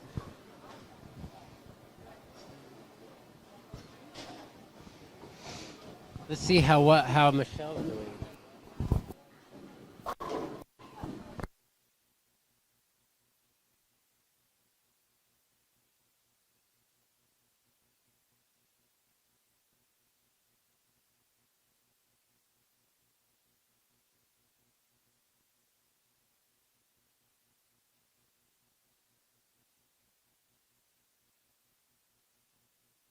And Zach Stone drops a 150, strikes.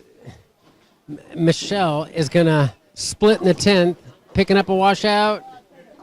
No. 153 to 150. Ouch. Neck and neck. So, Mike, we finally have some close matches, and they're opposite ends of the house. That always sucks, doesn't Yeah. it?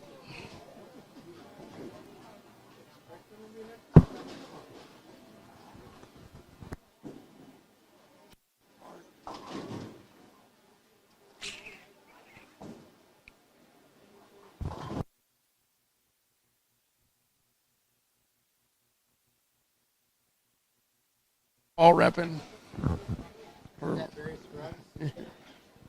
No.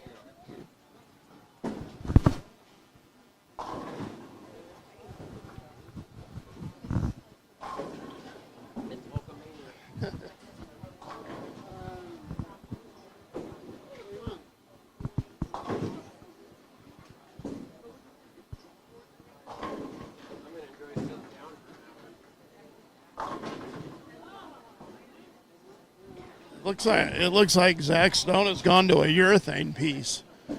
That's how tough this end pair is.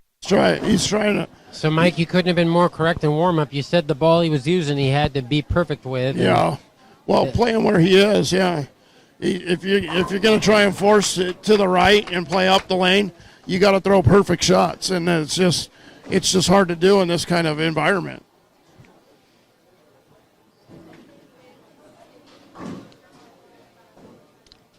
So it's 323 to 318. Zach Stone, Michelle Smith. I mean, easily a 510 or a 520 could win this match. Very likely. Neither player is lined up. Yes. It looks like she has a new charcoal.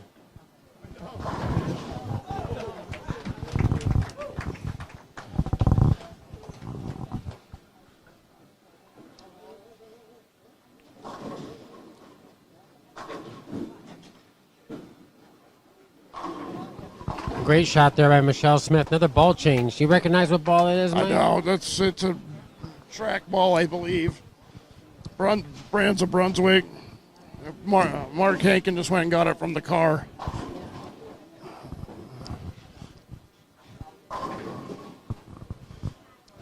This is a big shot here because she could put some scoreboard pressure on Zach Stone if she starts off with an early double here.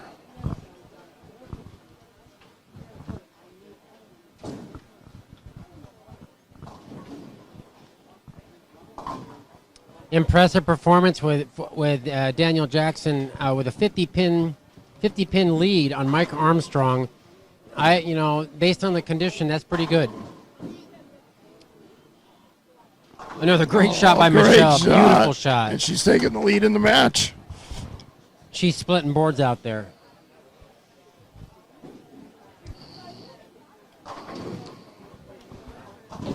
This would be a monumental upset if she was to win this match here.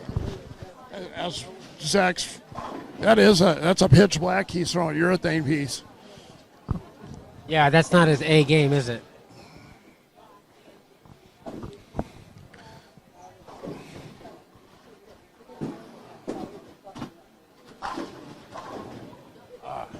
And he flags a head pin right.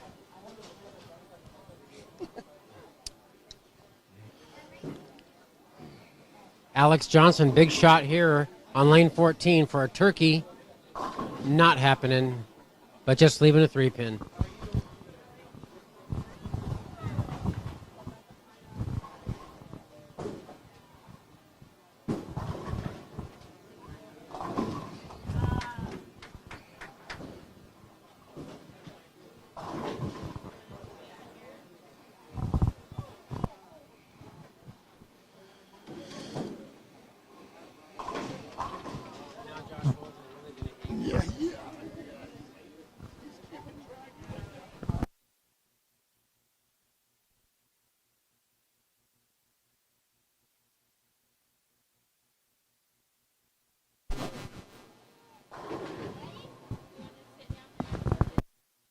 Zach's own re-racking in the third frame on a spare.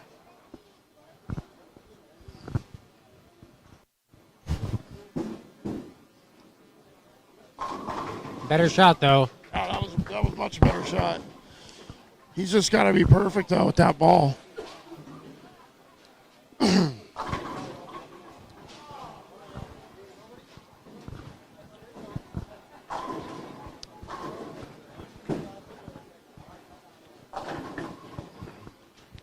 Okay, so can she make magic happen with this ball? Here goes Michelle Smith for an opening potential turkey on lane 16. Bottom right hand panel, qualified second last weekend. Crossing the fifth arrow, that looks good. Wow. Beautiful, what a shot.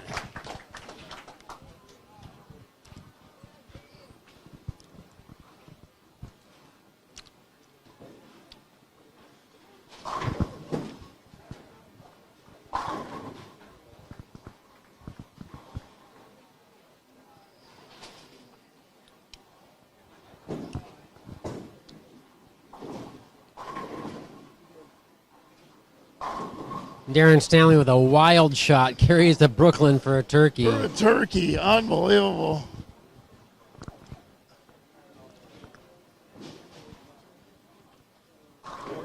Well, genitals. Oh, you got the hair. You got the nice hair gel. Blaine, not balding at all.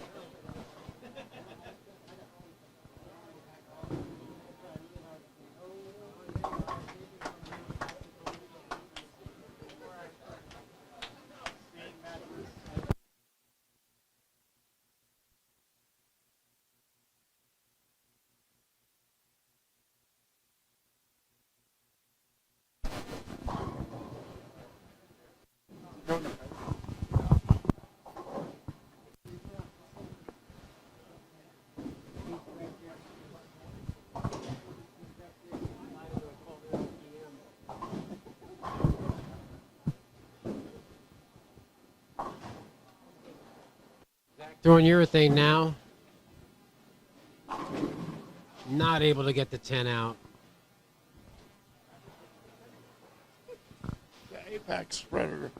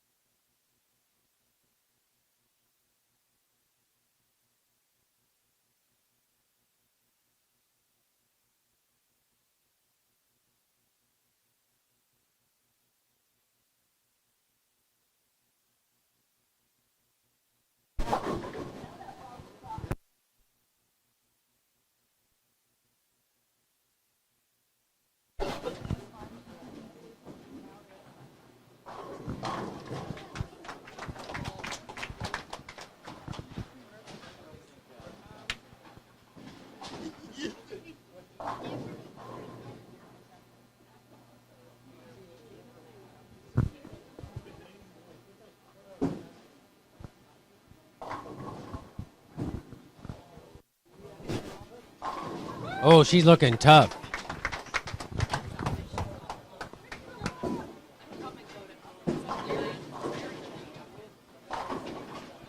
It's going to be a monumental upset right here. Darren Stanley with a Scott Norton special.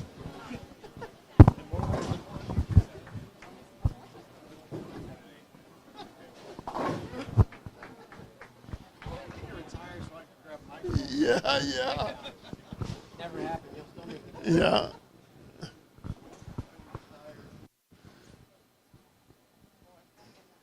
Huge shot here. She could open up a pretty sizable lead here. Lay down almost 6 there. That's in. Oh, Ooh, breaks up the breaks split. up the split. 4-7 only.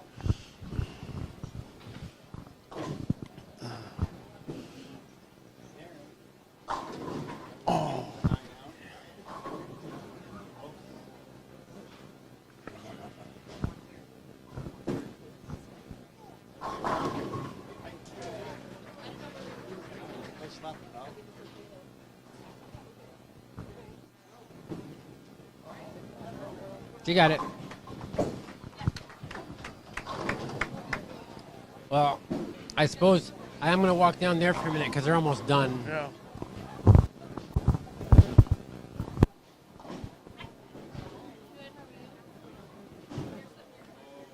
Oh, John. Hey.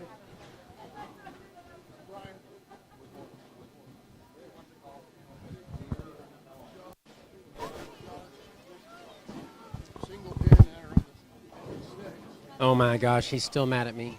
Sorry, Josh. I mean, Scott. No, I meant. All right, so let's take a look what's going on here. So Tanner Acosta making a big run at Tuholsky, but just leaving a 3, 6, 9, 10 on a 5-bagger. Look at that.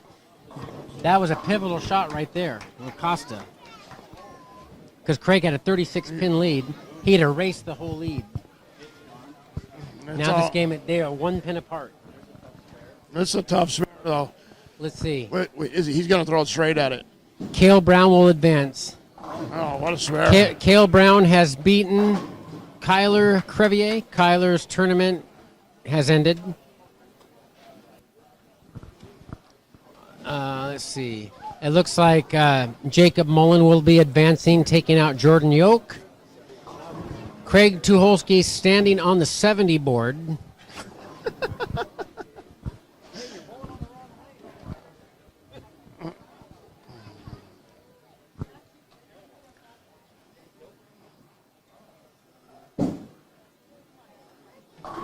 Oh, good shot. A 1-pin advantage for Tanner Acosta with 2 frames to go. Great shot for Josh Wills. Josh Wills won the OBA at Firebird, I believe.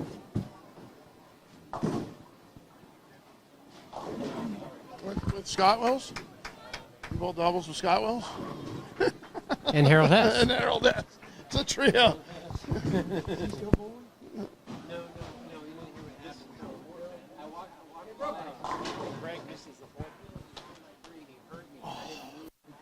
Are you kidding?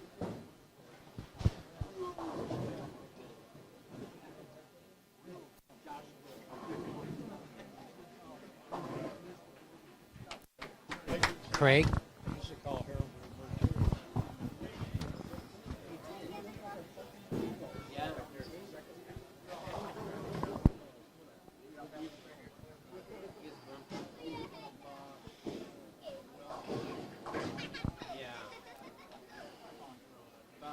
He looked like a TV evangelist.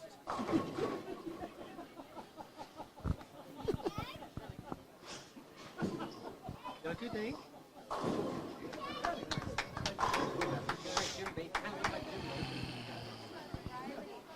That's just a girl. You never thought of that? I always thought of him looking at it.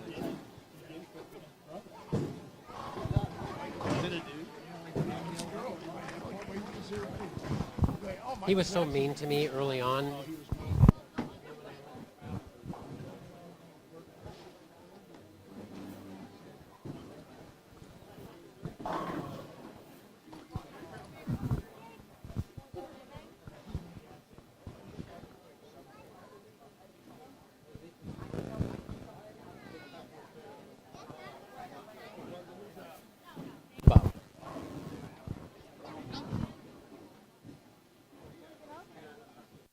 Out here. Great shot.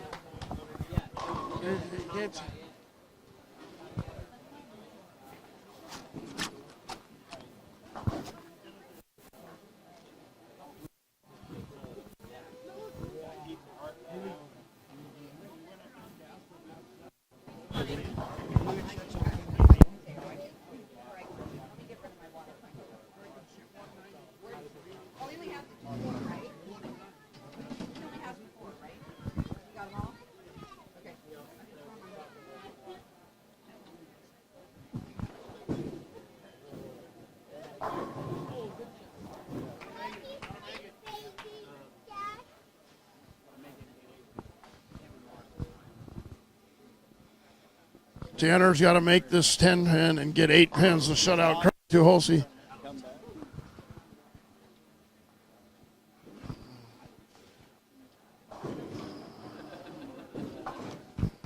Got the first part of it. Eight pins for the win here.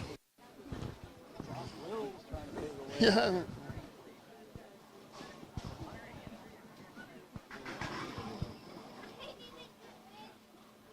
Hey.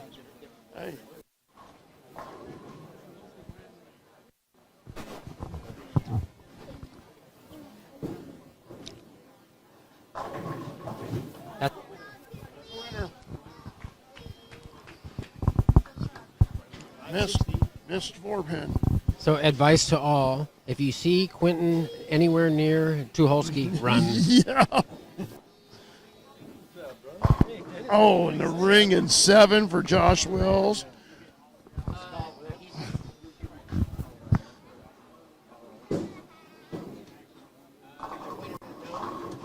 Oh.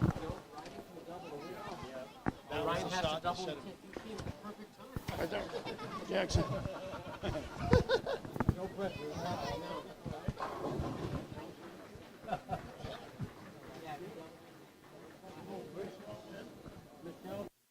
Back, sounds like.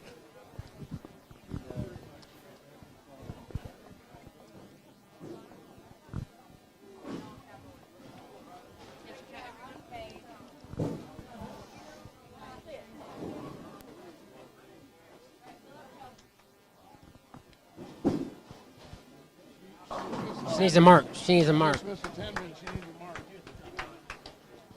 Oh, no, it was because Alex Johnson won his match against Derek Stanley.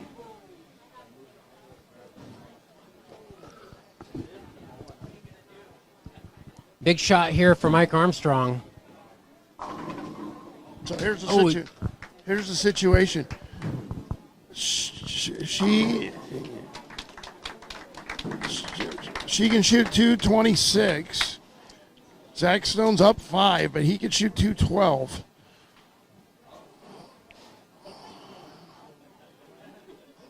She needs a double to shut him out. Yeah. Yep. And perfect Oh, shot. there's one. Mike, There's we have one. another development going on. We have a late four-bagger by Mike Armstrong can shut out with this shot Dan Jackson. And That's he it. does, and he did. just shut out Dan Jackson. Wow. He was trailing the whole match in that one. So now he needs an 8 count, and he shut out Dan Jackson. Wow. It looked like Dan had that in match in hand. Ryan Nicholas barely, he needed that one. A late ball in the 10 pin. No Wow. way. He needs this one, though, right? He needs this one. Yeah. That almost didn't fall. Oh, my goodness. You got to go right here.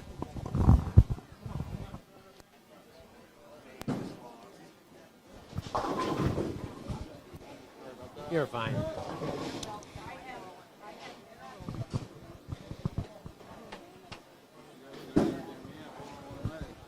Way to go, man. So here's the situation. The 245 for Michelle Smith.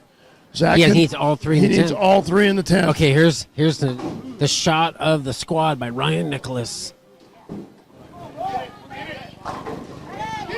Oh my gosh! Wow! What a shot by Ryan Nicholas. Goodness.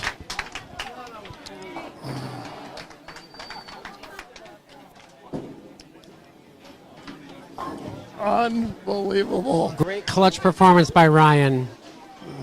A 6:01 for Josh. Got to stay behind the line here. He needs 4 pins for the win.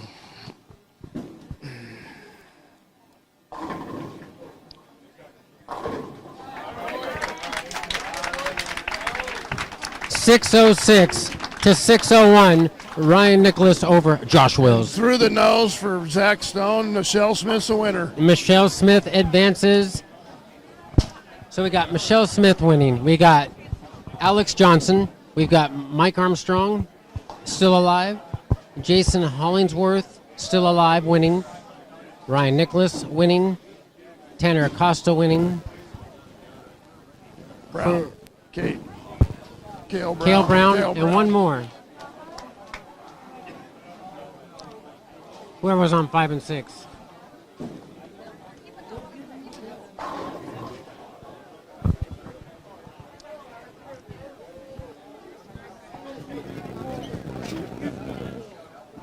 Who was on 5 and 6? Yeah. All right, guys. I think I already announced who won that. I'm not sure. Going to conclude this round, Brian. They're going to have a short break. All the bowlers taking an hour off. We're going to oil the lanes and probably come back at about 2:45. We'll see you then. Running about 1 hour behind schedule, so our 3 o'clock squad of the winners bracket will be at 4 o'clock. I'll be back shortly with a recap of this round 4. Portland Masters, we're down to 24 players.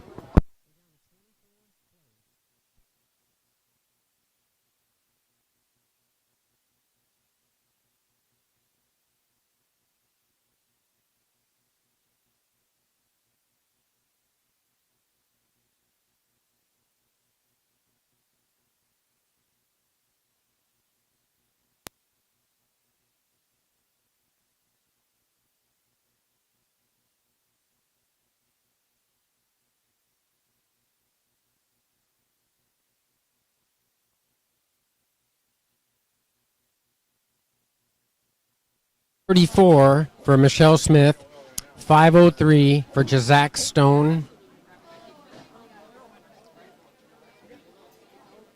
591 for Alex Johnson, to Darren Stanley's 577.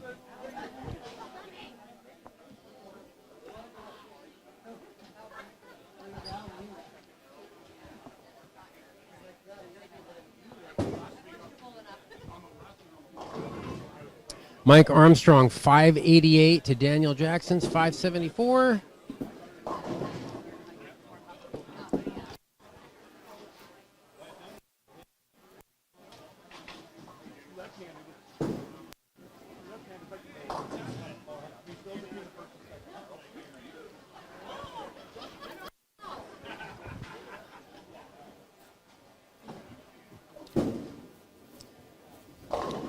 Jacob Mullen 641. Jordan Yoke 579.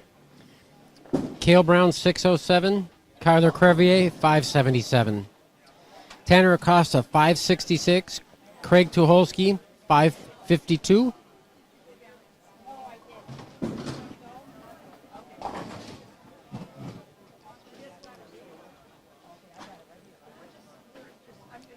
And Jason Hollingsworth 561 to Shane Helms 456. That concludes round 4 of the Portland Masters. See you in about 1 hour at 2:45 p.m. for round 5.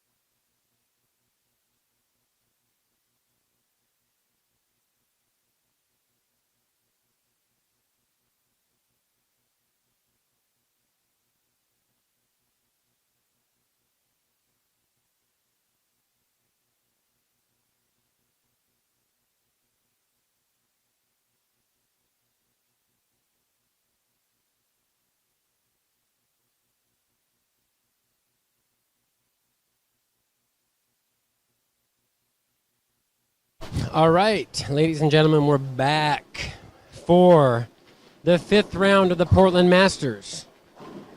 We have redressed the lanes with a 41-foot pattern, 2-to-1 ratio.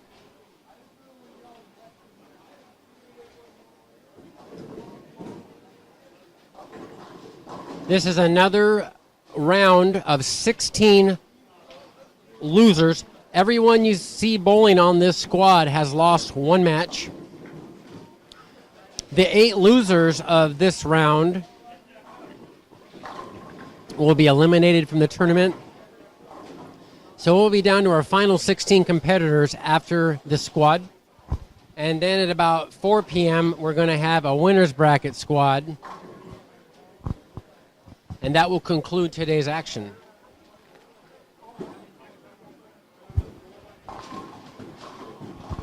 I'd like to take a moment to thank our sponsors of the 39th Portland Masters. Benny's Diesel Repair, Benny Salinas for several years. Been one of the sponsors for our event. Of course, the Houston family, Hazeldale Lanes and Milwaukee Bowl. And last but not least, Edwards Construction, Robert Edwards. Thank you so much for your support, gentlemen.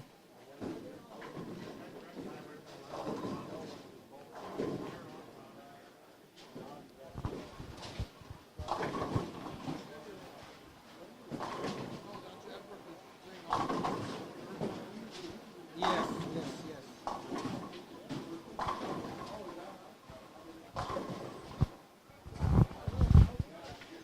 So I stand corrected, Mike. We have 3 more squads. I thought we only had 2. It looks like we have, that's going to be a 5:15 squad. Wow. Really? Yeah, this is, yeah, because 1:45 we have losers. 3 o'clock winners. I'll have to double check that on the board. They might have moved that.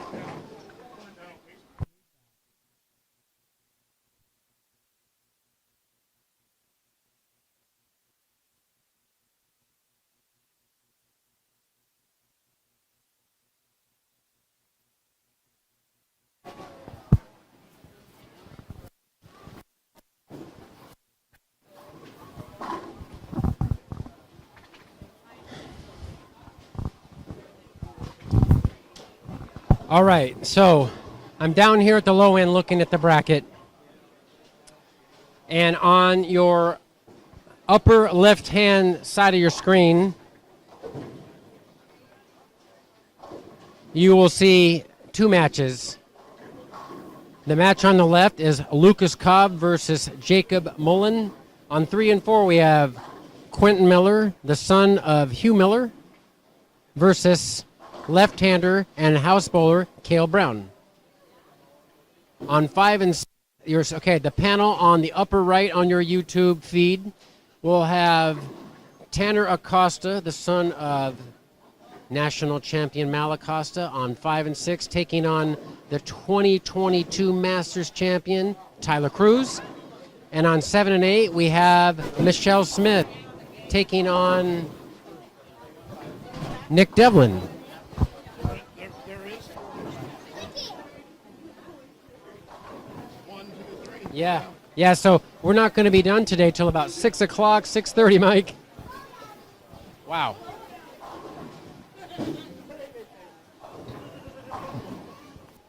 All right, and then on your lower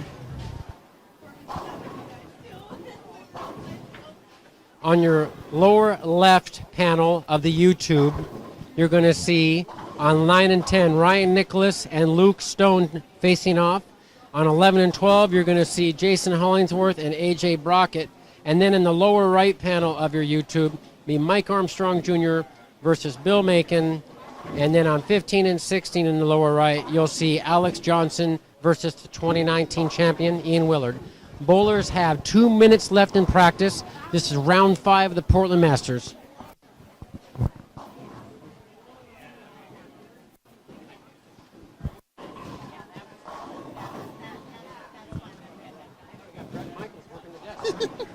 Two minutes of practice remaining, 2 minutes.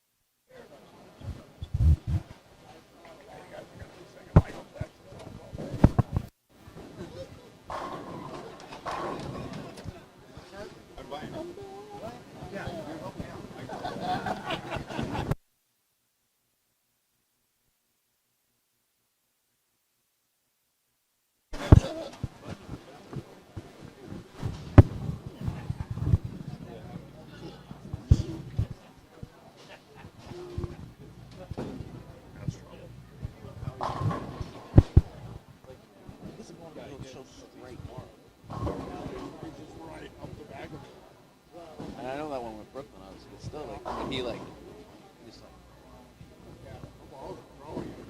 I think that's infinite. Infinite physics. That's what he threw in qualifying.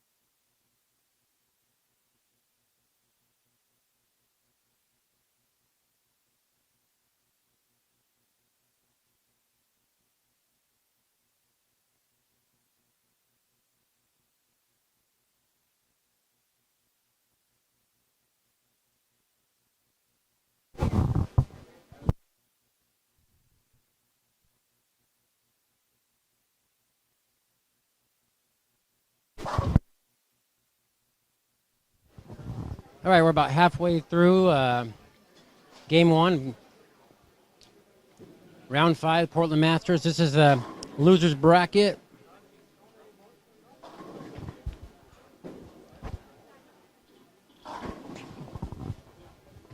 With the lanes being re-oiled, a lot of the players are out in the track region now on the fresh.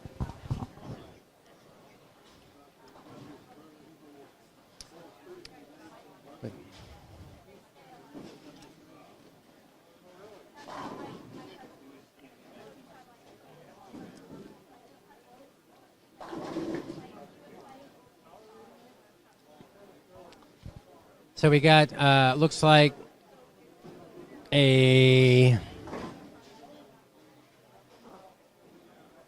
13-pin lead for Ian Willard through 6 frames on 15 and 16. Alex Johnson just left a 4-9 down there. Very unfortunate break. Over on 13 and 14, we've got Mike Armstrong with a 21-pin advantage through 6 frames over Bill Macon.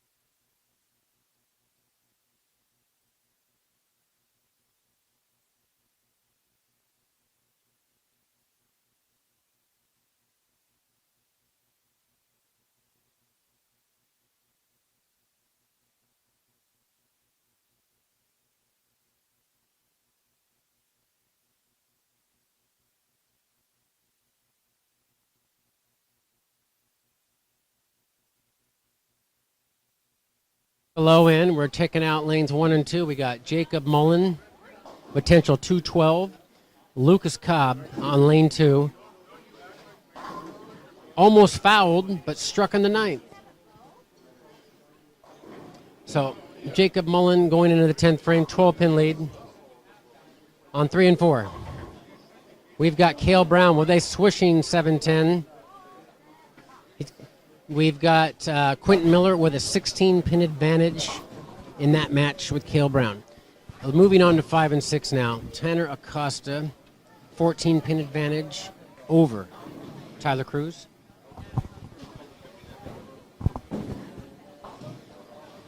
Oh, that wouldn't have counted.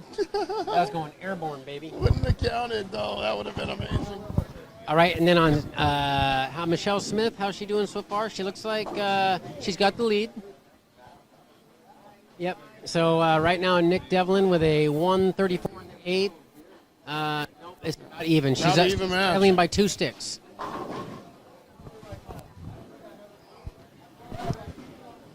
Lane 9 and 10.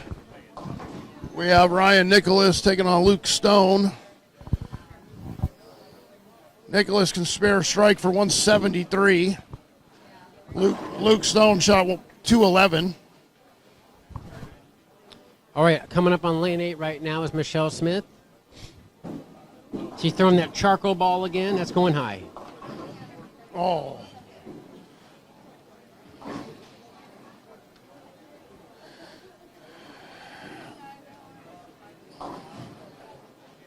Lanes are very, very touchy right now, Brian, as they re-oiled. Yes.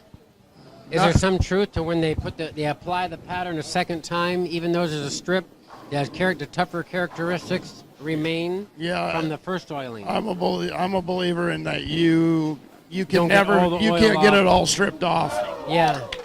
She made the split 4-7-10. Wow.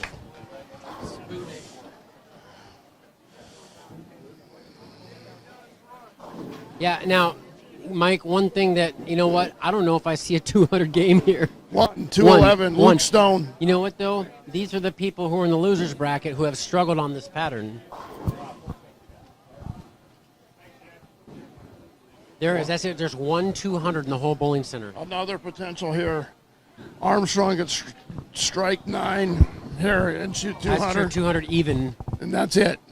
Bill Macon, buck 49 against him. Wow. Oh, he gets boned 9-pin. Bones the 9 Wow. for 190. So this is it. This is as tough as they get, folks. We have 200 game out of 16 players. The best bowlers in the area, in the region. Yeah, I would like to take a snapshot here and take the average of the whole field. This game, Mike, could be 170. Oh, yeah, easily. Yeah. You know what? Maybe I'll have Mike run the numbers on that. That'd be interesting. So it looks like we have a 184 for Ian Willard potentially, and a potential 185 for Alex Johnson on 15 and 16. Luke Stone just almost threw it in the gutter. It hung on, got 3 on the right, off the right, ended up with a 5 count. Last week I walked in, and moments after I walked in, Chris Springfells took the 7-pin only off a full rack. The one board was not in play. No.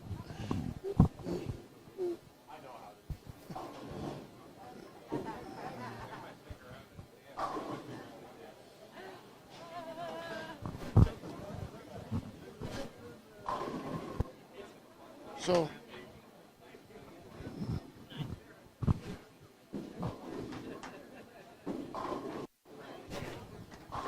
Nick Devlin throwing like the biggest ball in his bag now. That looked pretty good, tripping high out the 4-7.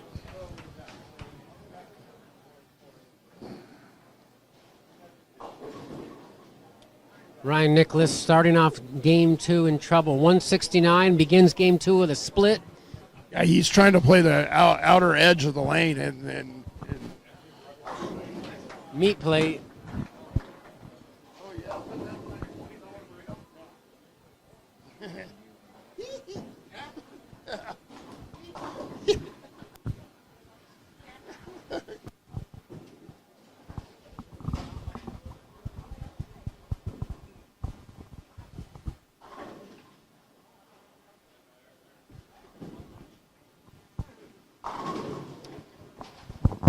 So when all the bowlers are done with this game, I'm going to take an average of the whole field because potentially this could be the lowest averaging game of the tournament so far. They had one 200 game. Alex Johnson 185. Ian Willard 184. Neck and neck.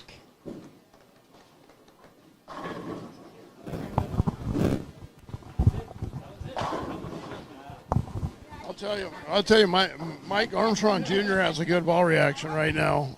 Who does? Mike Armstrong Jr. Yeah. He shot 190, which was a big game last game.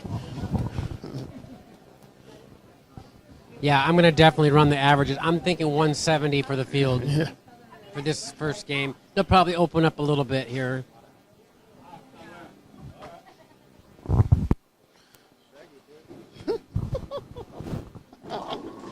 Bags.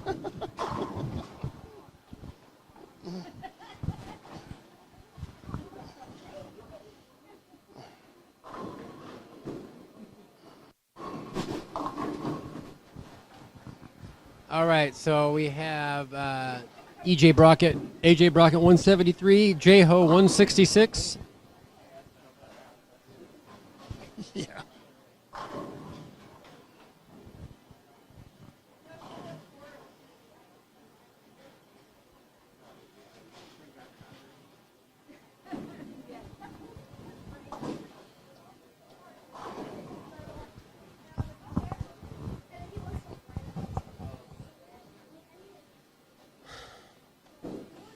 I'll see if I can find Mike and get the numbers. Yeah, he's getting the scores as we speak. Okay. Yes.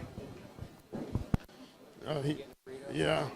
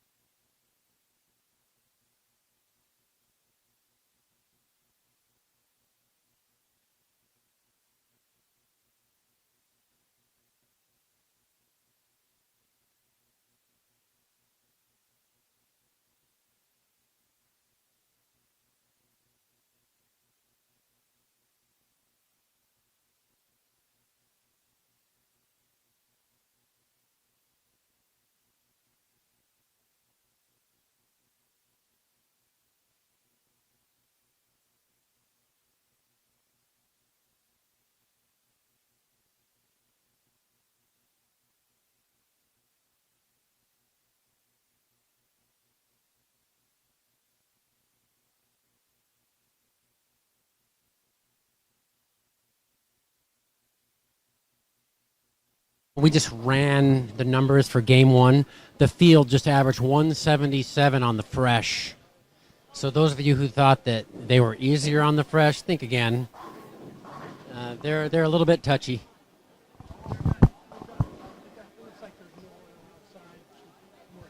You're gonna break out the line ball and stand in front of the ball returner, shoot 230. I know what you're gonna do, Tim. Play that fallback that you do. So undoubtedly, that was our lowest output so far for a game, with Luke Stone shooting 211. So after one game, round 5, losers bracket. Lucas Cobb, Jacob Mullen tied, 176. 185, 182. Quentin Miller over. Over Brown. Acosta 188, Cruz 170. Devlin 174, Smith 156. Luke Stone 211, 169 for Nicholas. 173 for AJ Brockett, 166 for Jason Hollingsworth. 190 for Mike Armstrong, and 149 for Bill Macon. When Alex Johnson 185, Ian 184.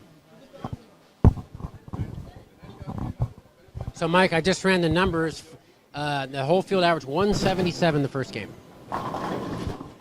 So you were correct. You guessed 170s in the 170s. Tim Myers thought 180. He was closer, but he's the GOAT. Yeah, but if you overbid, though, you don't get it. It's okay. Yeah, that's right. But the thing is that the field average, the field average 178 last weekend, but that's the whole field. These are the elite players averaging 177. Yeah. Ryan Nicholas, fifth and sixth arrow, still can't get the ball to go through the front. And then, I think that Luke's going to have a walk in the park with him, huh? Yeah, Luke's got a really, really premium ball reaction right now, considering what's on the lane right now. That re-oil has really made them tricky because, like we said earlier, you can't strip the rest of all that oil off the lane. Yeah.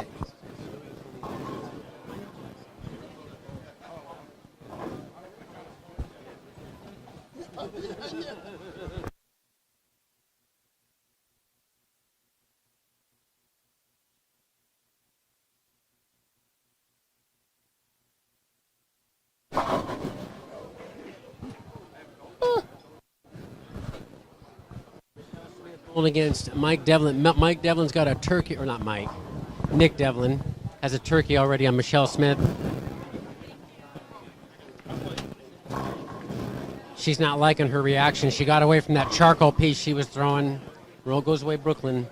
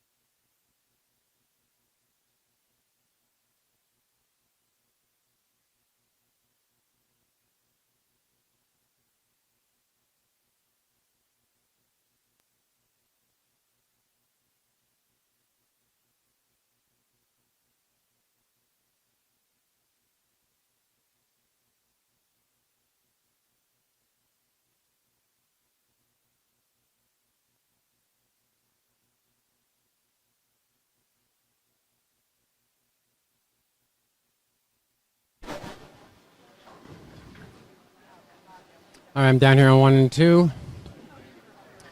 And Jacob Mullen has a 30-pin lead over Lucas Cobb.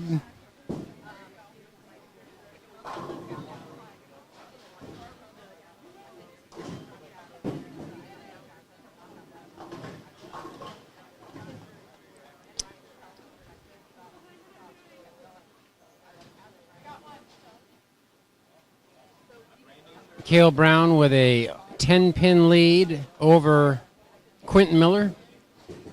17 frames into the match.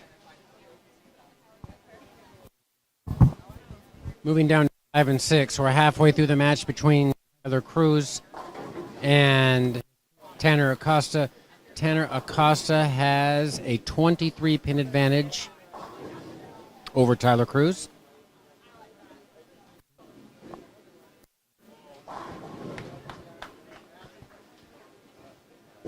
Tanner trying to cover the 1-2-4. He's got it. On 7 and 8, we've got Nick Devlin. 20-pin advantage over Michelle Smith. 3 out, bro. 3 out. Luke Stone. Oh my goodness. 3 out to right, and he threw in the same spot. Wow.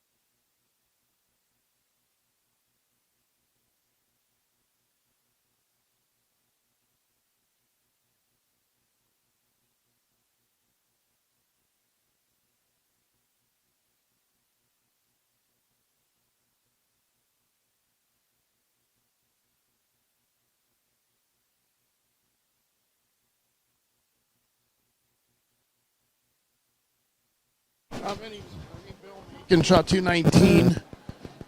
Ian Willard can shoot 2-0 here. Bill making 368 after 2. Mike Armstrong Jr. 374. 6-pin lead for Mike Armstrong. Bunch of 550s might get through this one. I would have gotten the horse race. I didn't know. Yeah, me too. Me too. They must have had it in the back. They're worried about Yeah, IRS coming in. Yeah.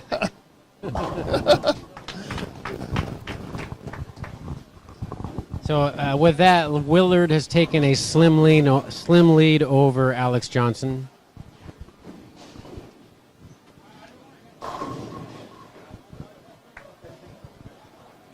AJ Brockett could shoot 188. Jason Hollinsworth could shoot 203. That's a neck and neck match. Yeah, I think most of them are neck and neck this round here. So Luke Stone, after the disastrous frame, Yeah, didn't hurt him though, No. because Ryan has no look. no, he's throwing his spare ball. Wow. He's just piping his spare ball. Well, Mike, it'll be interesting to see how Mr. Lennox tackles this condition coming up.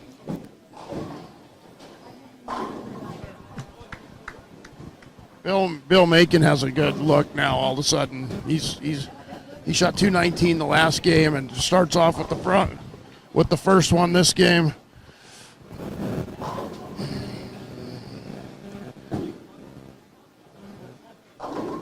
Hollinsworth gets the Wally.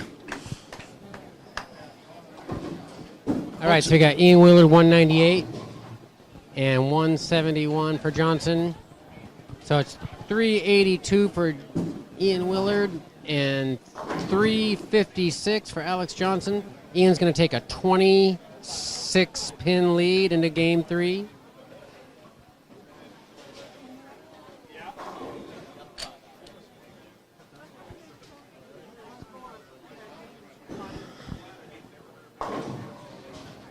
And the 61-pin lead for Luke Stone, and Ryan Nicholas opens with an open.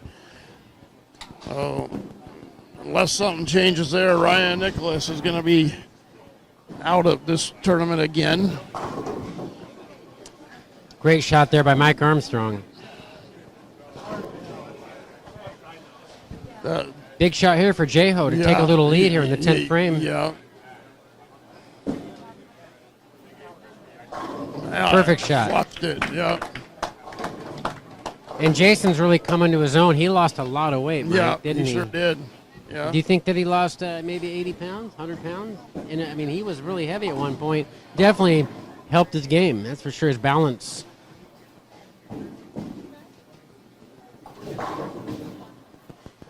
Players are starting to find a little better look here now that the lanes of transition. Mike Armstrong Jr. starts off the front three.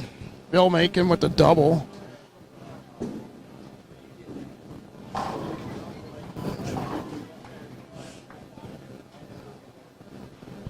Tanner Acosta with a nice shot in the 9th there. Looks like Tanner has a 38-pin lead through 19 frames over Tyler Cruz.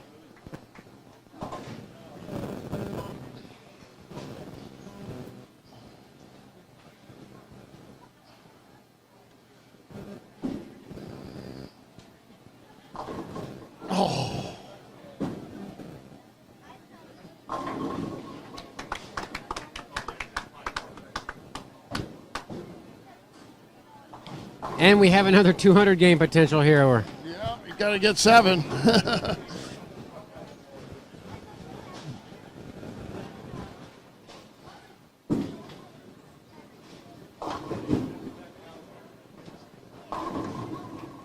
Oh, and Luke trips the 4-9.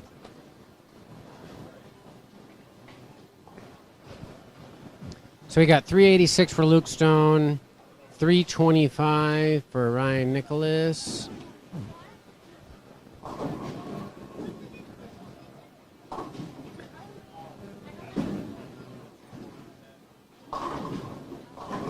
Oh, it's a 199. 199. So did we get 1 200 again? 1 200. Oh wait, nope. There's a 210. Tanner Acosta. Tanner Acosta, Yep. 200. So we had three out of 32. Yeah, right? yeah. The lanes are very difficult, ladies and gentlemen watching at home.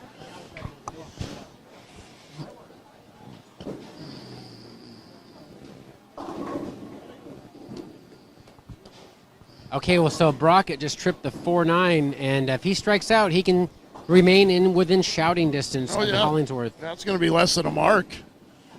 That match, if he strikes here. Yeah.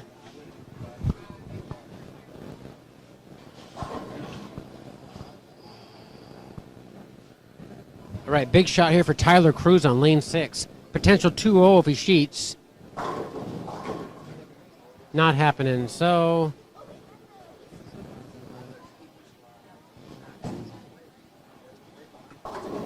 It looks like about a 45-pin advantage for Tanner Acosta going into the last game.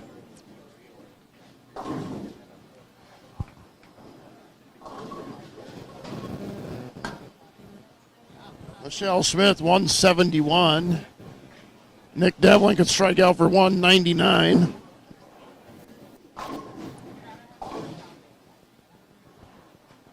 Can definitely see the frustration in Ryan's game right now. Yeah, he's tried every zone on the lane. He's gone up the lane, he's swung the lane, he's jammed it. He just has found nothing on lane 9 and 10. Brockett with a key double right there. Great shot for him. Ooh, and Devlin gets up at 2-4-10s in the 10th. Wow. That's going to be anybody's Yeah, match. yeah, and if he doesn't pick this up, he'll still have a lead, but it'll be just a little more than a mark.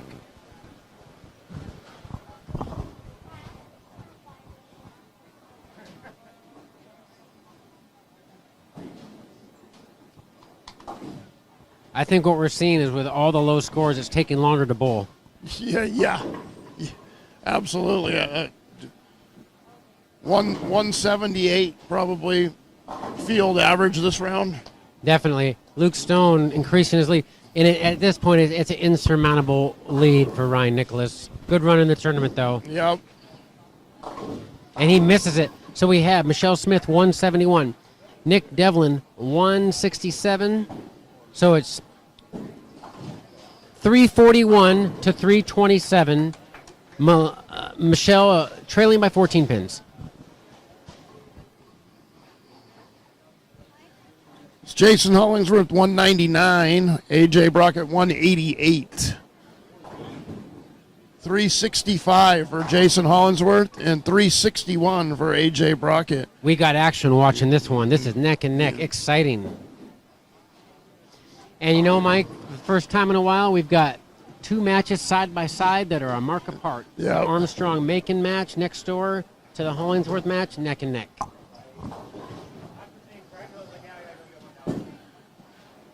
Oh, boy. Oh, and just gets no break. That makes it even harder. That ball could hook by that pin real Could easy. hook by it. The 1-8. I expect him to throw it straight at this. I guess I'll wander down to the low end here and see.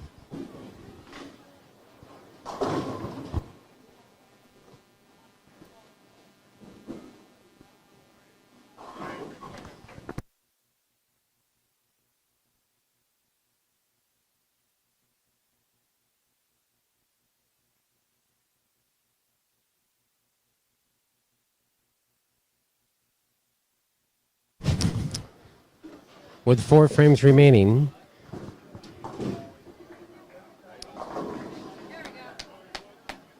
Jacob Mullen with a 34-pin advantage over Lucas Cobb.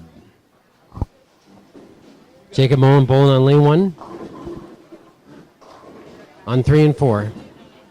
We've got a very close match. Cale Brown bowling right now on lane 3. And tripping the 3 forward. So Cale Brown he's trailing by 1. 3. Quentin Miller with a 3-pin lead with 8 frames to go on 3 and 4. Tanner Acosta, 48-pin advantage. 397 to 349.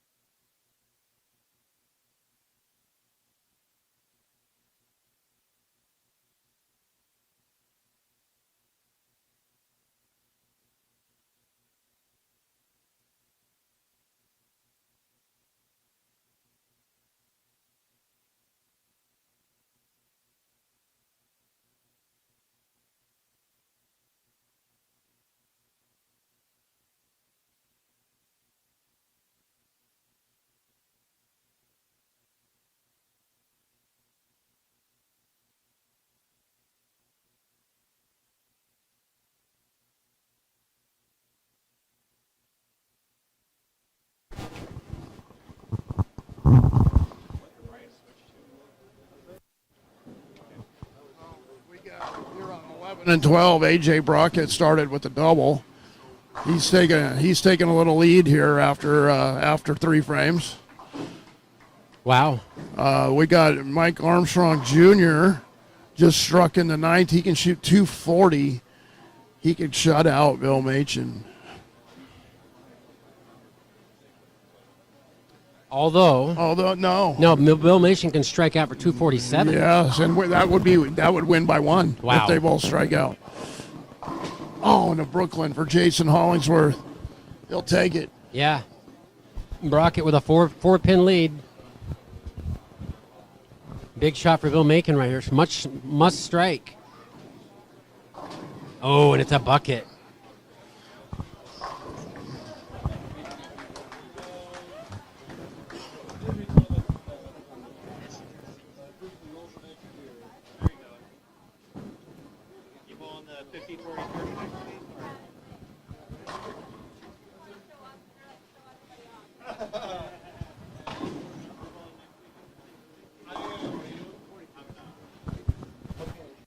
Mike here gave me some statistics. The field average 177 game 1. The field average went up 8 pins. That game Mike to 185. Nice. They're walled. Well, yeah, they're walled. Do we have 2 200s that game? How many we have? Okay, so we're still three 200s out of 32 games. 10%. Yeah, I predict that this will be the highest scoring game of the block here as the lanes of transition now. Oh, So who do we watch here? And Machen missed that spare in the 9th there. He could strike out for 212, which would... Meister need a spare. Yeah. 211. So Bill with the spare here could shoot 202 if he spare strikes. It's over. Mike Armstrong will be moving on. And deservedly slow. He's Yeah. made some good choices. Yes.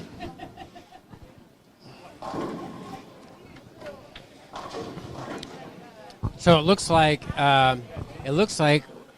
that Willard and Johnson coming down to the end too. If Johnson can double here, Yeah. he can eat up most of the deficit. Great shot by AJ Brockett right there. After Jeho open, he doubles up. He's taking a little lead in that match. So that's it. Armstrong moves on. It's over for Bill Macon. Great shot. Alex Johnson just pured it in the 8th frame.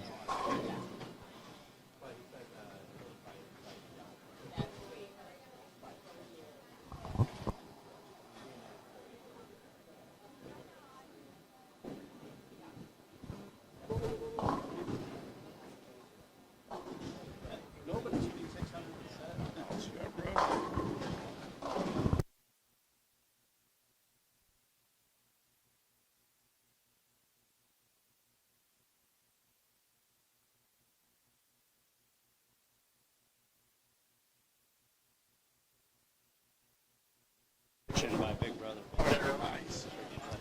I believe it.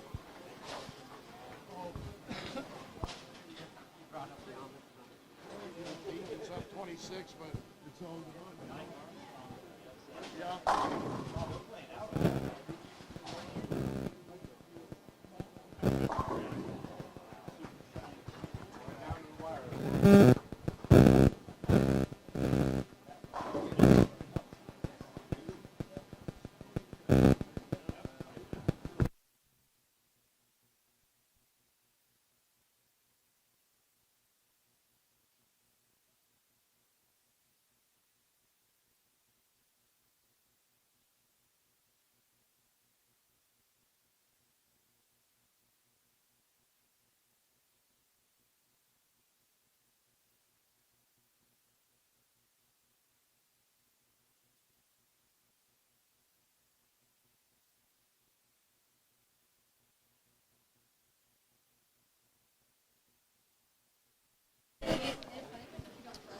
All right, so we have a 240 240 for Mike Armstrong. He moves on.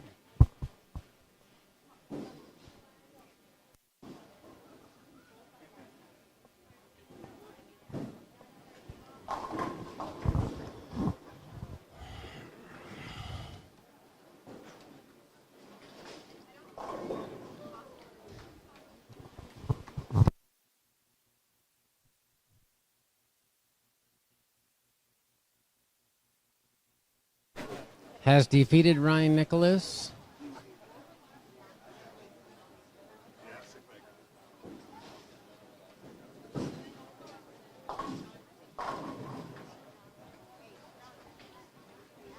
Jason Hollingsworth right now in a must-strike situation. He's now trailing in his match on lane 11. And he leaves a wall shot 7-pin. No help there. Nick Devlin threw that one out the window. Michelle Smith, potential upset here. Michelle Smith with her front 6.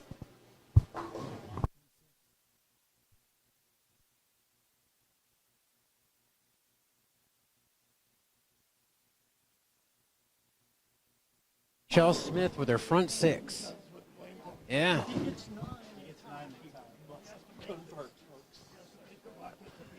We're going to have a one-game roll-off, and we'll be done at 7 o'clock. I did that against Wallace in 92. So here's the situation. E.M. Willard left 6-pin in the 10th frame and missed it. Wow. And so now Alex Johnson needs to make, if he gets 3, it's a tie. He makes them all. Alex Jones. Oh, when he gets to Brooklyn. Oh, my God. Textbook. Alex Jones going away, picks up the bucket. All right, Mike and I are heading down to the low end. Excuse me.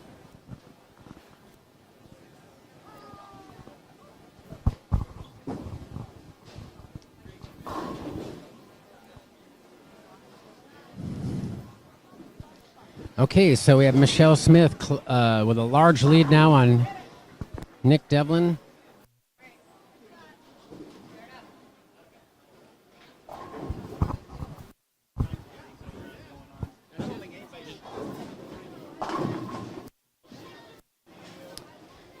Okay, we have Jacob Mullen, 584. Lucas Cobb, 549. Jacob Mullen will move on until tomorrow. The runaway Brooklyn bucket to win. Wow. Did you see that? I did. I'm like, okay.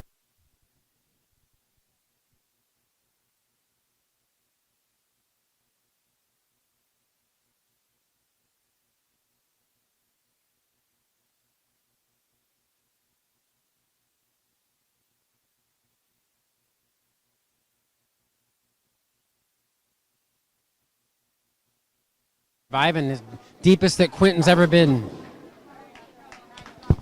Mr. Seahawks making it happen. Great job, buddy. Great job. Who he's on this date with.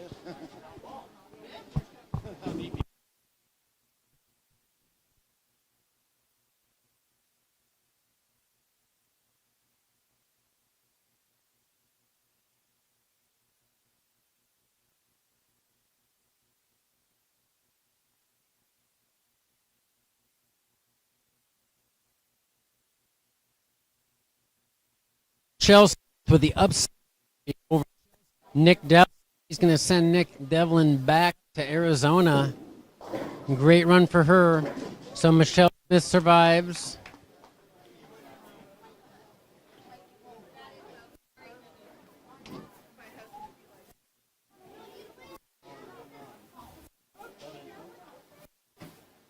Michelle Smith is going to take on Alex Johnson now.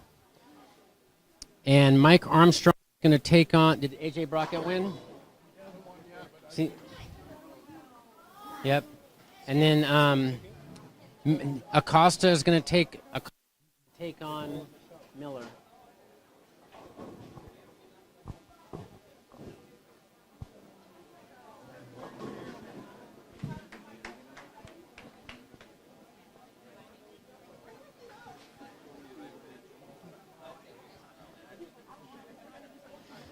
Looks like Acosta is going to beat Tyler Cruz. Michelle Smith with a potential 255 is going to defeat Nick Devlin. We got one more squad, folks.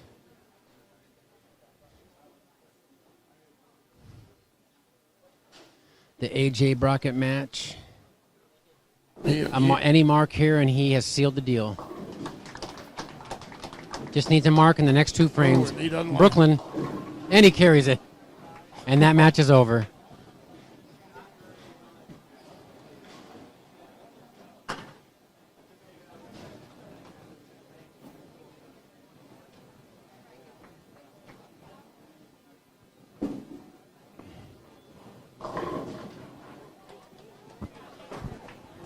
$213. No. Yeah, Michelle Smith just needs like a 5 count. So she needs a 227. So she needs it'd be good if she got a 7 count on her first ball. 6.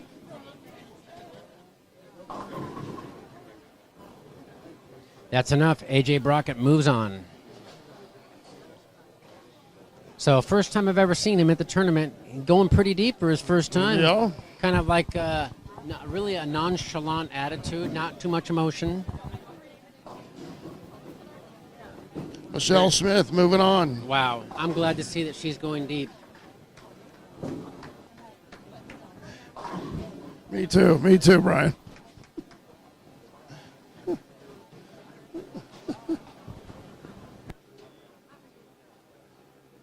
the matches are all pretty much wrapped up here. Yep. So our next squad's going to be a split squad, is that right? Yeah, 8 winners and 8 losers. So now we're down to I believe we're down to 16, yes. There's still 2 more squads. There's still 2 more squads. Yeah. There's the winner's squad and then Yeah, the loser's we're squad. going to be down to like 6. I know that, but we'll be down to 16 people. Yeah, and then 12 and then 8, right?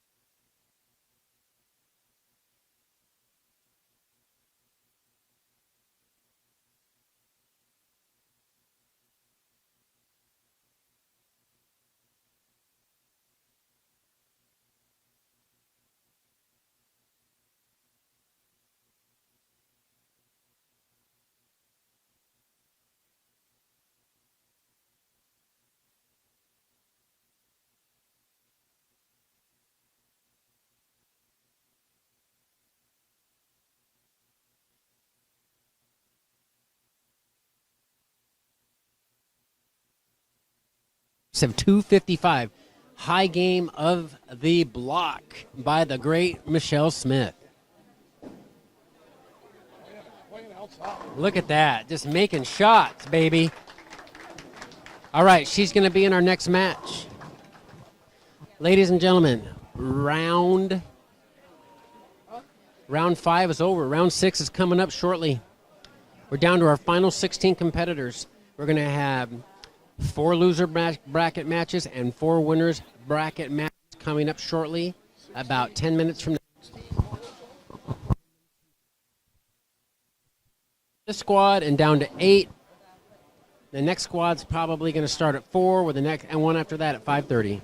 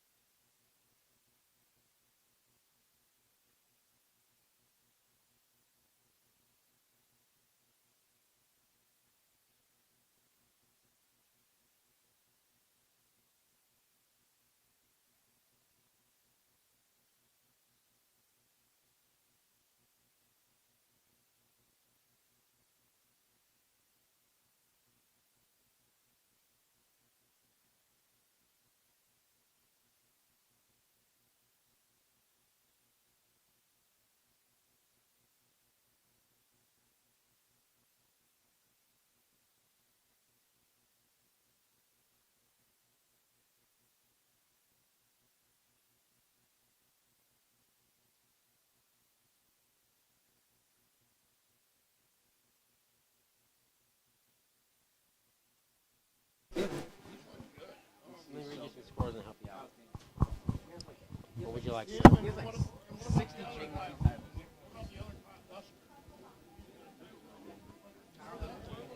211, 536.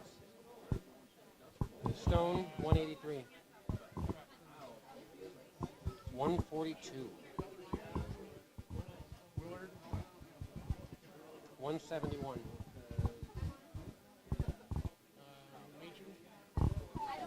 202.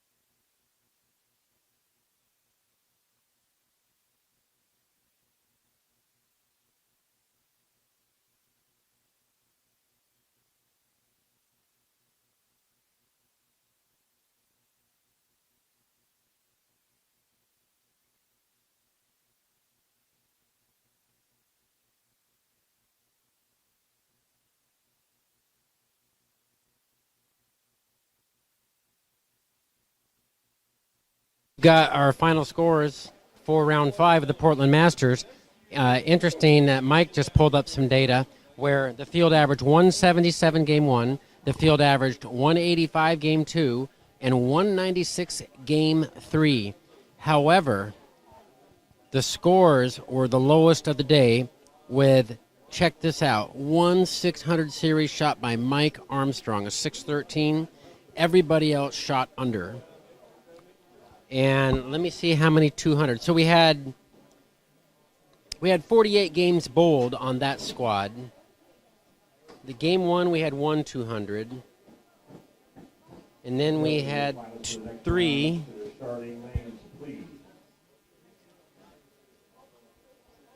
and then 9. So 1 200, 3 200s, and then 9 200s. Lanes obviously opened up after the carry down from the fresh. Finalists, when you are done with this round, make your lanes turn on for about 10 minutes of practice. We'll give you a 2-minute warm. So I'm going to briefly go over the round 5 scores. We have Jacob Mullen, 584, defeating Lucas Cobb, 549.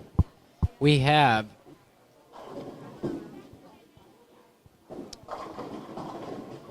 Quentin Miller, 587. Cale Brown, 532. Tanner Acosta, 555 to Tyler Cruz, 491. Michelle Smith, 582 over Nick Devlin's, 534. Luke Stone, 569 over Ryan Nicholas's, 536. AJ Brockett, 577 over Jason Hollingsworth, 544. Mike Armstrong, 613 over Bill Makin's, 570. And Alex Johnson, 563 to Ian Willard's, 553. We're now beginning round 6 of the Portland Masters. This is not our last squad of the day. I'm going to walk down to the other end and take a look at some of the matchups. The bowlers have 9 minutes left in practice.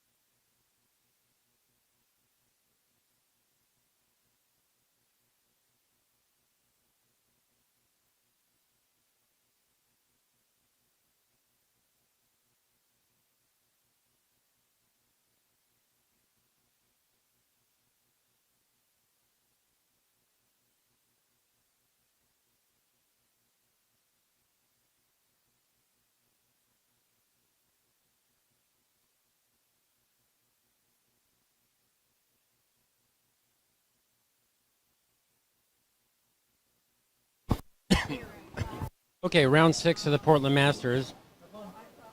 Let's summarize the matches to see on and up here.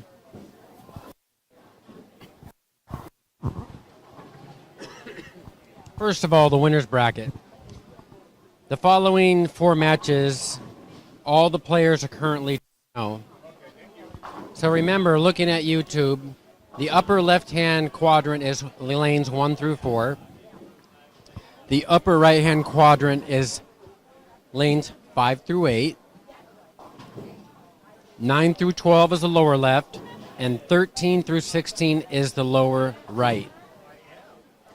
So, coming up on panel number 2, Johnny Leggett versus Gary Lennox. Gary Lennox, our lone lefty in the winner's bracket.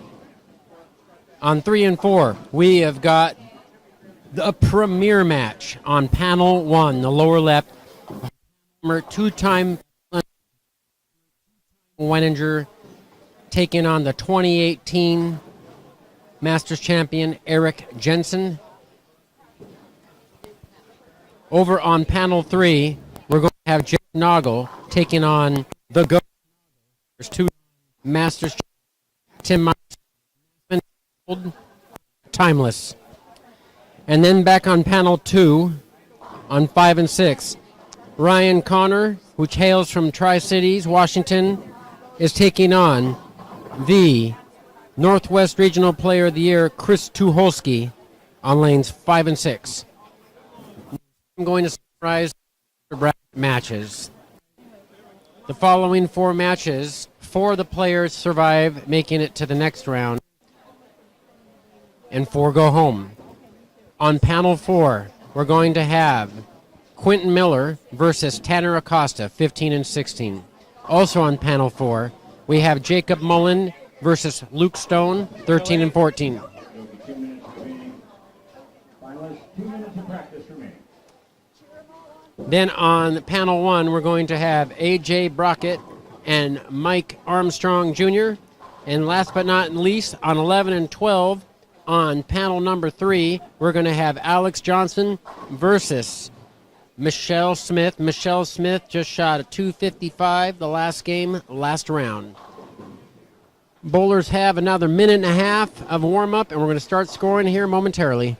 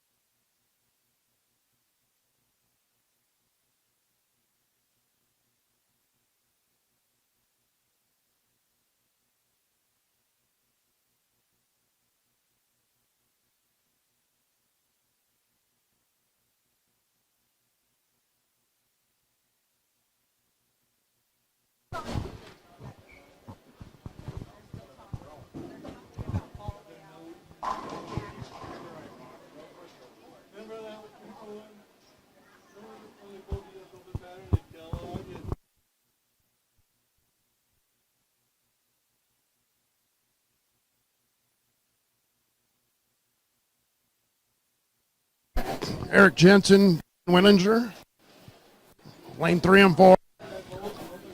Yes, and obviously, Eric at his young age is already a shoo-in for the Hall of Fame for Portland Bowling. Yeah, for sure. Already won the OBA Player of the Year 3 times. Already won the Masters. Already won the Regional. Finished second in the Masters. He's kind of like our version of Anthony Simonson up here, where he's got all these accolades, and he's not. Is he 30 yet? He might be 30. I'll have to look at my chart. 31. 31. 31. Yeah. So he's kind of like the earliest Hall of Fame eligible person that we have up here.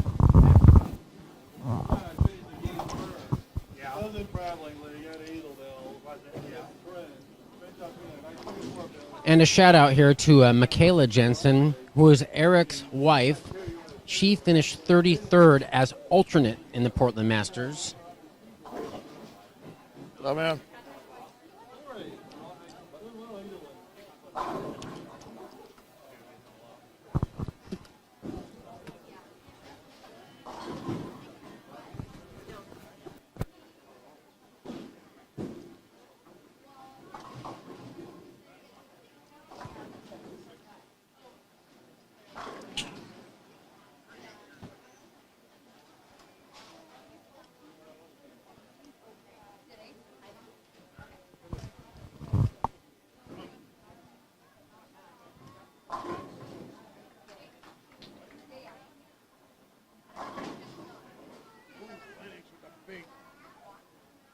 Big messenger for Gary Lennox.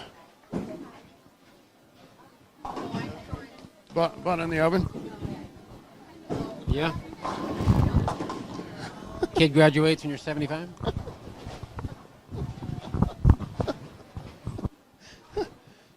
So get the discount at the Golden Corral.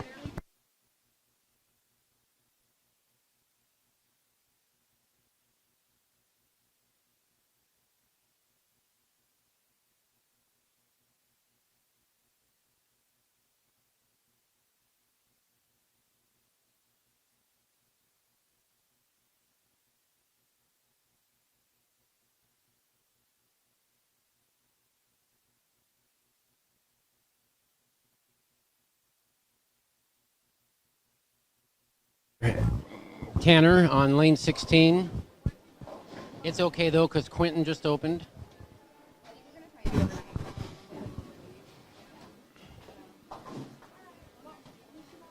Tim Myers is back to the green ball again. I called that one. Taking on Jeff Noggle, lane 9 and 10. But Jeff starts with the turkey.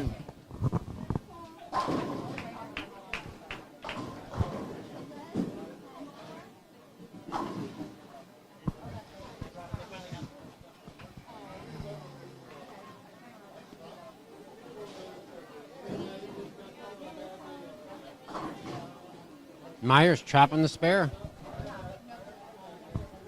You don't see that very often. He's usually an excellent spare shooter.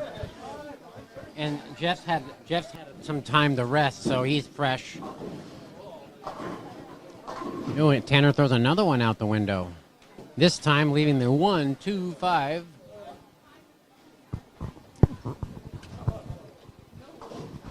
So, Mike, I think our next round we only have eight bowlers. Really? We're finally to that point where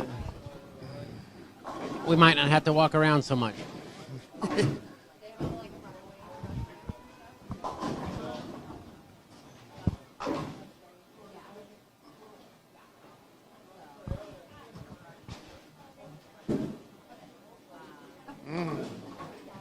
Oh, and he missed the 1-2-5. Only took the head pin only. Wow.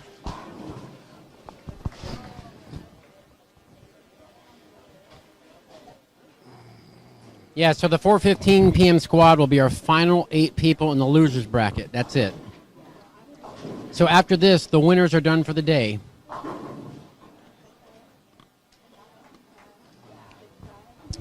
So I asked Michelle Smith about the knee brace. She says she has arthritis in her knee. But other than that, it's just a preventative thing so she doesn't tear something when she's bowling. She says she needs to have knee surgery, but obviously wants to put it off as long as possible. Jeff Noggle going through an early 4-bagger right here. Oh, bird dog, Wow. scout.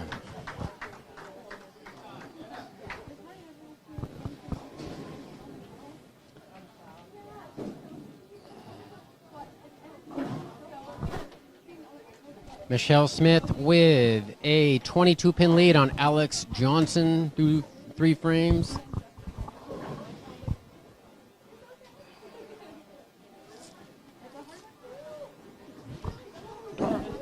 Darker with the spare.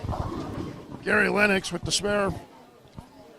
Yeah, early on, Gary's behind. He's certainly an underdog bowling against Mr. Leggett, who's going to be a tough customer.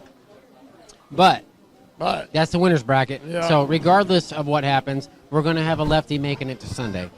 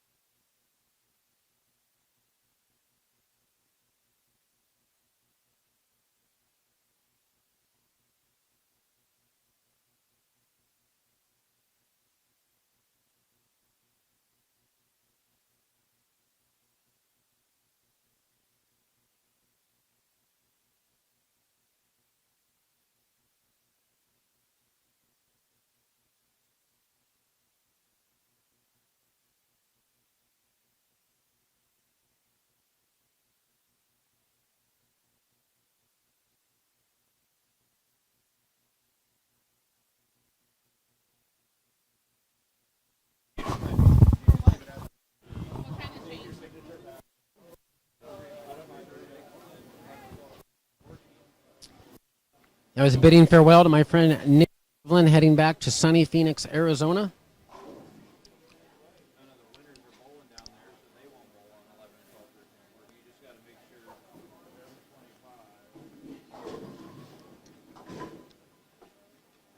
Early on, A.J. Brockett posting a 5-bagger against Mike Armstrong. So A.J. Brockett has a 27-pin lead. He looks like he's Mike. Really interesting. A.J. Brockett's on a 5-bagger, and I see him up here going to get another ball. That's good thinking, isn't it? It's probably for the 10th frame here, so he can just see another piece. On the fill ball. Yeah. Very cerebral thing to do for him. Yeah, I would not think he's going to switch on a 5-bagger. No. But he's just thinking ahead. Yep. And I think he's a relatively unknown player until the last couple of years, really coming into his own. Yeah, he's had a few good years here. So Blaine here can open up a 22-pin lead if he doubles against Eric Jensen on this shot. And that was nice. Beautiful. Beautiful. This is going to be a great match. We called it before it started, and we called it when it started, and it's just going to be a great match. Yes.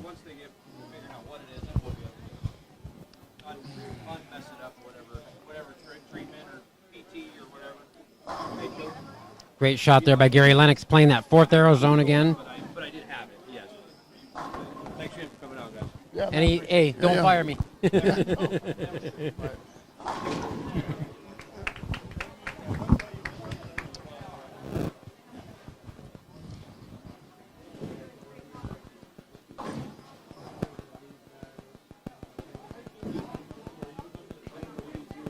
Oh, Blaine labeled another one. Boy, So- he's really getting his ball to roll forward on the back end. Or instead of going sideways, it's just going straight back. And He's a master at that. 32-pin lead for Blaine early against Eric. A.J. Brockett coming up now. He's got a 6-bagger, Mike. He's going for 7. Great shot by A.J. got Brockett. it, He's getting the ball to roll up and He face is. up. That's what Blaine's doing, too. Skin hook roll, right? Impressive.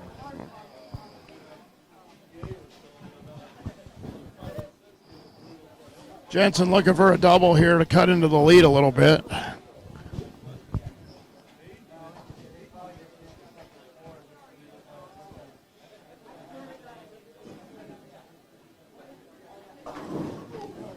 Trips the 4. Mike Armstrong, 9th frame. He needs to double here. Beautiful, beautiful shot. And these low end pairs look like they've opened up a little bit. Although these are the premier players. Yes.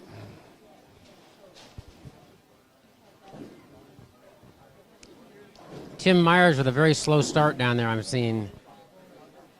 Yeah, he's fishing right now. As he missed the head pin the very first shot of this game to the left.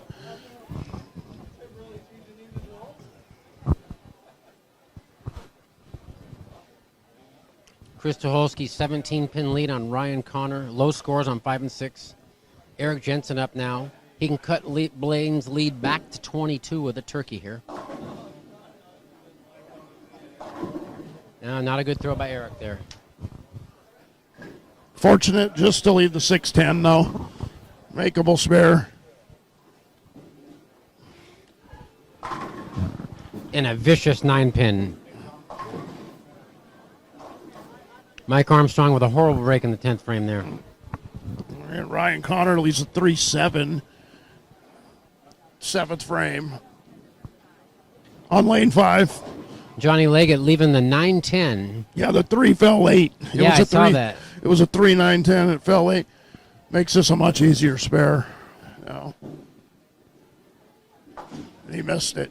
All right, he's giving Gary a little breathing room early. Let's see if Gary for double here.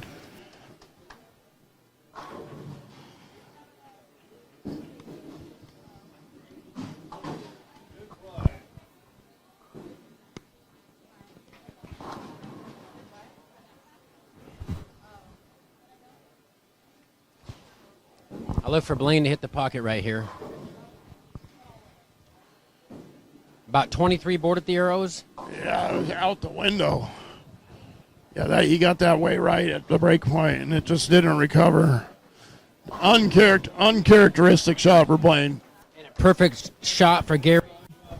Gary Lennox playing that fourth arrow zone again, keeping away from the out of bounds.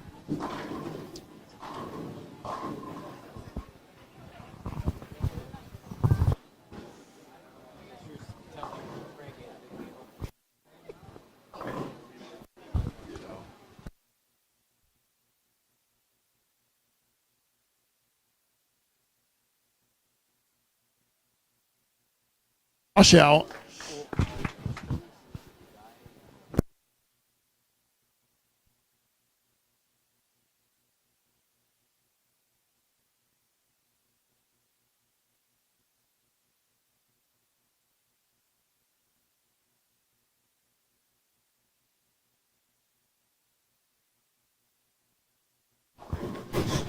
Maybe bowl. 10th frame, AJ Brockett going for 8 strikes in a row. Does not get it, but a potential 248 with Mike Armstrong shooting 211. That's a huge game right now. 248. Definitely. Huge game. Blaine with a better shot. That was a much better shot. And Gary flags 4-7. Gave it right back to Leggett. You don't want to let Johnny hang around. Johnny's going to figure it out. And that's my horse. One of my 2 horses. Chris Tucholsky tripping the 2 forward. Chris Tucholsky with a 31-pin lead on Ryan Connor through 8 games. Well, you called it. The scores are really low on 5 and 6.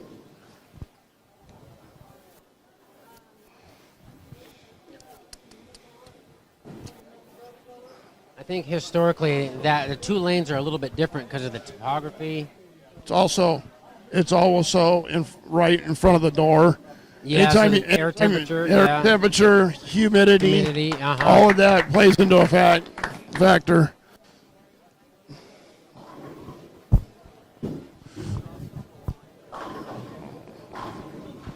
And a near perfect game bowled by AJ Brockett. Started with an open and shoots 248 to 211 on Mike Armstrong Jr.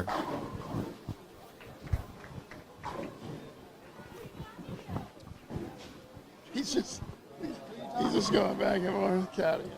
It's Mr. Caddy.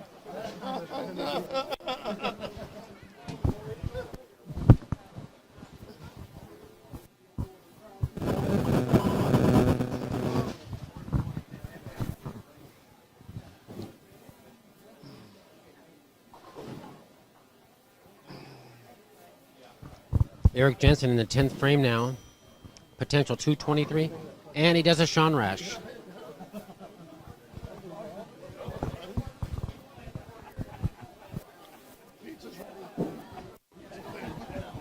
Eric Jensen heard the pizza buzzer go off in the restaurant. Yeah, he's going to be going to the Keno Lounge.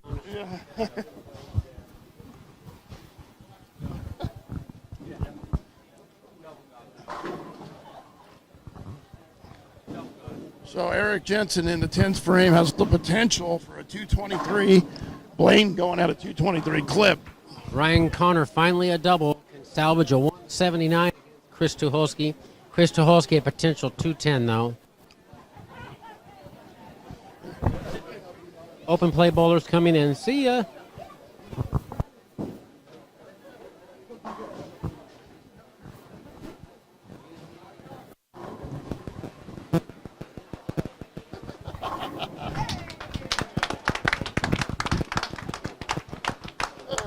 Only tiny pebbles.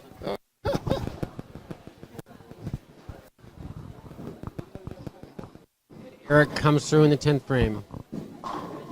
AJ Brockett lined up. Oh, and a big messenger. Chris Tucholsky, a huge messenger right there.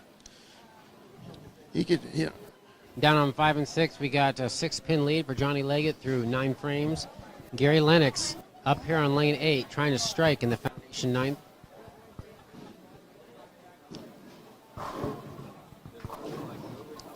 Oh, an unfortunate 3, 6, 7 for Gary Lennox. He's throwing the strongest piece in his bag, the Ion Max as well. A lot of surface on it, and it still didn't read the lane there. Poorly executed shot there by Eric in the 11th, but he's going to salvage a 212. Tim Myers with a 166. You don't see that very often out of Tim. Chris Tucholsky flagging the head pin in the 10th.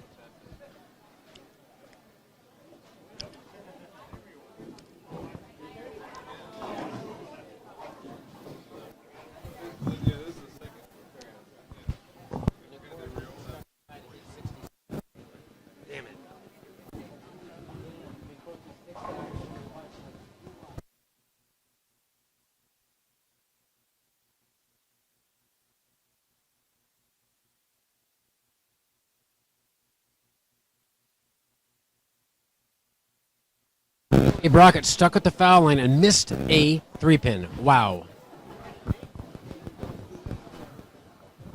All right, Blaine Wininger up in the 10th frame here. Lane 4 can shoot 243.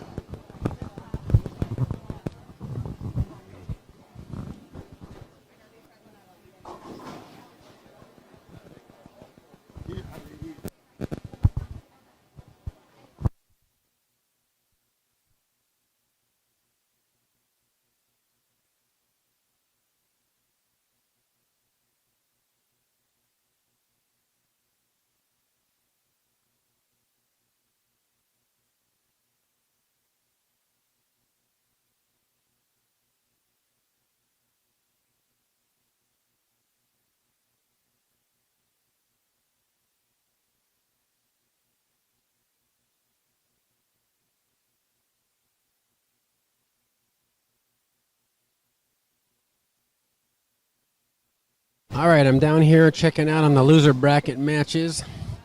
We got Quentin Miller with a 16-pin lead. Quentin Miller 192, Tanner Costa 176. They're bowling on the end pair. On 13 and 14, we have Luke Stone 220 and Jacob Mullen 215.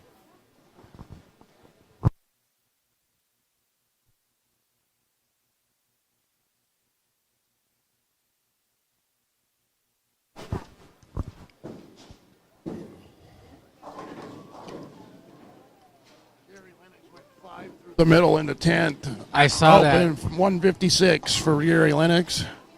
Yeah, it's gonna be a tough road. All right, so Michelle Smith in a grind out with Alex Johnson. Michelle can shoot 172. Alex has to strike out to get 180.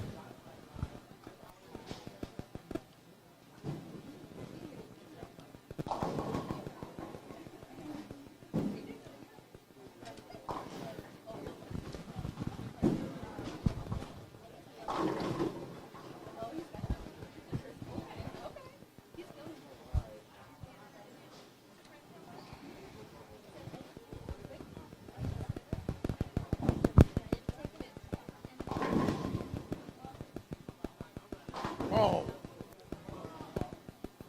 Tim Myers flagging the head pin. only leaving the 2-pin.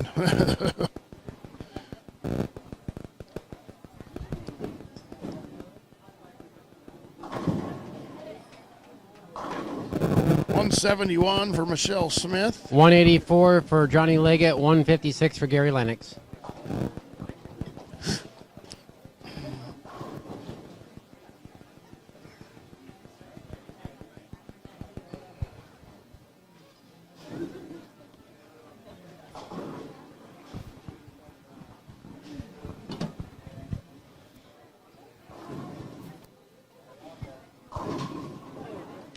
Great shot right there by Alex Johnson.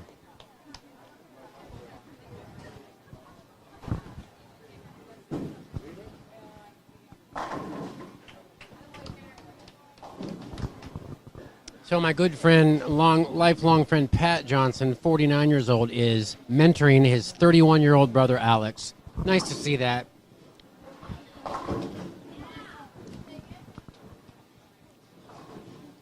Yeah, Pat's soon to turn 50, I heard. Yeah.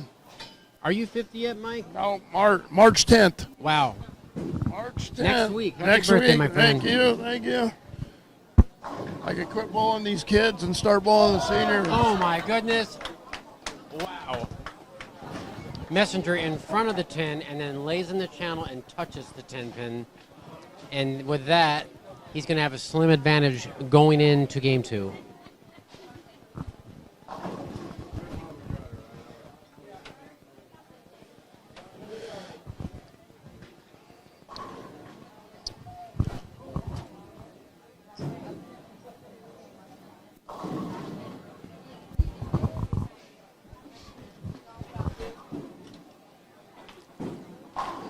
Whoa.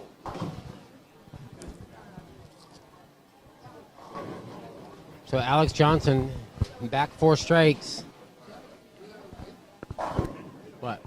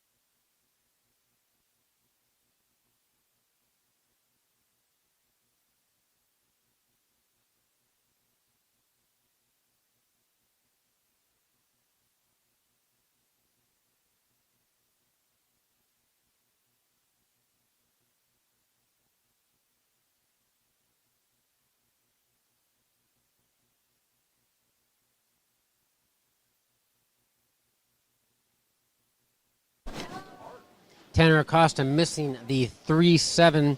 And you know what, Quentin Miller, this is he's careering in this tournament, making some great shots down the stretch. So this is the battle of the emotions here. Yeah. On 50 and 60.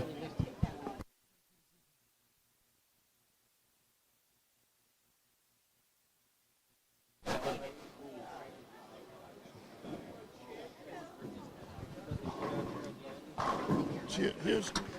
Yeah.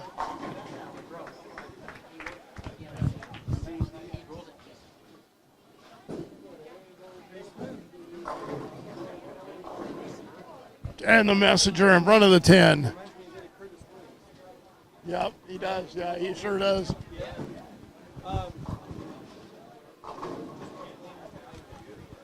He missed it.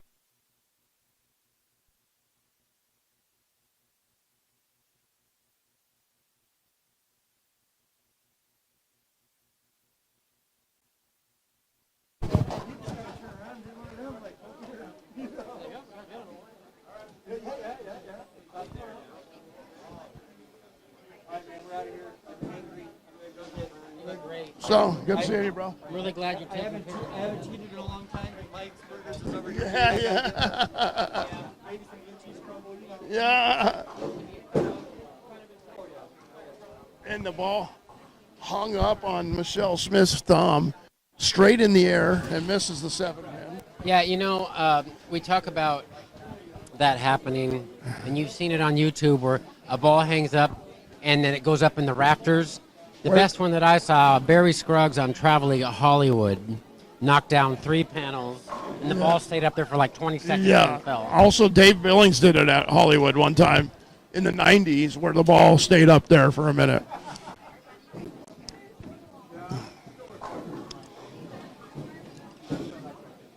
So, as we were talking earlier about the weather, it's the humidity and everything. The thumbs are swelling. A lot of games. So, Oh, look, we got Super Mom. We got Mrs. Noggle down here entertaining the children, so they behave. They all behave. Yeah, I remember when I was bowling the map one year, and I needed a mark to make the cut, and somebody's 2-year-old was screaming, and then I left a split. did you give him the cranks? No, I blame myself. I blame myself. Oh, and Quentin Miller misses a 3-6-10. Quentin Mellon's he's going to San Quentin after that.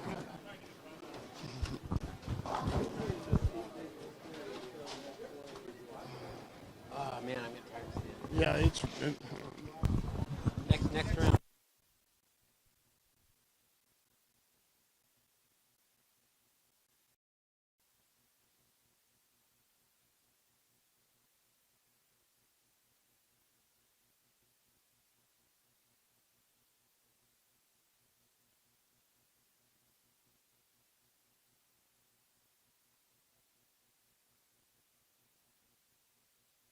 Oh, good shot there, though. But he's Stone with a 19-pin lead halfway through this round 6.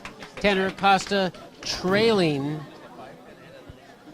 Tanner Acosta trailing by 26. Needs a double here on lane 15.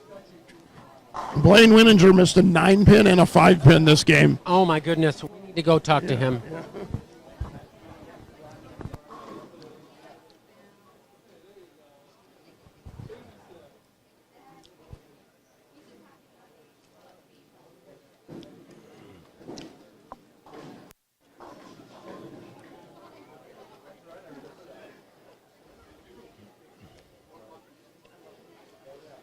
Tanner Acosta on 15-16 needs a strike here to stay close and leads a 4-6.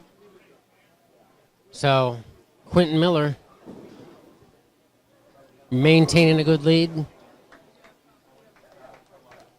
We got Gary with a 3-bagger.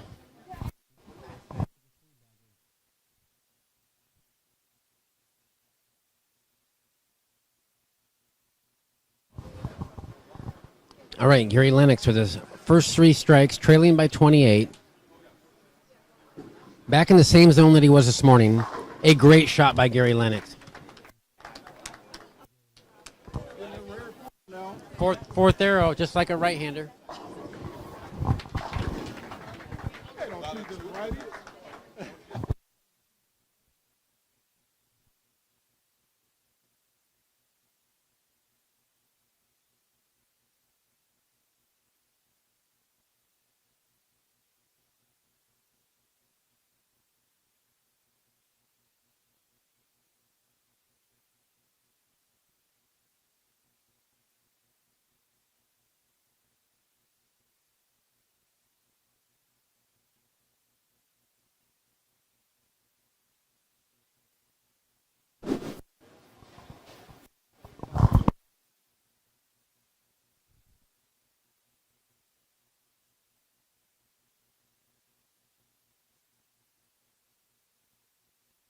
No, but Miss Gary he's gone back to the same zone that he was this morning, crossing the fourth arrow with the same ball. He's got his front four all flush. And that's after a 150. Yeah, that's a great ball change. Nice adjustment right there. The thing with Gary is if he finds a shot, Look at that. If he finds a zone where he sees a ball reaction, he repeats shots so well. Yes. Five-bagger right there, Mr. Lennox. Class act.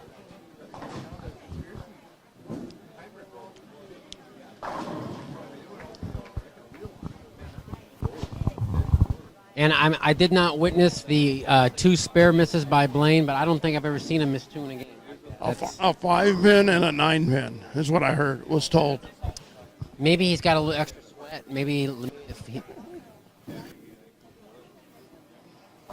But like the veteran he is, he just moves on, doubles after it. You got a 3-bagger and a double. A.J. Brockett up in the ninth frame, potential 227. Oh, he almost carries the Jersey squasher.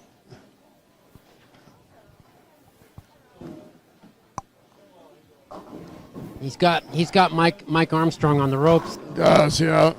It's almost A-crop time. Steak and shake. It's almost A-crop time, Brian. Give me 20 at the rack. 220. 220. Go Stars, great go Knucklets. Yeah.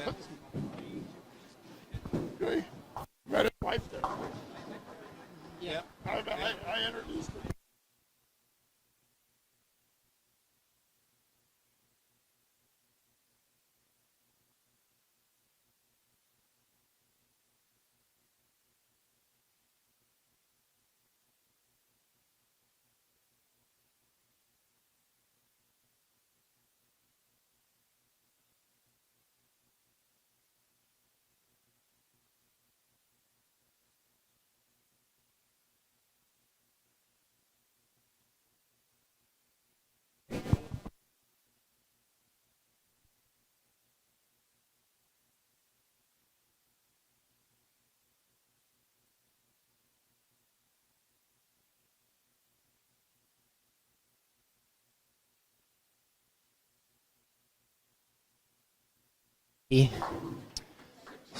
Okay, he can cover that, but he can't cover a 5-pin. He's in a match now. Jensen's got him. That's okay. He's got plenty of time to make up for it. All right, so on 1 and 2, A.J. Brockett, potential 206. He can have 454. Oh, what a great shot, Chris Tucholsky there. He could shoot 277 here. There's a reason why I picked him to win the tournament. This is his year. We can see the storyline. Son wins Masters 25 years after his father.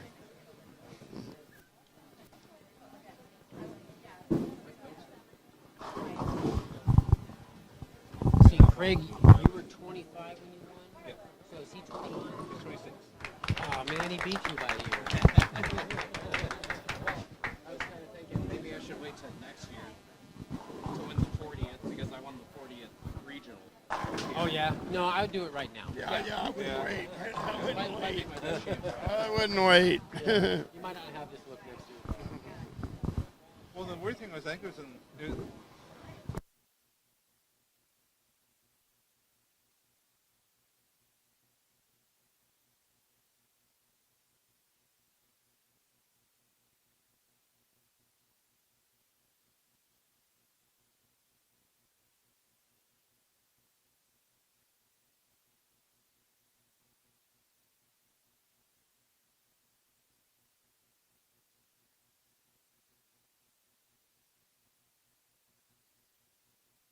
Frame. 5-bagger working. Inside a 6th arrow. Looks like he missed left a little bit there. Fortunate, only the 610. So we have Mike Armstrong really struggling. Only a potential 153. And Gary, after his front five, went through the face, leaving the baby split. Oh, Tim Myers, Brooklyn, for the double. For the double. Brooklyn, no freebies. Brooklyn for the double. He probably tried to do that. I bet he did.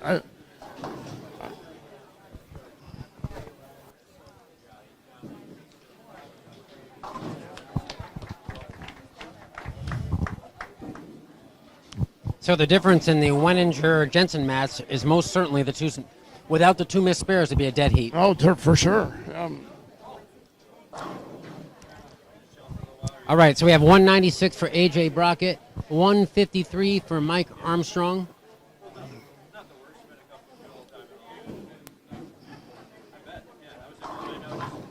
AJ Brockett's going to take an 80-pin lead into Game 3. It's looking likely that AJ Brockett, I think this is the first time he's pulled the Masters. No. I've seen this game in the past. Okay. He's won some stuff recently up north. Like he's like Southtown. yeah, he's coming into his own. Yeah. Okay. 203 for Ryan Connor. Chris Tucholsky shoot 277. Wow. Strike out in the 10th here.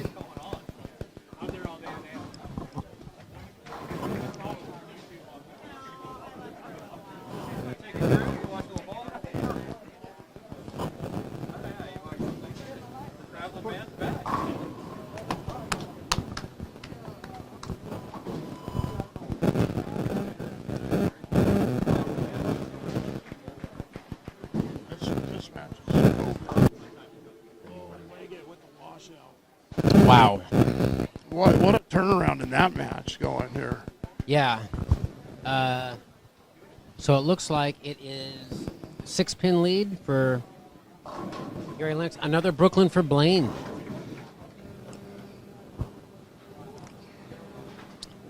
Chris Tucholsky, potential 277. Unbeatable. Yeah, barring disaster, this match is over.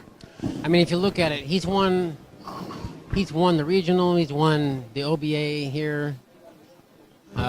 This is the last thing he can win here. That's big. Will have won every big tournament at Milwaukee Bowl.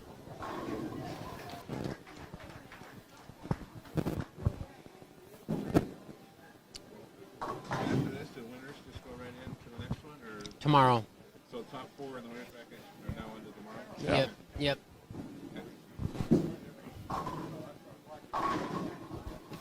.277. Chris Tucholsky.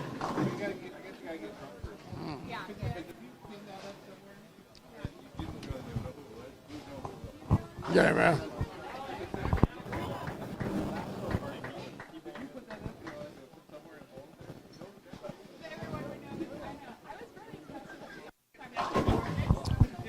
Right away, solid 10 for Blaine. Well, at least this is the fill ball. Yeah, he made a ball change there on that shot and ringing 10. Leggett with the strike in the 8th frame there.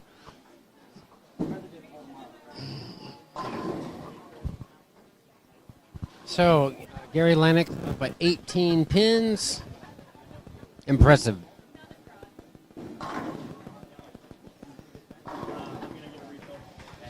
Ryan Connor waving the red flag. Chris is too hot to handle. But fortunately for Ryan, he's in the winners bracket. Yes. So he'll still be bowling. 202 for Blaine. Potential 243 for Eric Jensen, though.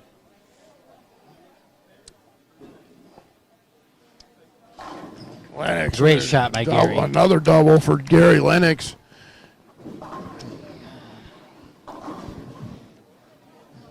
He's going to take the lead in this match going into the third game.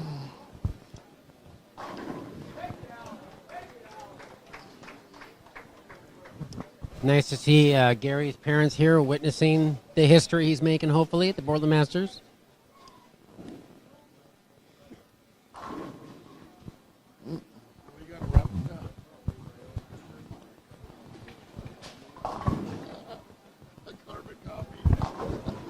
Yep. Tim Myers. Another strike for Timmy. He can shoot 255. Yeah, and Jeff saw the 55 pin lead disappear in a real hurry.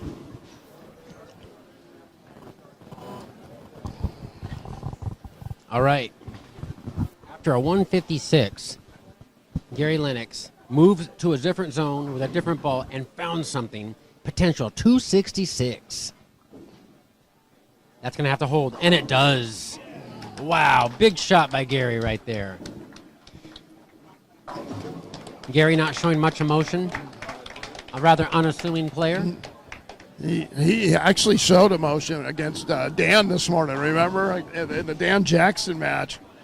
And Chris Tucholsky misses the 6-pin. 119-pin lead. Yeah, I so think, it looks he's like going to handle that. I think it's safe to say that Chris is going to be 3-0. He will be in the morning action tomorrow in the winner's bracket. Take a look at that schedule real quick.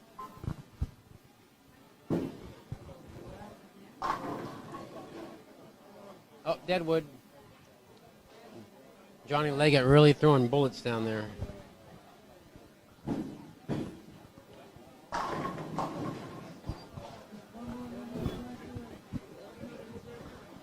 Jetchum with the spare in the 10th. He can shoot 230.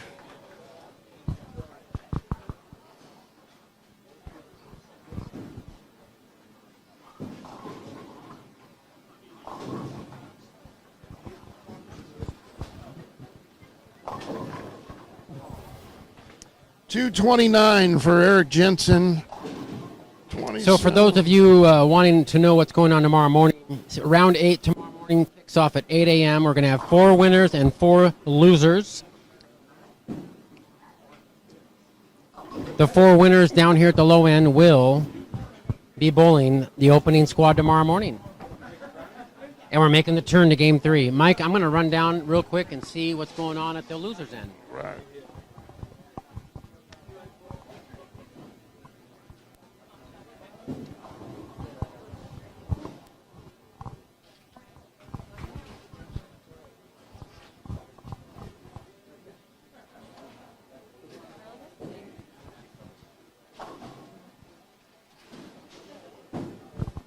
Alex Johnson, 232. Michelle Smith with the spare here shoots 233. Wow. Neck and neck. In the battle of the emotions here on 15 and 16. And she did it again. Hell, and she made it unbelievable. She better figure something out with that spare ball because that's going to cost her down the road here.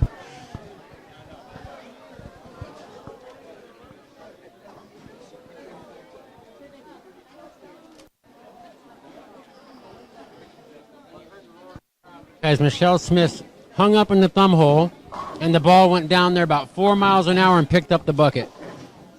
Aced it.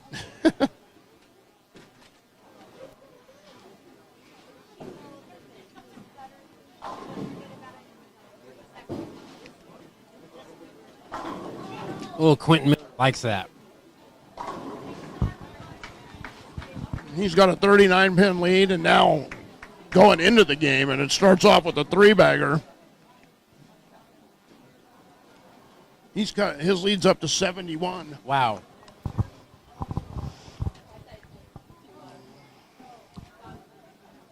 Luke Stone, 17-pin advantage over Josh Mullen.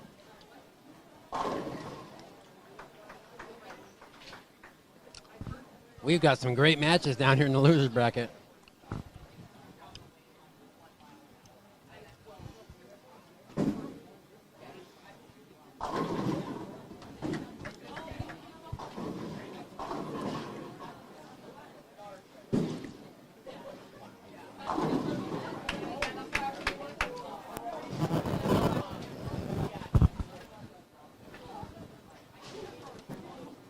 I wonder if it's still there.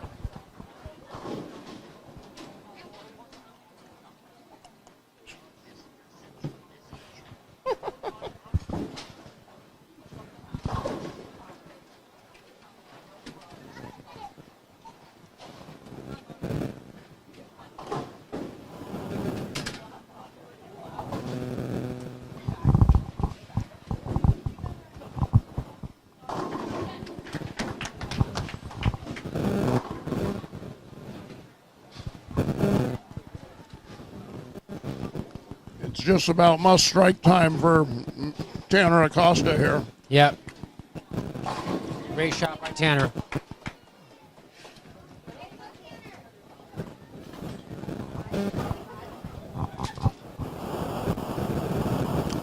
We got Alex Johnson.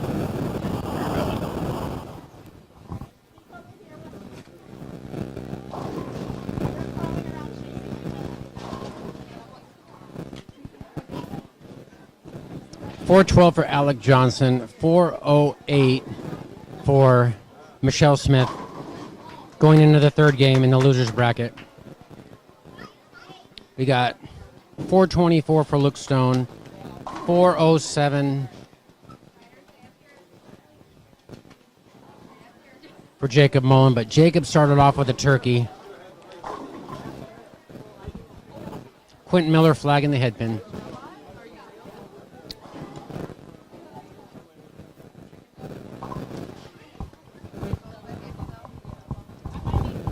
Gary Lennox shooting 245. It's going to get him back to even.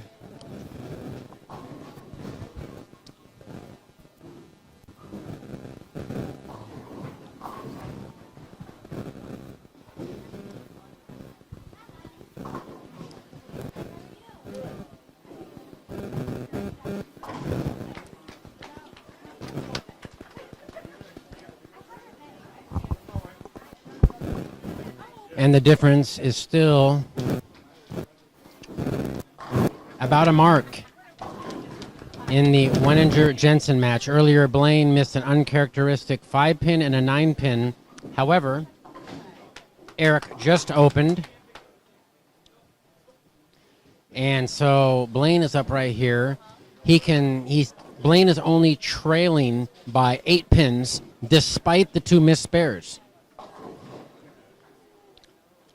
Make that 9 pins. 9-pin deficit with 8 frames to go. It's anybody's match.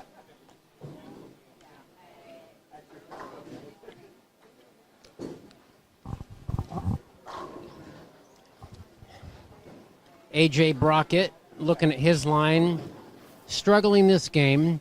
AJ Brockett has a 51-pin lead with 4 frames remaining over Mike Armstrong.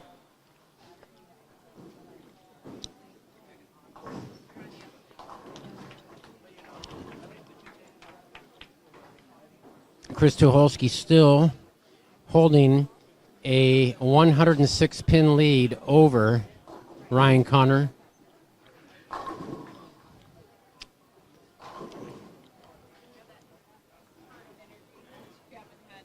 Yeah.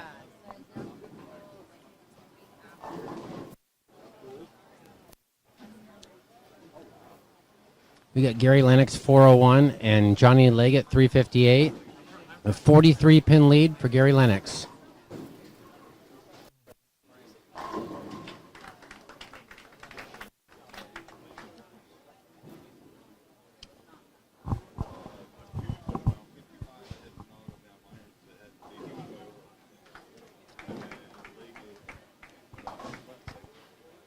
Tim Myers was down 55 after one. He's now up 50. Wow. And AJ Brockett with a couple opens down there. Mike Armstrong missed a single pin spare. Could have got close to getting back the deficit.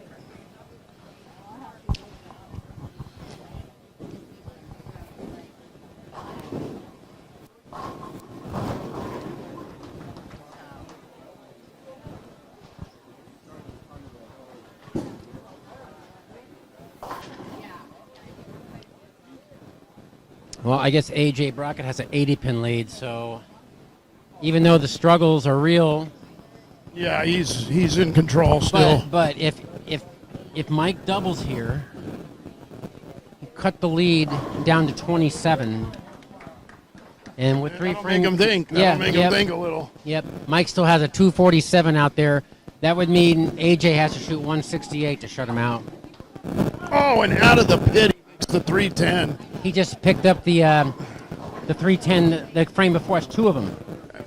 Out of the pit. Back to back. Look, Chris, back to back 310 covers. Yeah, that one, the 3 bounced out of the pit. And Wow, that's power. Yeah. Meanwhile, Despite Blaine missing the spares, he's only down by 9 pins, 8 pins now. So he shot a 4-pin and was not happy with it and barely made it. So he's got to get that spare shooting in check. Boy, You didn't think that was going to make it, did you? But let me tell you something.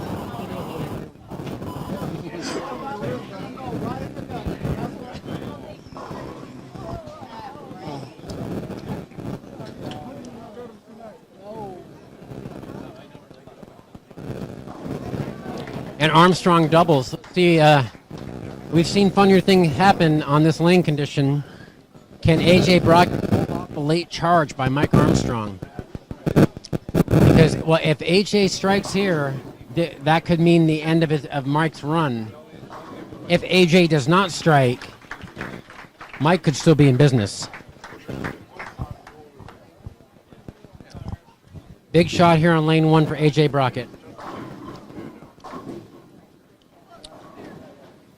Oh, And he he cured labeled it. That's a double for him. He needed that. Yeah, So it looks like, that's going to be a winner. yep.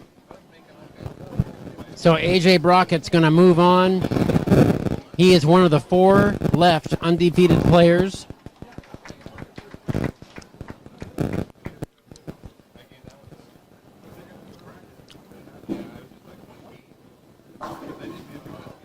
Johnny Leggett hated that shot.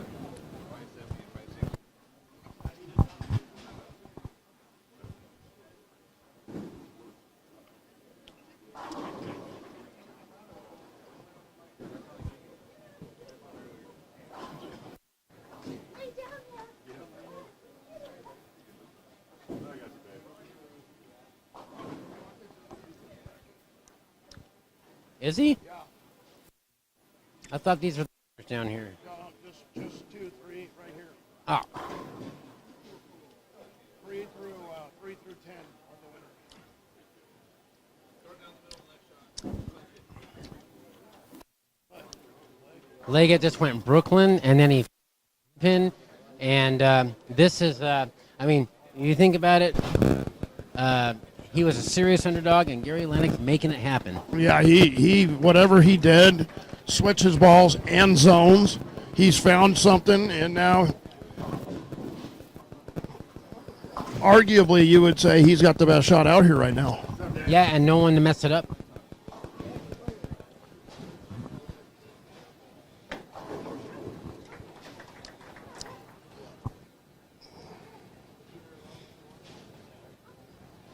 Right over about 23 board.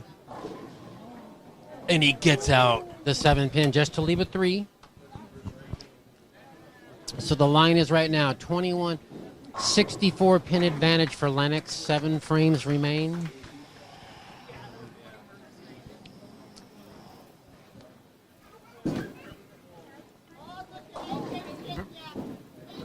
Big shot here for Eric Jensen. 5th frame, 3rd game.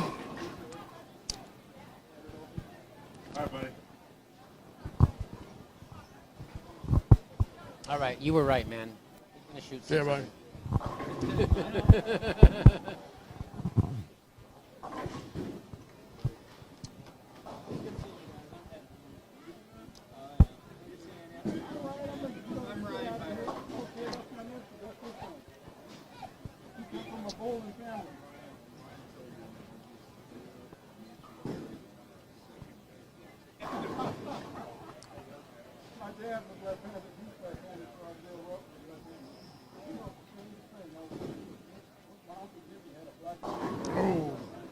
Through the face for Eric, only leaving the 3-6. It would really be something if Eric survives, or if Blaine survives missing those spares against Eric. Yeah, he's so uncharacteristic for Blaine. He's such a good spare shooter. I can't believe we still have another squad. Now imagine, Brian, if this was a few years back, but we still had the extra round on Saturday night. Yes, and also back in the day when we bowled here, they were 4-game long matches. Yeah. They were all 4-game matches. That's interesting. The year Eric Jensen won, I I took third that year, and I was setting the ball down on seventh arrow. I remember you bowled great. And you were in pain. Yeah, my bad. I had bad back that year.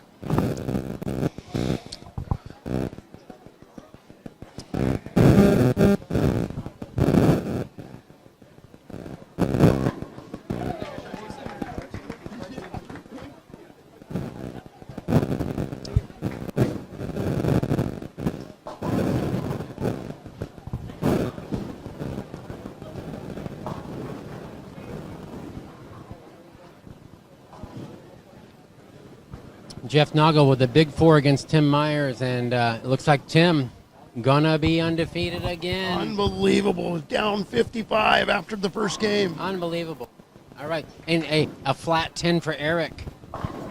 Yeah, this match is going to the 10th frame, Brian. As we predicted it would before we started.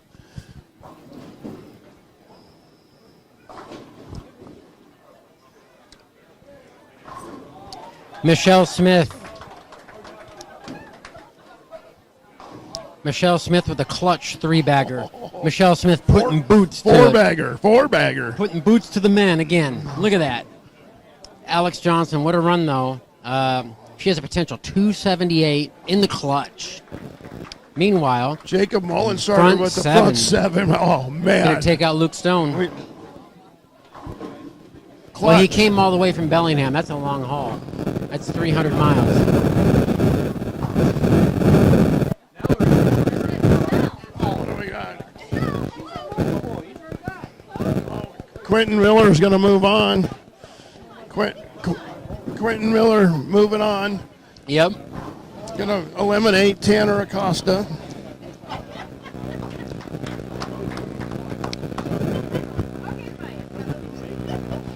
Jacob Mullen. I believe, Mike, it was a few years back that Tanner went out in this same round. He was throwing an orange ball, remember that? Yes.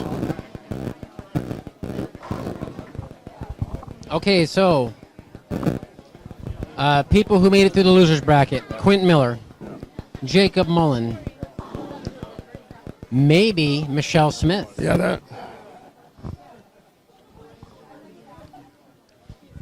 And Tim Myers. In the win, he's still in the winners bracket. Crazy. Oh.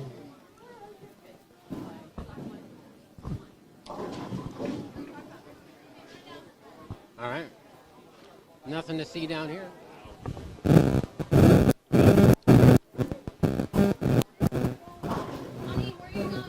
Neither player here on 3 and 4 can get a double now. Sablaine up by 31 with 4 frames to go.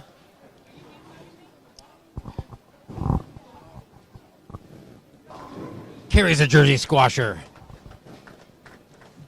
No, Blaine is not. Jensen was up 19 going into this game. 87, so 12. Blaine's down 7. So it's still a mark. Yep. And still the 2 missed single pins are a factor. He missed a 9 and a 5 pin. Yep. He's timeless. He's the next Tim Myers.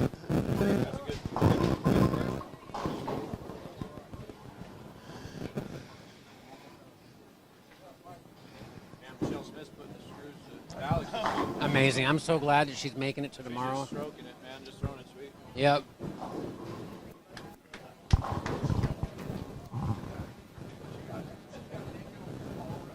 Oh, big time.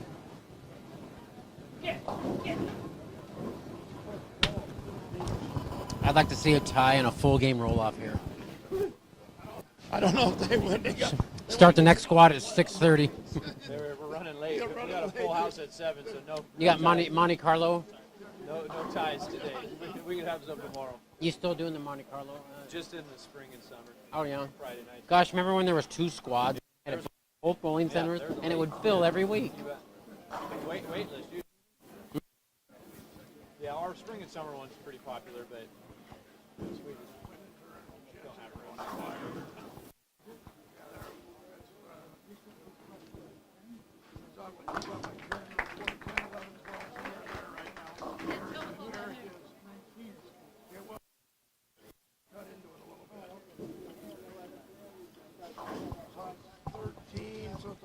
Here goes Michelle Smith.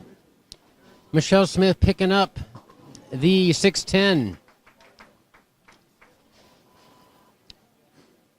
Now she's got to be up by what, 20? Yep. Maybe more, a little bit more. 28, 48, Yeah, try 28 or something. 28, 20, looks like 22. Yep. Michelle's up by 22 for the match. Yep. Definitely not over.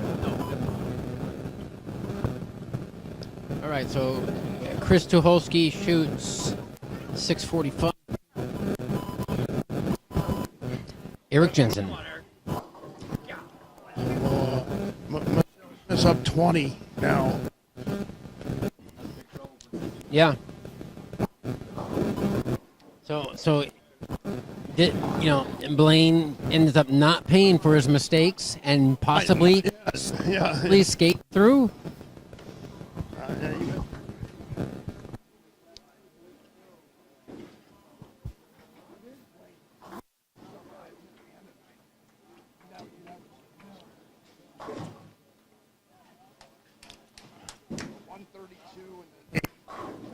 Jensen, I look for Blaine to make a couple of shots here. make a good one here. He struggled on that right lane. On the left lane, ever.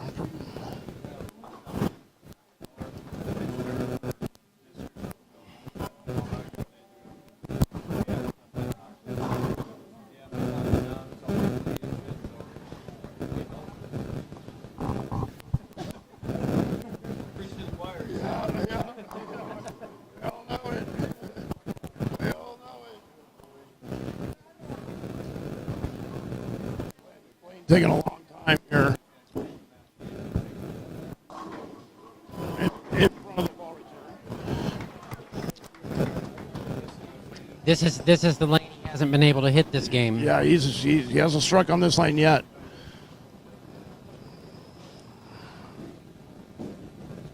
That's going to have to hook. And it didn't. Oh my goodness! That was wide. You could see it at his release. And in this match it's anybody's match. Yep. Now, I expect Blaine to make this. Right. If he makes it, he's got a lead. He does. If he does not, I expect him to make this.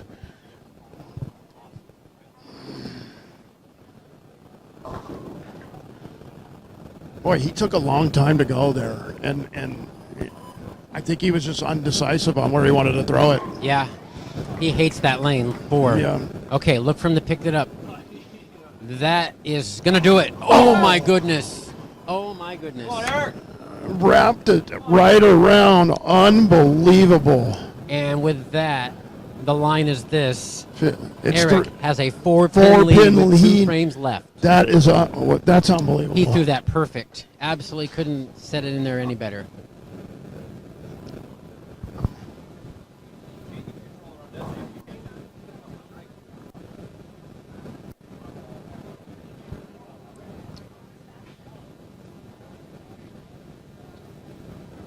Gary flags the 247. So he needs to keep filling frames as Johnny Leggett shows a potential 227. All right, Blaine Wenninger, 9th frame. Trailing by 4 on lane 3. Here it goes. And that looks high. And he didn't like it. Through the nose. So here's the situation. Michelle Smith left a bucket. She can shoot 231. Alex Johnson can strike out for 229 and shut her out. Wow. And don't look now, but Gary just missed the 247, and he just went through the face again. Johnny Leggett has a double. Johnny Leggett can still pull this off. Yeah, he can shoot 227. Yeah. Oh, wow. Yeah. And so basically, to shut him out. Oh, and Blaine missed the spare. Oh, my goodness. Wow. That's going to cost him. Okay, so Gary really needs to cover this spare here. So Gary needs a 185. He needs a 185 to shut out Johnny Leggett. He needs to stay clean. He doesn't need any strikes. No. Spares will do it. Unbelievable what just happened there in the 8th and 9th. But it's not like Eric's been lighting up lane 4 either. No, Michelle with the flat 10.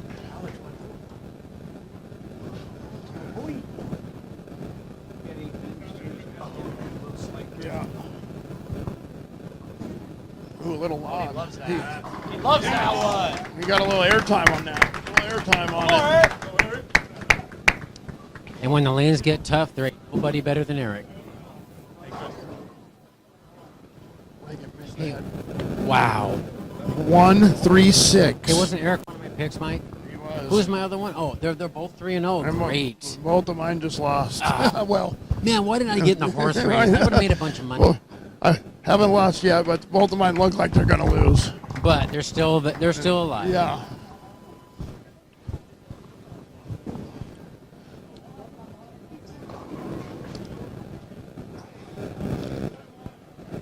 So basically, we have this Alex Johnson, Michelle Smith match.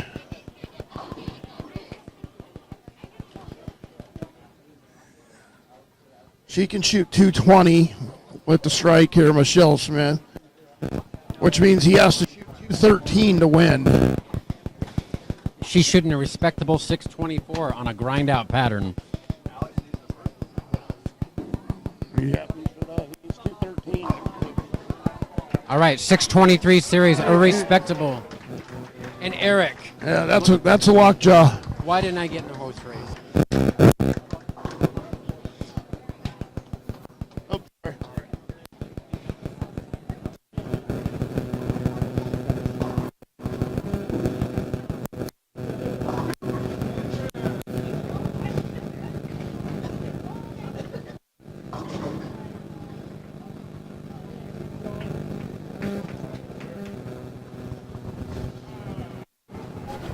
Alex Johnson, a must-strike situation. And Michelle Smith wins again. Michelle Smith survives, and she will be here in the morning with all the men. She has made the final 8 in this tournament. Final 12. Michelle Smith wins. Yes, she does. Wow. He had to have the first one. And then he missed it. It didn't matter. It didn't matter. He had to have the first one to win.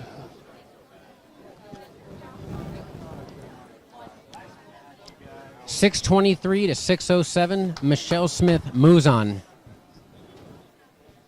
And it looks like Gary Lennox avoids disaster with Johnny making a couple bad shots. Gary's moving on. Eric Jensen moving on. So who are our undefeated? Tim Myers is undefeated. Gary Lennox is undefeated. Eric Jensen. And Chris Tucholsky. Correct. There you go. Those 4 are done for the day, and they will be bowling tomorrow. The other 8 competitors are going to face off now and have 4 matches, and 4 of those players will be eliminated, and the other 4 will join us in the morning, the 4 winners. And we'll be back in a couple minutes with round 6. Is it So- round 6?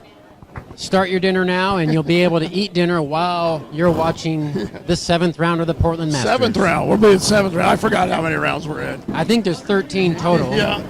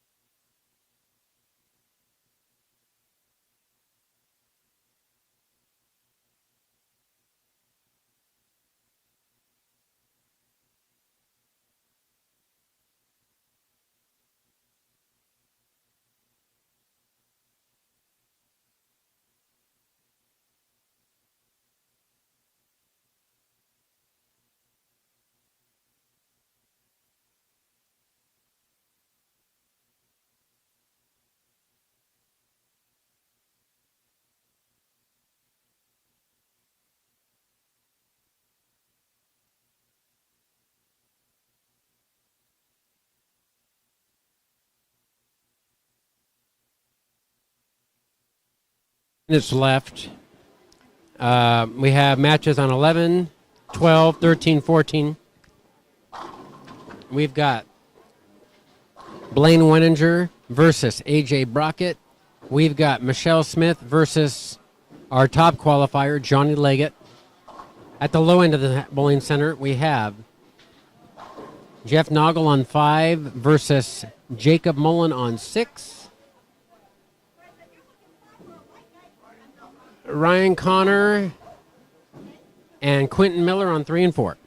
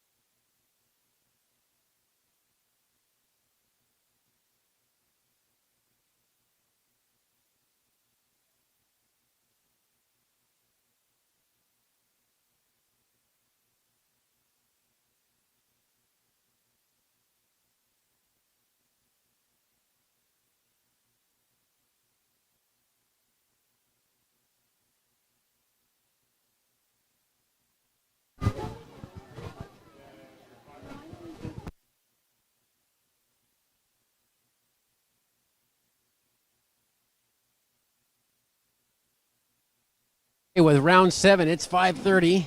So while you're making your dinner, you can watch the live stream. On panel 1, on 3 and 4, we got Quentin Miller and Ryan Connor. Panel 2, we got Jacob Mullen and Jeff Noggle. AJ Brockett flagging the head pin on lane 11 to begin his match against Blaine Weninger.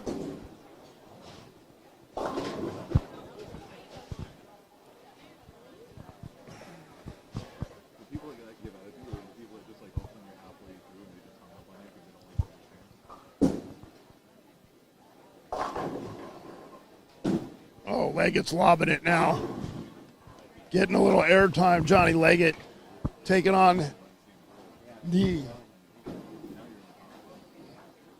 surprise of the tournament so far. Yeah, I was Michelle Smith. frankly, I'm not surprised, Mike, because if she was 200 over last week, Yeah. she's for real, right? Yeah. Anybody can go 200 over on those two patterns for 10 games. They're for real a good bowler.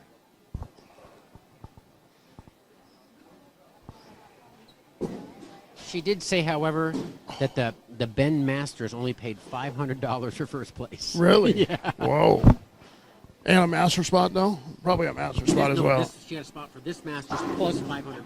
Oh, Now she's parlaying it now. yeah, yeah. And look at that. Jeff Noggle missed a 3-pin, Yeah, the spare shooting's been less than stellar today. which is common when there's such a thin application, right? Yeah. In front.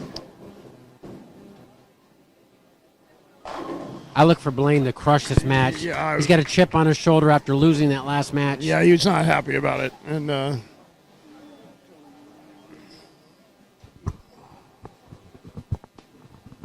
we're going to have a loud match down here on 13 and 14. We got hometown favorite Johnny Leggett going against sentimental favorite Michelle Smith. As Great shot there. She looks like she's moved back out to the track area, yeah, which is probably her A game, but she can play inside as well.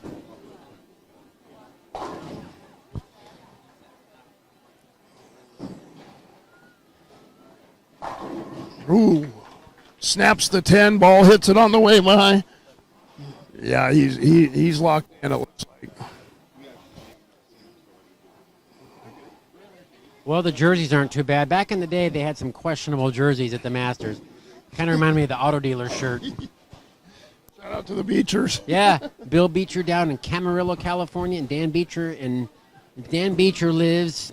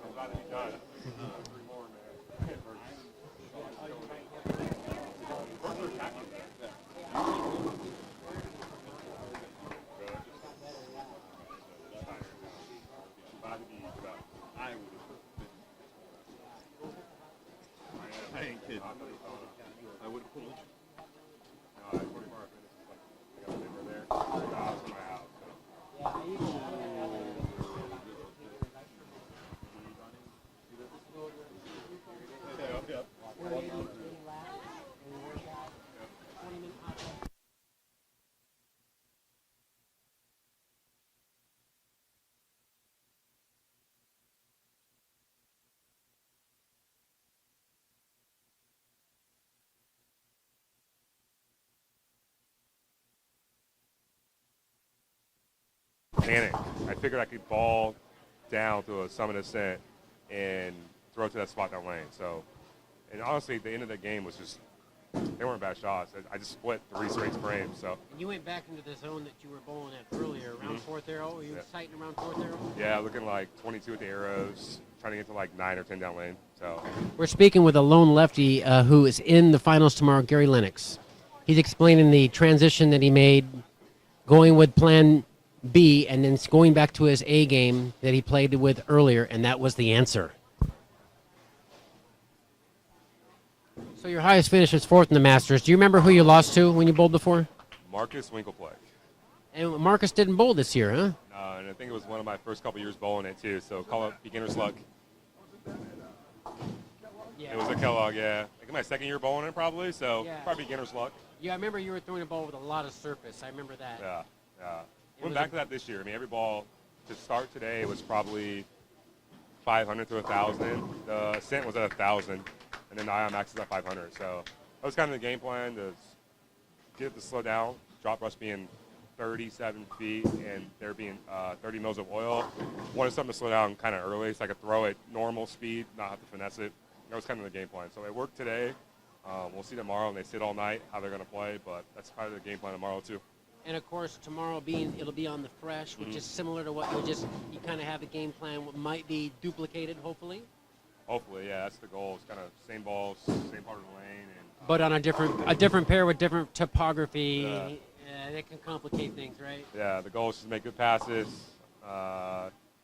give yourself a chance to win at the end. That's all you can ask for. So we got 3-0, so we got 2 cracks at it tomorrow, at least. So we'll see what happens. Best of luck to you, Gary. Congratulations.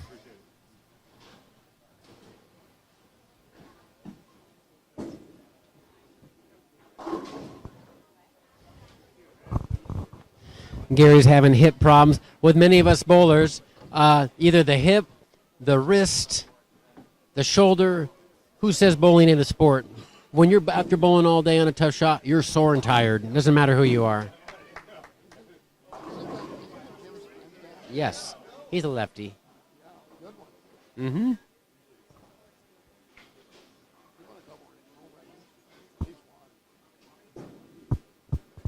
Yeah. No, he won in Spokane. Yep.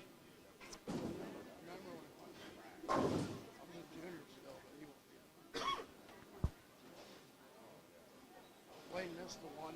2-8.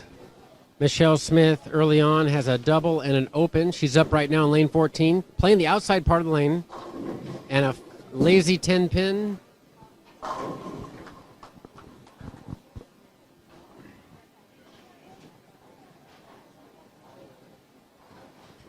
Jacob Mullen with a nice early lead on Jeff.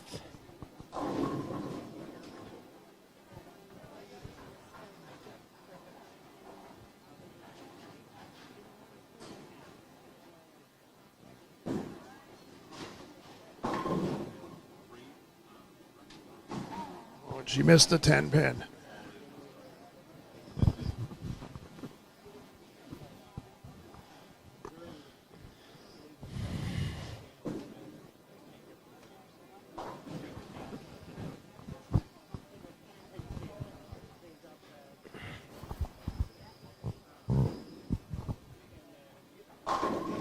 He loved it. Yeah, he loved that shot. And Any idea what that piece is that Mr. Mullen's throwing, Mike? Yeah, it's the Optimum Idle Pearl Roto Grip ball.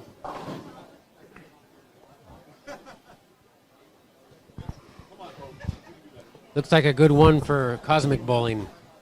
Yeah, it's very colorful. I have one myself. I like the way it rolls. Right, Jeff Nago with a couple opens on this right lane so far. Great shot there.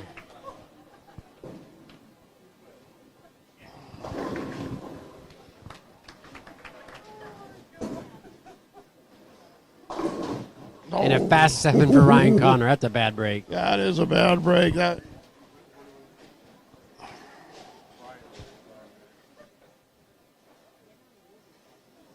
Well, if you're out there, Hugh Miller, I hope you're enjoying watching your son excel today. This is one of his best appearances. Quentin's tough. He's bowling like a champion. Yeah. What are you? He's skiing. You know he's skiing. Yeah, that's true. Spring skiing today, probably. He's like, yep, I'm in no pain. I got 2 new hips. I'm fine. I'm almost 70. He's either skiing or he's at the boat races. One of the two. Hydroplanes. Yes. Blaine leaving the bucket in the 5th frame here. Lane 12.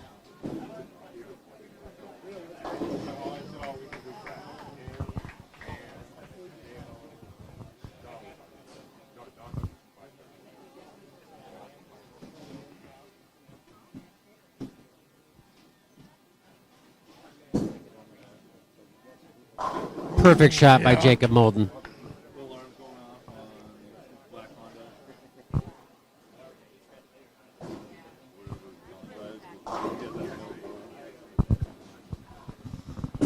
Leggett's really lofting it now. Oh, what a good shot from Johnny. Hometown favorite, Johnny, starting to get some crowd support. Yeah, and probably Johnny felt like he gave that last match away. He had a huge lead early, made some bad shots down the stretch, let Gary back in, and then Gary executed when he needed to. He did. I think right now for sure Mullen has the best look so far on this squad. And he goes big four. Oh, Why would I say that? You're the kiss of death today, Brian. What a stupid thing to say. She hasn't missed a spare yet today. Open. Michelle Smith doubles, keeps the lead at 23. We got a 23-pin advantage for Johnny Leggett. AJ Brockett with the scout missing in front of the 10-pin. Blaine has a 6-pin lead through 6 frames.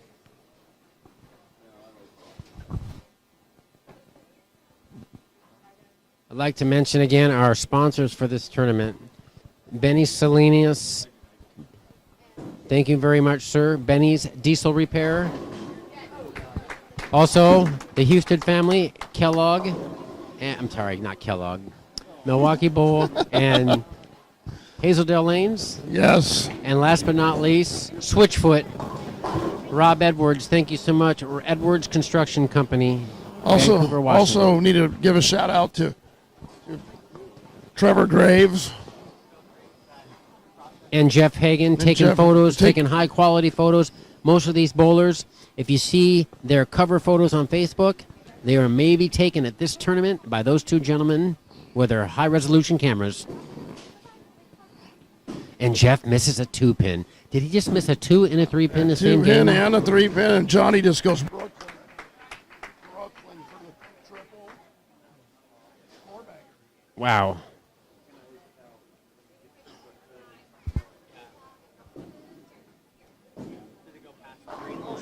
One last shout out to Mike Humphrey, making all this stuff. Yeah, and let's remind everybody, Mike Humphreys, just a regular house bowler, $9,000 winner at Nationals, taking the Eagle in the regular division with a 745 in singles. Las Vegas, Nevada. So Jeff Noggle would have the lead if he hadn't missed it. Hopefully that won't come back to haunt him. It certainly affected Blaine at the very end. Those spares came back to haunt him. That was out of control.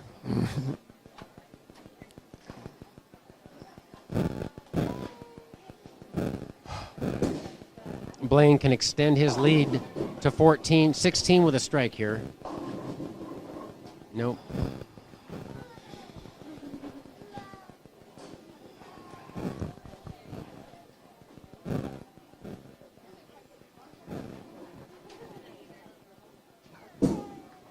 Oh, boy.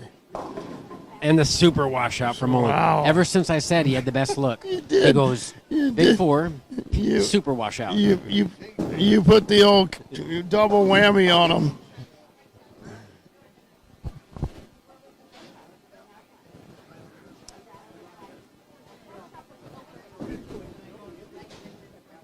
Quentin Miller's opened up a 46-pin lead early on Ryan Connor. Oh, and he makes it. Throws a plastic ball right at the pocket. Great shot by Jacob Mullen. From Whatcom County, Washington, up around Bellingham. Boy, that's a long trip there. And Michelle Smith with a washout. Isn't that a 6-hour trip? About? It's probably four and a half when good traffic.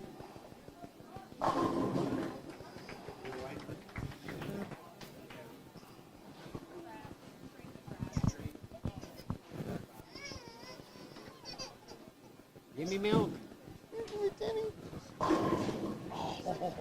And once again, I said he has the best look in the building. Pocket 4-9, super washout, big four. Right after I said that.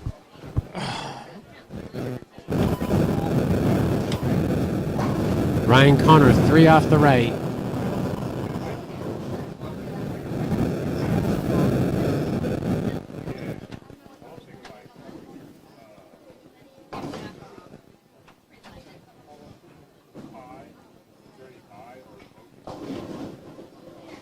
Good break there.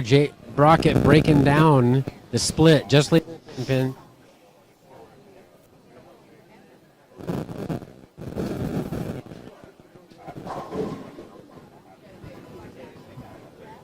And Ryan Connor runs away Brooklyn and misses the seven pins remaining standing. Gets a 9 count. And that will allow Quentin Miller to really extend his lead. Oh, and the Brooklyn for Jeff Noggle,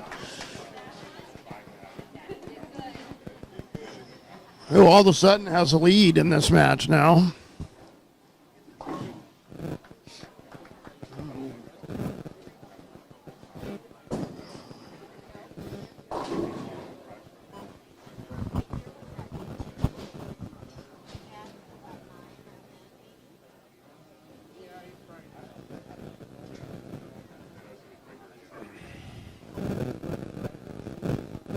Johnny Leggett standing in front of the ball return.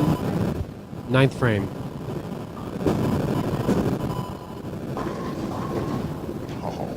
Did he leave a split? No, he just leaves a 6 pin. Jeff Noggle with a great shot, solid 9. Right after the Brooklyn, though, right? Yeah, he can spare a strike for 190. Quentin Miller, 61 pin lead through 8 frames over Ryan Connor.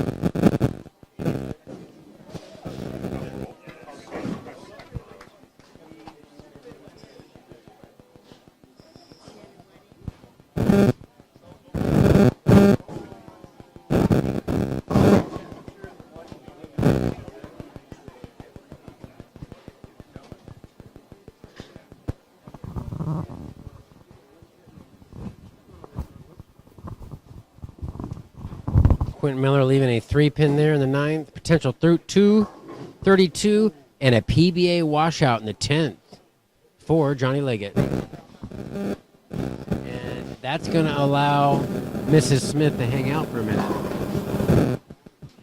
Cindy Noggle, 10 pin. 189. And Blaine catches a double.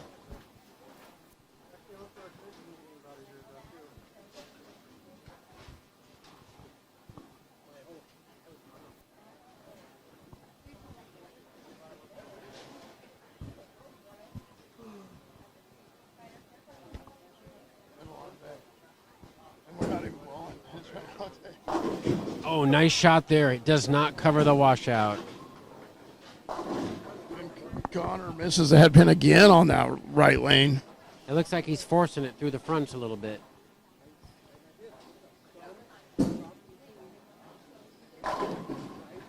He has not struck since I said he had a good look. Great shot there.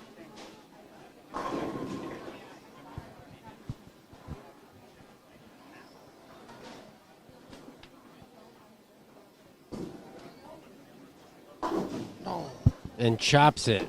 Ouch.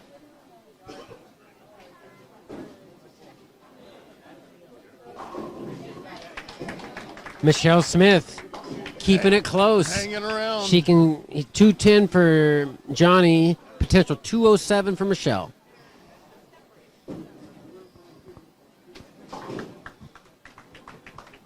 Potential 214 for Blaine with a fill shot.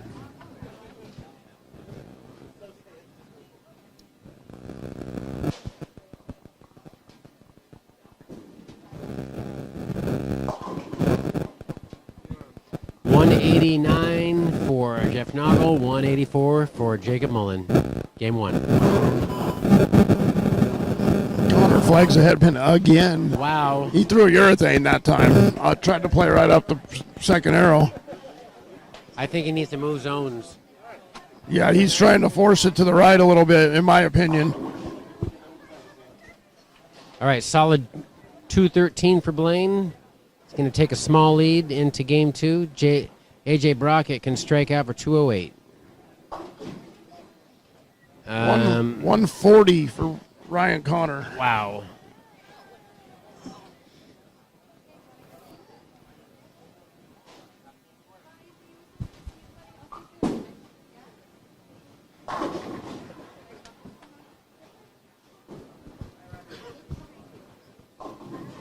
Greek Church and Blaine is going to have a 32-pin lead.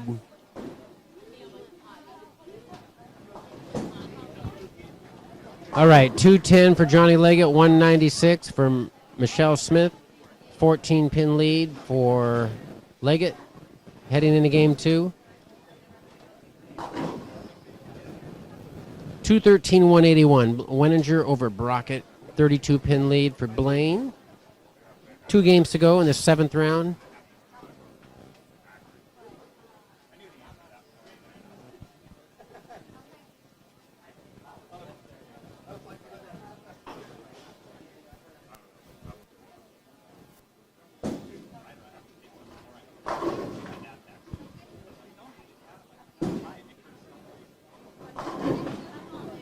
Going to be 222 with the spare for Quentin Miller. He's going to have an 82-pin lead after one. Comfortable. Comfortable.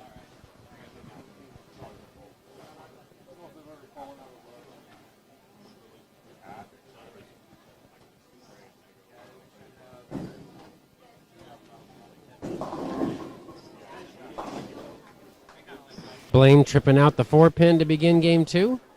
32-pin lead. Johnny Leggett leaving a 10-pin to begin his second game. Jacob Mullen, I should have never said anything about his look. Struck since you said.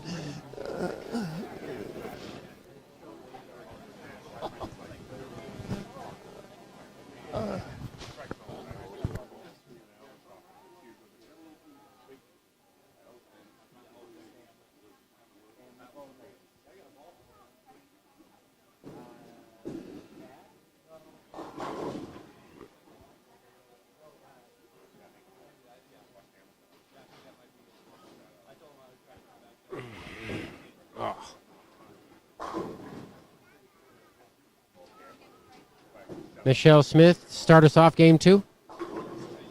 4-pin.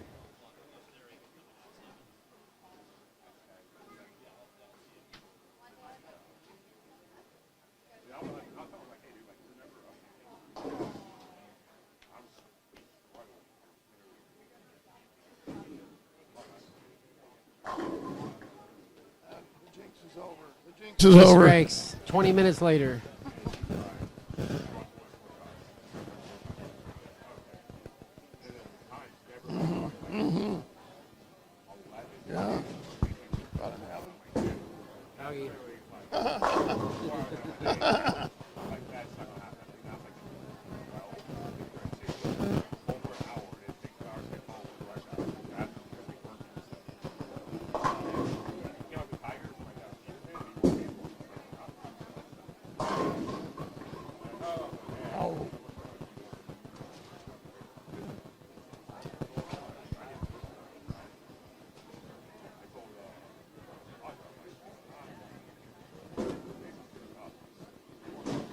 Yeah. Oh, Quentin covers the 10-pin thinly.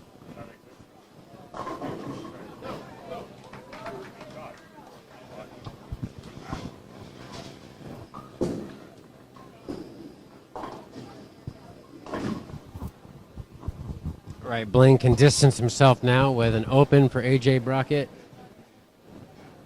Yeah, kind of the way we saw this match going a little bit. Yeah, he's kind of an underdog with Yeah. Blaine's experience, although he's had a really good last 2 years. Great bowled great today too, and by no means is this match over. But All right.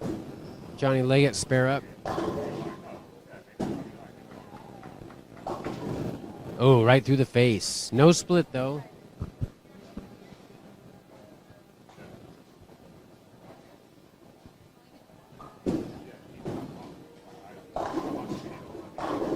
beautiful, perfect shot for Blaine Winninger.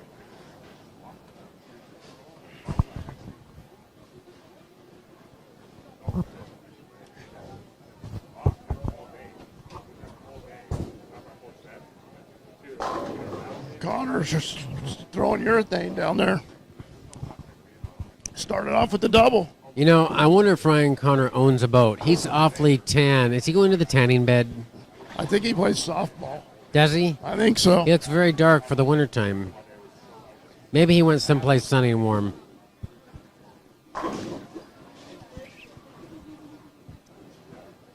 Blaine to try to open up this game with a turkey. And he does.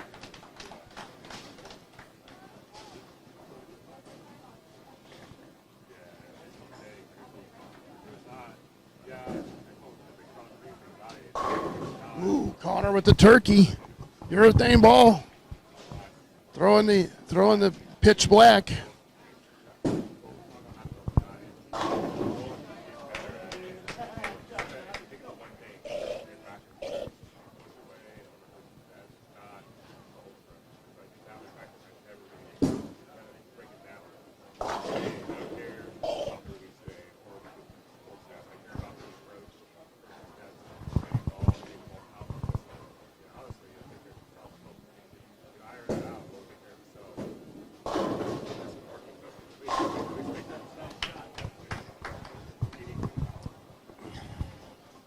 And Quentin not putting much hand in that ball, really just trying to throw the high, hard one at the head pin. As Ernie Schlegel would say, the high, hard Yeah, one. that's right. Fruit salad. Speaking of which, I sat with him last week for the majority of the Saturday squad. Crossed with him in 2 tournaments in a row in the senior tour. Wow. Ernie, his birthday's coming up this week, right? Yeah. Same thing with Dave Houston. Dave Houston is turning 65. Wow. I'm sorry. Next month. Yeah. Dave Houston, Ernie and Dave Houston have birthdays the same week. Wow. Ernie will be, I believe, Mid-80s? 81. 81, yeah. And Dave will be 65. Wow. Yeah. Michelle Smith with a nice cover. Ooh. Through the nose for Jacob Mullen. Carries the 610. Not complaining at all about No. that. Not after you put the jinx on him. Yeah, he'll take it. Now, how much of a lead does Quentin have? Is it 82? It was 82 to start the game.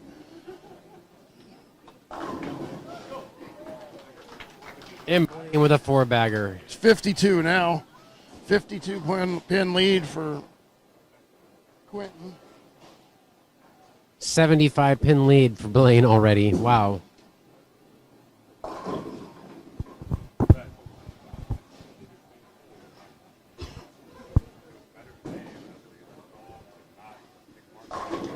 Perfect shot by Michelle Smith.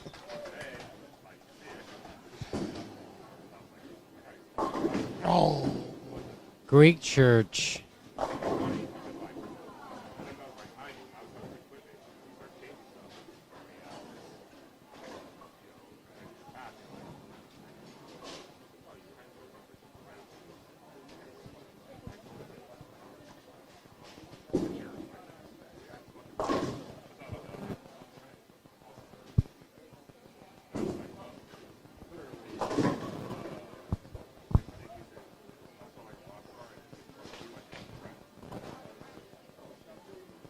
Johnny Leggett up. ball change. Stone 9.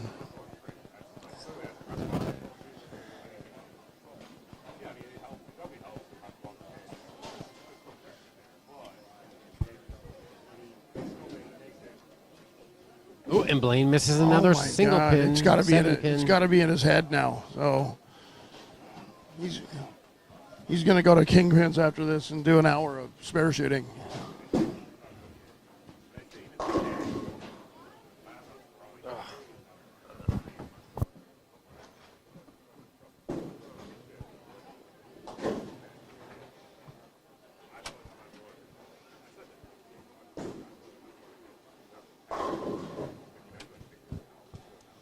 Ryan Connor with the big strike there in the 5th. 81 up in the 4th. Quentin Miller with the 83 pin advantage could stretch it to 93 with the strike here in the 5th.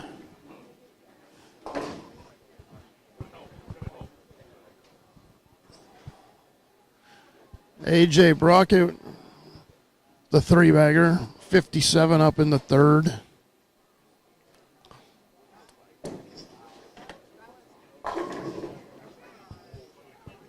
Another 10 pin for Quentin.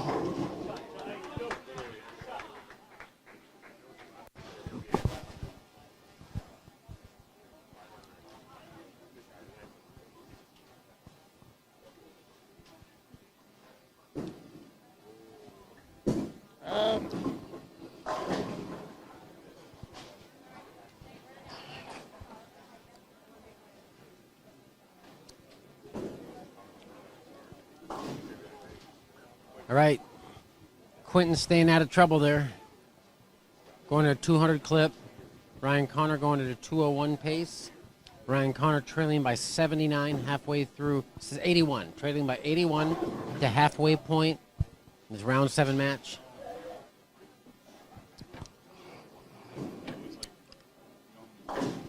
Jacob Mullen is trailing by 11 pins to Jeff Noggle halfway through the match. Blaine ahead by 45 over AJ Brockett.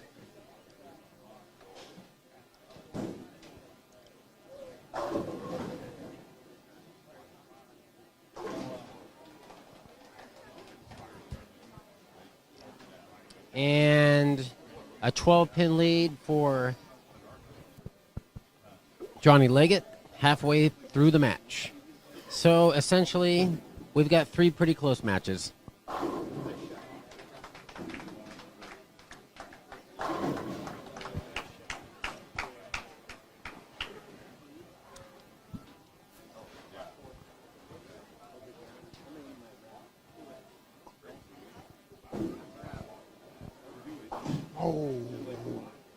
And what was that? Was that the 3-6? That was the 5-9. Oh, he went in Brooklyn, huh? 5-9, yes.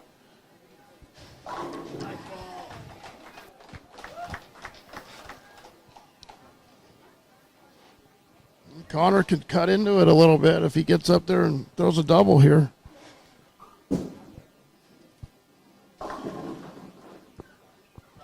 Look for Blaine to double here.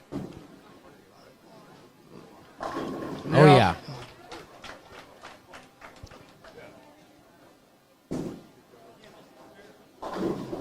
Oh, and Connor trips the 4-6.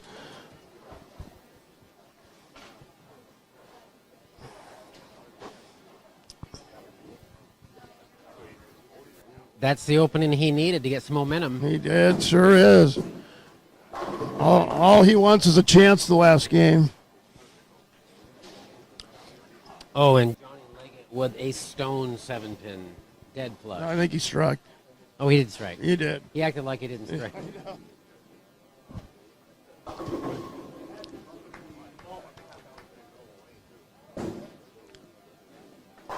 Oh, Connor cut into it. Wow, great shot by Ryan.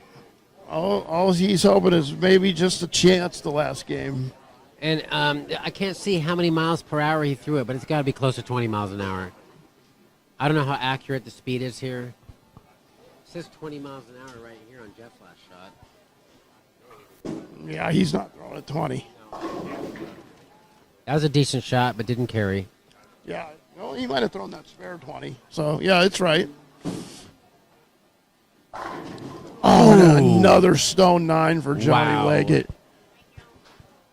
He just switched to the Roto Grip's new piece, the Rock Star. And Quentin Right. missed the pocket, but came away with just a 2-pin.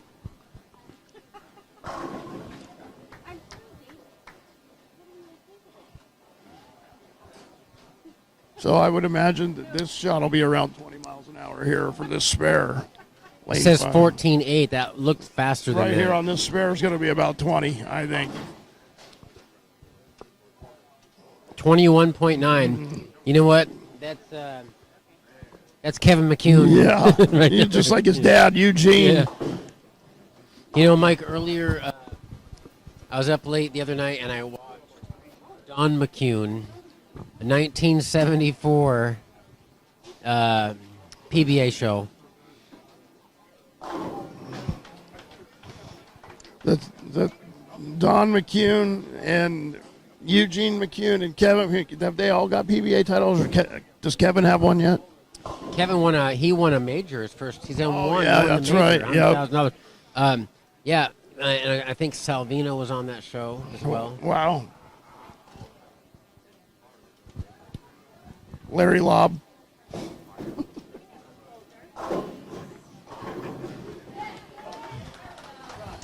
Uh-oh, she's giving Leggett something to think about now. Yeah, Michelle Smith, not going to go quietly.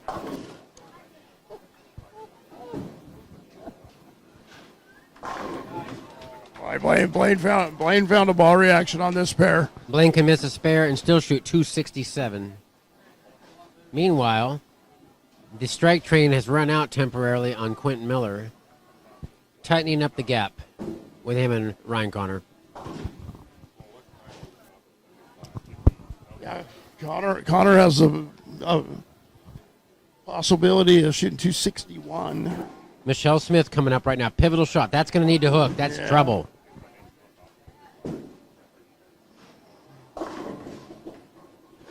Oh, he almost crumbles the 3, 6, 9, 10 for a strike.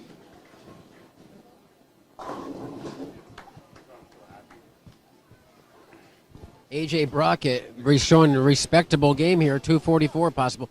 Ryan Connor, big shot here. That's wide. It's out the window. Wow. What was the ball speed on that one? 18.5 or is it? Yeah, it looks like 18.5. I need to bring binoculars here. That'd be a good idea, wouldn't it? Oh, and he missed the 10. Jacob. And Michelle misses the 128.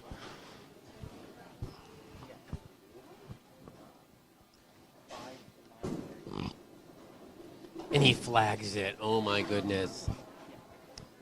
No excuse for that, Mike.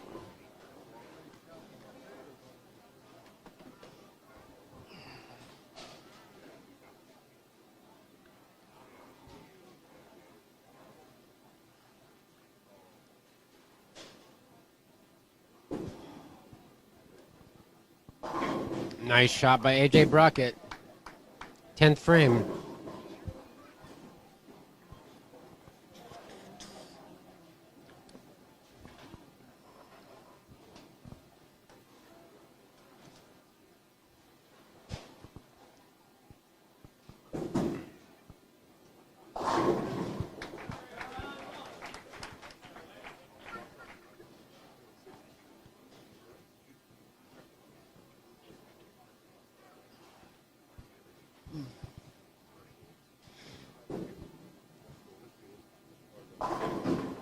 Oh, wow. That was almost a horrible break.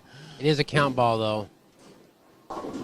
So 233 for AJ Brockett. Normal in a normal situation, and when you're not bowling Blaine Weninger, that's probably a win.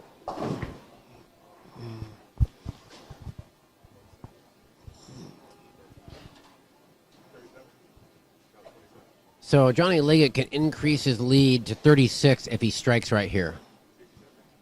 Johnny Liggett coming up in the 9th frame right now.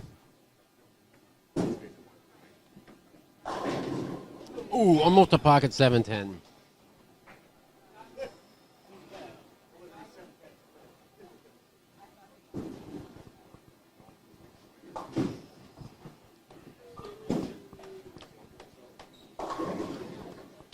Would you say that he has the most powerful strike ball in Portland, Johnny Liggett? Oh, yeah, for sure. Yeah. Yep. Him and Chris Tucholsky. Mm-hmm. You know, well, I still haven't seen Doohoon Kwong. Yeah, Bowl. I watched him bowl last week a little bit. You do Bukagi? He did Bukagi, yeah, and also Ashton Yamasaki had a powerful strike. Well, he's bowling one-handed at this moment. He's got some tendon problems. Yeah, he went pretty deep a few years ago in this tournament. It was a joy to watch him rev it up. He's bowling. He's having to bowl one-handed now. Wow. Because he's got some nerve damage or something in his left arm. It's his left arm. So, is that affecting his performance? He's still bowling well, but yeah, he throws it. He's so good two-handed. So you think that he's not able to match the comfort zone? Yeah. Yeah, he's just been bowling two-handed for all these years, and now he's going back to one-handed, which... So, Quentin Miller, fortunate that Ryan Connor missed a few spares there, missed a spare in the 8th because he still holds a 60-pin advantage through 19 frames. Oh, wow. And Blaine with the washout. Blaine opens in the 10th. Open in the 10th. So we have 233 for Brockett, 230 for Blaine. We haven't seen a 230 match all day, have we? No. That is amazing. Blaine could have put the hammer down right there, and Brockett's hanging around. Brockett down by 29 with a game to go. Meanwhile. Washout for Quentin Miller. Okay. Michelle Smith, 10th frame. She's working on a strike. She needs this strike in the 10th. That looks pretty good, Mike. Perfect shot. You could almost count the revs on one hand.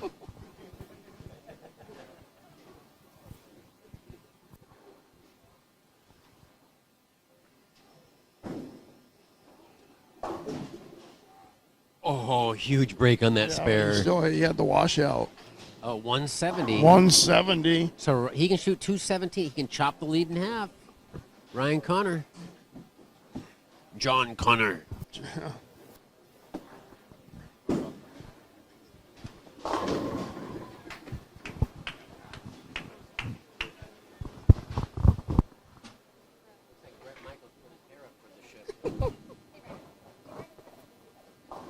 Rock of Love. He said Rock of Love. I did too. That was a good show. You know,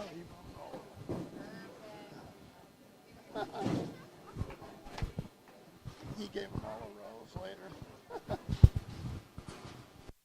Missed the pocket, leaving a 210 on the 11th fill ball.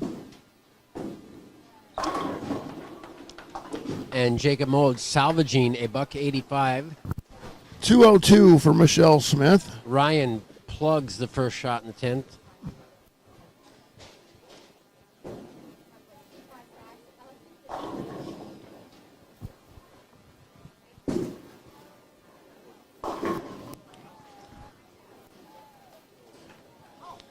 Still, so Ryan makes up about 37 sticks. He'll be trailing by 45 heading into the third game. It's not insurmountable by any means. No.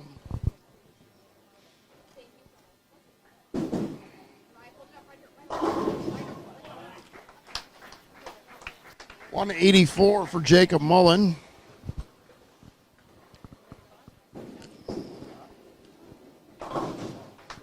And 206 for Ryan Connor. 46 pin lead for Quentin Miller.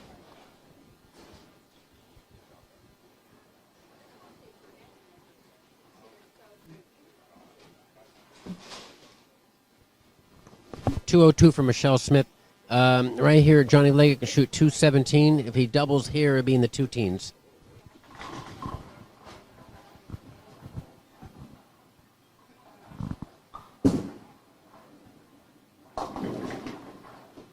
Jeff, very fortunate to break that down.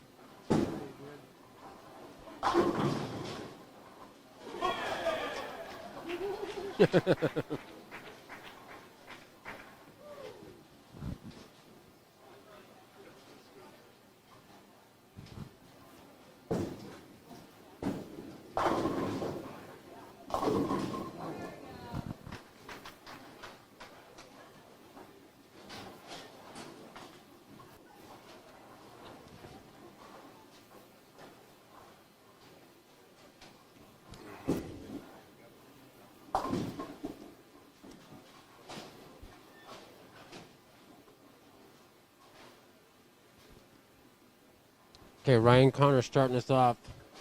Quentin Miller already posted a strike. That's wide.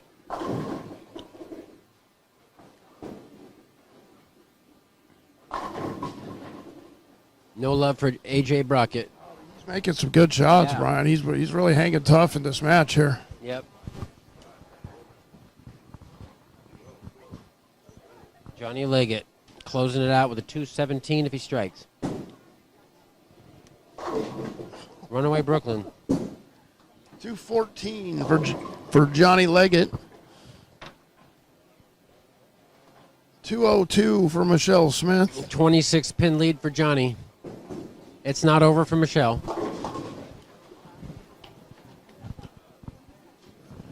Jeff Noggle 186, Jacob Mullen 184. Jeff's going to take a 7-pin lead in the game 3.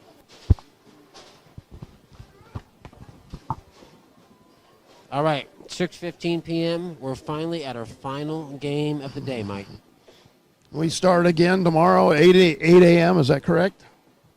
8 a.m. There will be 8 bowlers remaining at 8 a.m. tomorrow. Yes, 4 winners and 4 losers.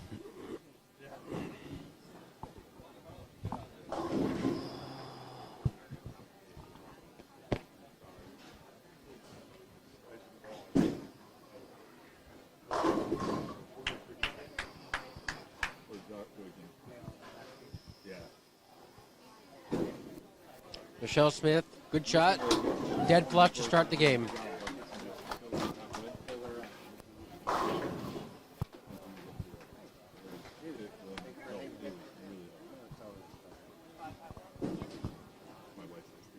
Is that a 36-pin lead for Miller? I'm trying to read that. Looks like 36. It's a liar. Yes, 36.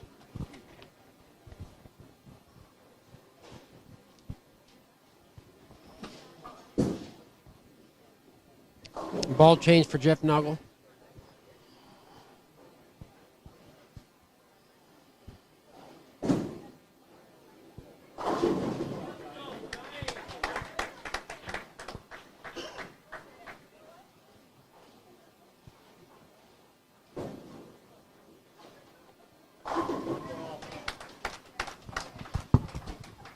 Blaine with the double there extends the lead.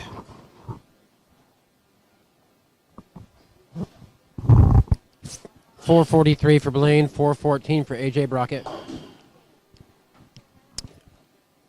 375 for Jeff Noggle and 368 for Jacob Mullen.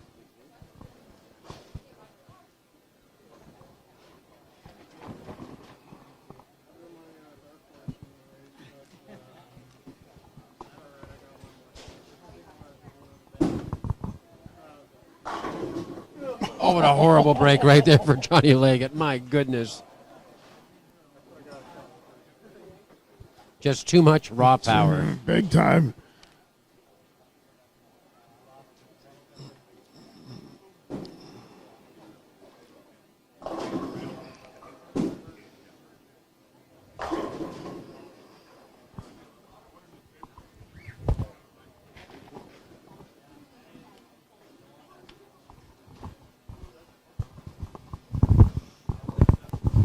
Big shot here for Quentin.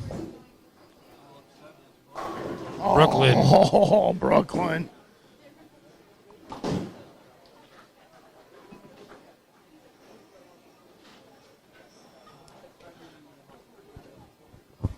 Blaine has to cover the bucket. Flawless. Hits all 4 pins of the ball. Oh, that would have covered the 710. That sure would have, yes.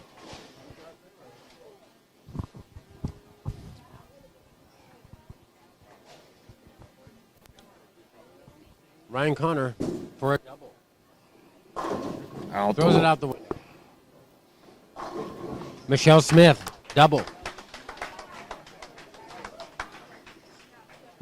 She did this last round, started off at the front 7, wasn't it? Yeah.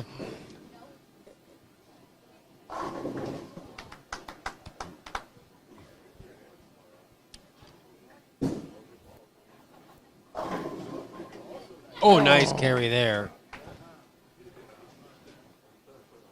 And Jacob Moulton takes the lead with that strike. And this time Ryan covers the 1-2. He's 50%.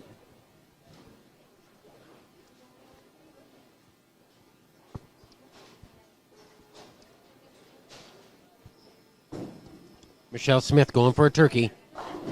And she carries it. Gets it.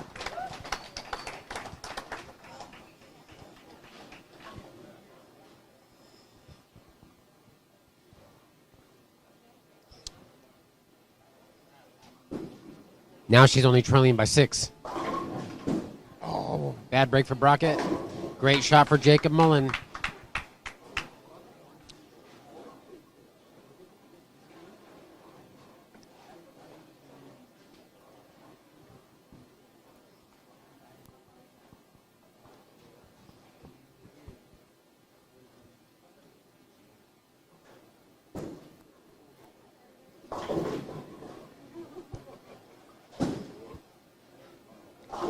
And a wild shot for Johnny Leggett.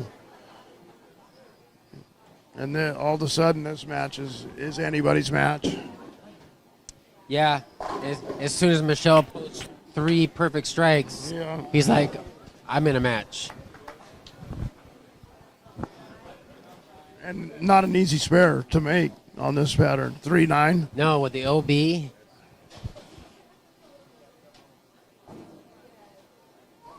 Ryan Connor chopping the spare.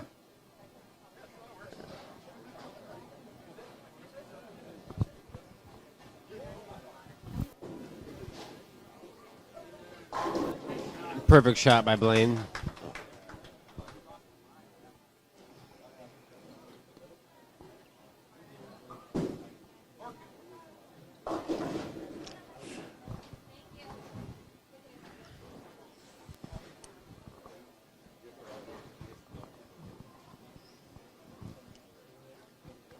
Big shot here. Quentin Miller can. Oh, and it's left. Yeah, he's just. Oh, Leggett missed the spare. Yeah, you said that would be a tough That's one. a tough And just spare. like that, Michelle Smith's in the lead. Exciting. Blaine to extend his lead. Ooh. That ball checked up early on him. And Jeff chopping the 3-6-10. Wheels falling off quick. Quentin Miller at the 3-6-10. Great cover. Now Johnny Leggett here has got to regroup, make a good shot here. It looks good, Mike. Yeah. Yeah, that was a beauty.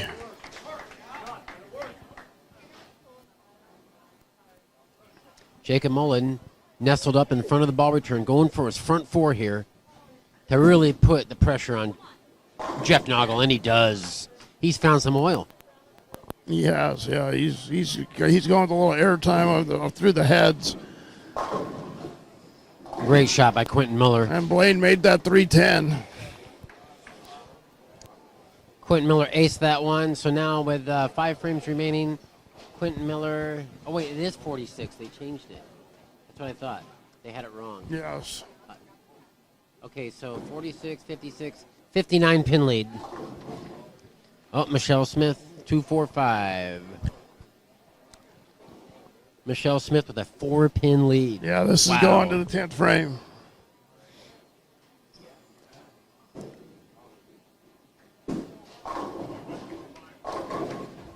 Ooh, fortunate just to leave the 10 pin there. Yeah, and let's see. So what's the line? 42. He's up by 35. Jacob Mullen up by 35 on Jeff Noggle with that 4-bagger.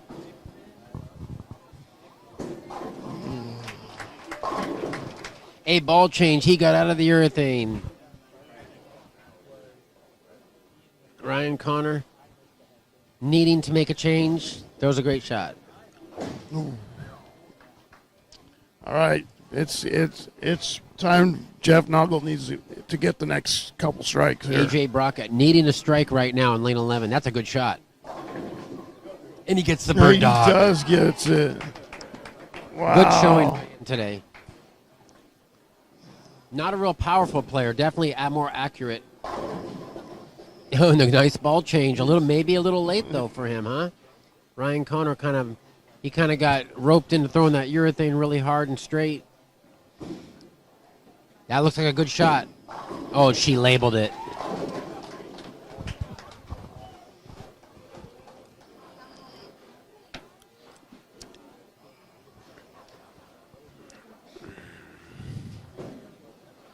That needs to hold, and it does.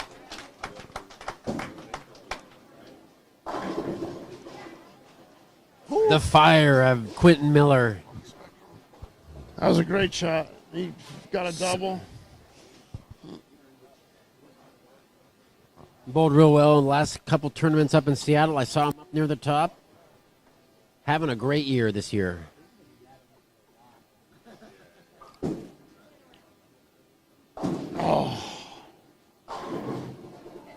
Oh, Johnny Leggett does not get the 10 out.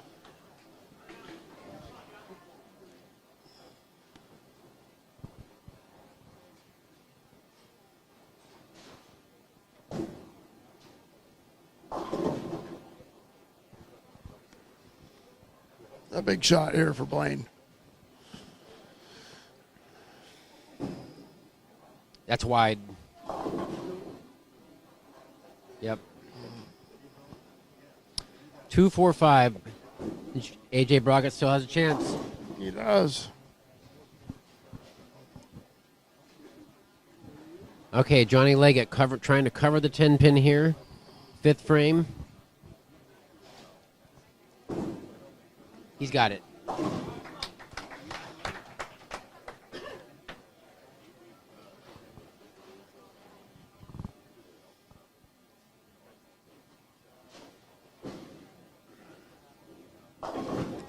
Perfectly executed spare by Blaine Weninger. Jacob Mullins, sixth frame. Crossing between 6th and 7th arrow. Oh, solid 9.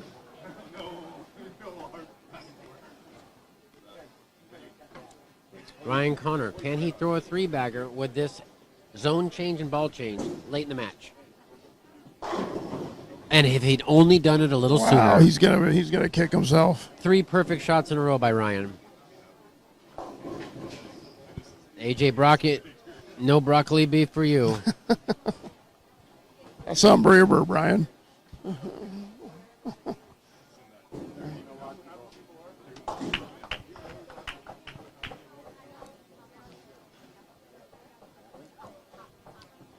All right, so with 2 frames remaining, Blaine has a 30-pin advantage if Brockett covers a spare. Johnny Leggett right now, 6th frame. And runaway Brooklyn for Johnny. He's not carrying very well in the pocket. He kind of was due for a break. He deserved that one. Yeah. Uh-oh. And Brockett. Oh. And that's probably all she wrote That's for Brockett about it. right there. Blaine's gonna be bowling on. Hey, shocker! Blaine's gonna be bowling on Sunday. Can't believe it.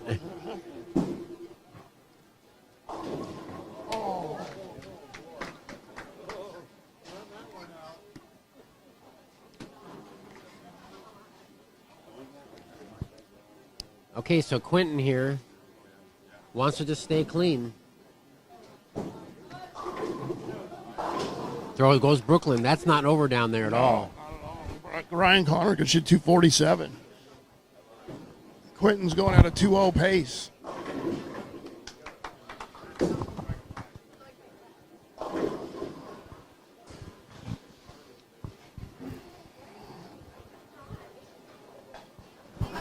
Jeff Noggle with the spare here could shoot 215. Jacob Mullen going at a 220 clip. Michelle Smith covering the 10-pin. The line still 4 pins separate Michelle and Johnny.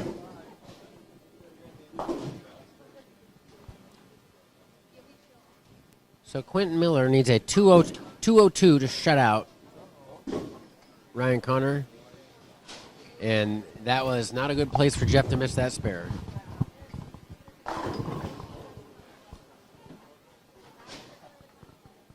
All right, so Blaine with up by 41 with one frame. Blaine has won his match against AJ Brockett. Jacob Mullen moving on. Jacob Mullen, Blaine, Michelle Smith up right now. She's on a spare. She has a 4-pin lead. And that looks good, Mike. She threw that perfect. Wow. Now, Leggett could take the lead, though, right here. Working on a strike. Let's see if Leggett capitalizes on that, Brooklyn, Brian. Yeah. He's notoriously left some solid 9 pins on that right lane. I've noticed a couple of them. And he left a half 10. Quentin Miller just trying to keep it in play at this point. He's gone Brooklyn or high. What'd you say he had the ball? 202 to win. Yeah, I think he's just trying to keep it in play. Yeah. Not lose count. He sends it wide and leaves a 2-pin. Yeah. A little fast.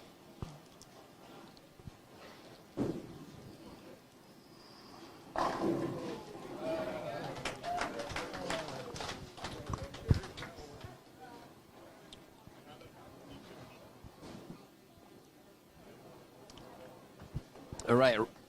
Excited to see what Ryan Connor does right here. Yeah, he could put the heat on him. If he strikes out, it could make him crack under pressure. We'll see. That's a tall order, though. Great bowling by Jack and Mull in the squad. He weathered the storm of the transition, switch balls, stayed in the same zone, just switch balls.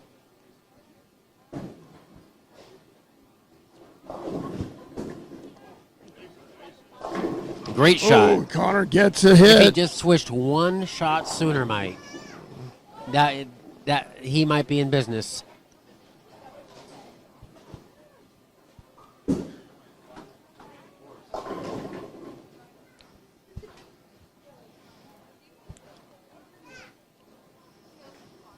Okay.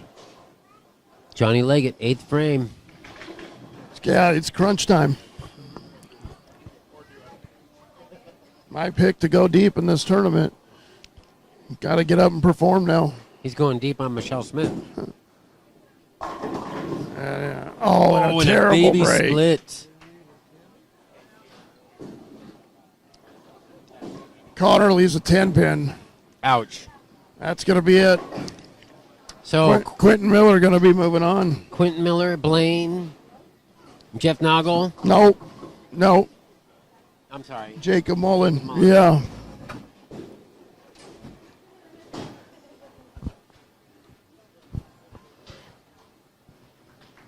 Well, Ryan's certainly made a good ball change.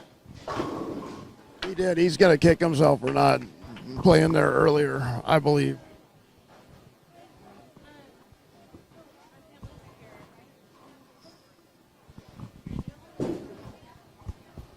Oh, Leggett with nicely, a huge though. spare. Huge spare from Leggett.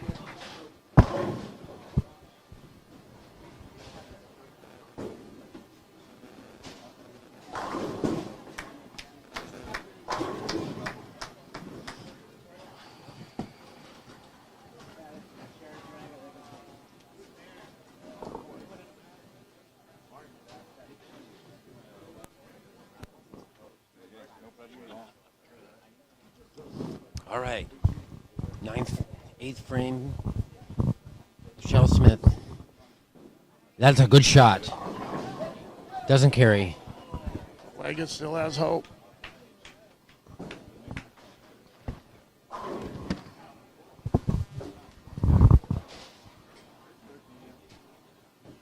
Right here, man. Yeah. Right here. You sitting there? We get a better angle here. Oh, is that going to hold, Mike? Oh, it does. It is. 6-pin lead, 2 frames to go. Yeah, anybody's match right now.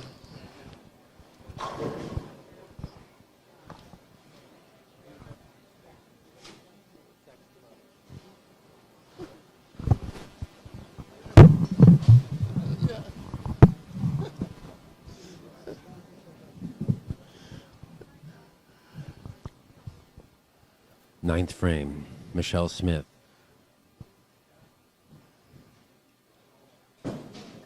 Oh, that's going to need to hold. It held. Wow. Wow, great shot. That soft hand, Mike, that's what did it for her right there. It's time for Johnny to get up and perform here. He can still shoot 205. 205. She could force her to double.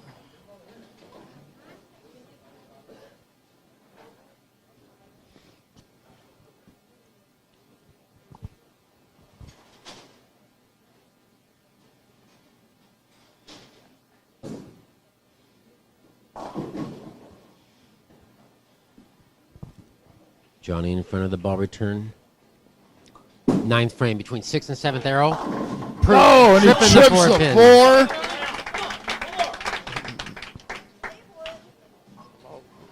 All right, with the next shot, Johnny Leggett can take back the lead. Trailing by 6 sticks heading into the 10th frame.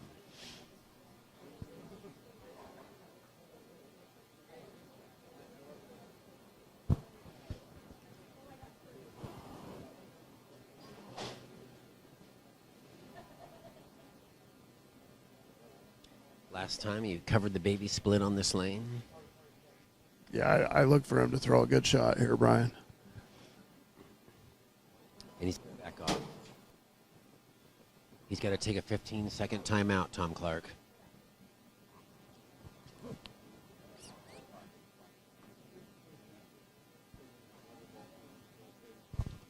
Taking extra time here in this paramount situation.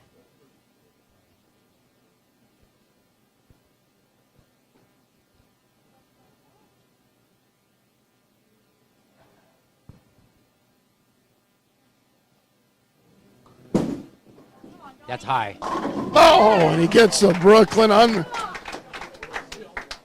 Unbelievable. Wow. Unbelievable. 10 in the pit, though. It's 10 in the pit. Doesn't matter what they look like.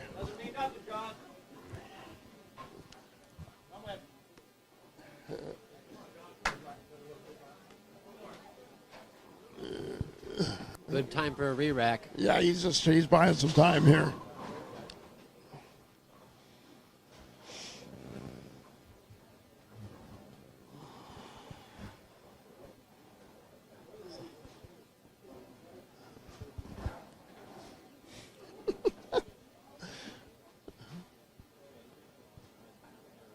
I have AJ Brockett come sit right here. Oh, yeah, it'll be done.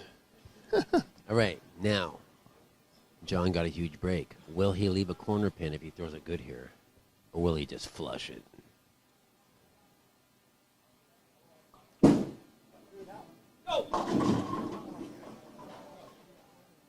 192 with the 9 out, 193 if he makes it. She needs the first one in the 10th. First one in the 10th to win.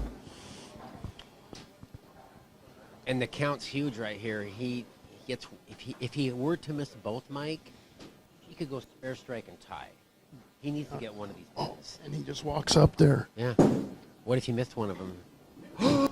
Oh my God, that was a big mistake. He didn't even look at. We just talked about it, right?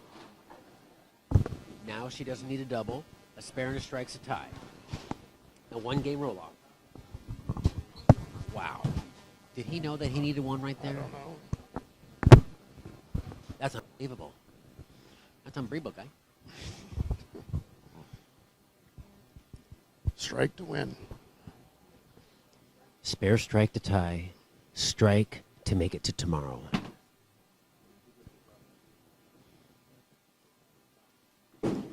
That's going to go Brooklyn. That's a Brooklyn strike.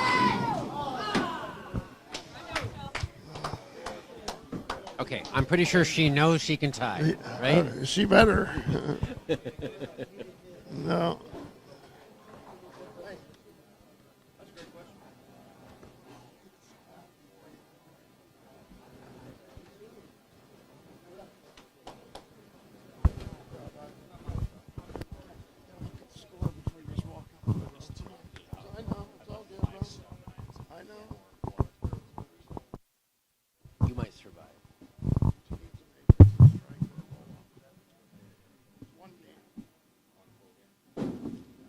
And she covers the 5-pin.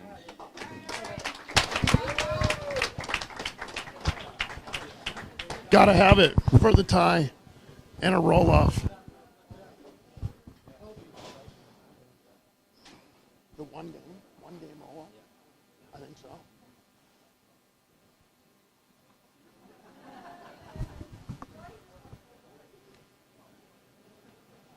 I think it's one.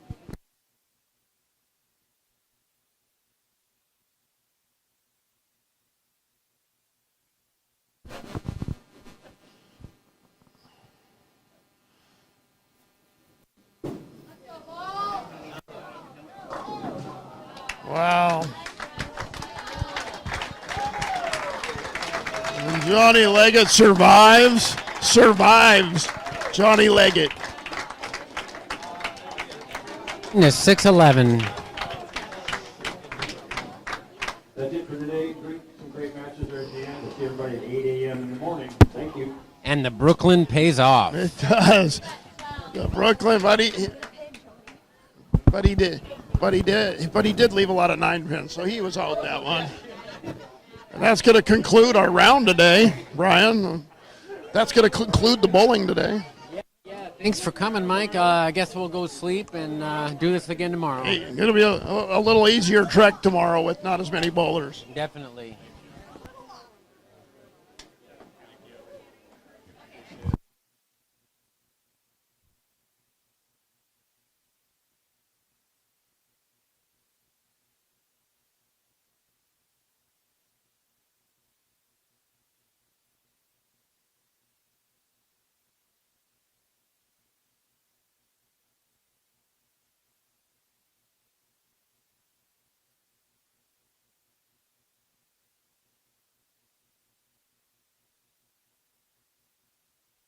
So we're down to our final 8 bowlers.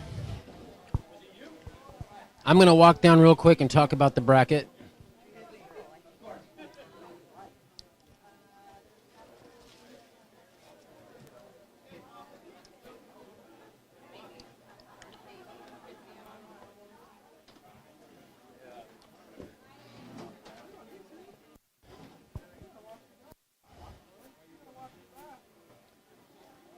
Okay, so tomorrow morning, we're going to have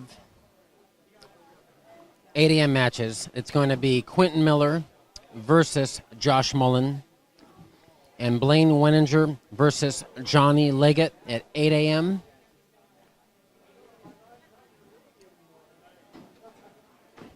And then at 9:15 a.m., the winner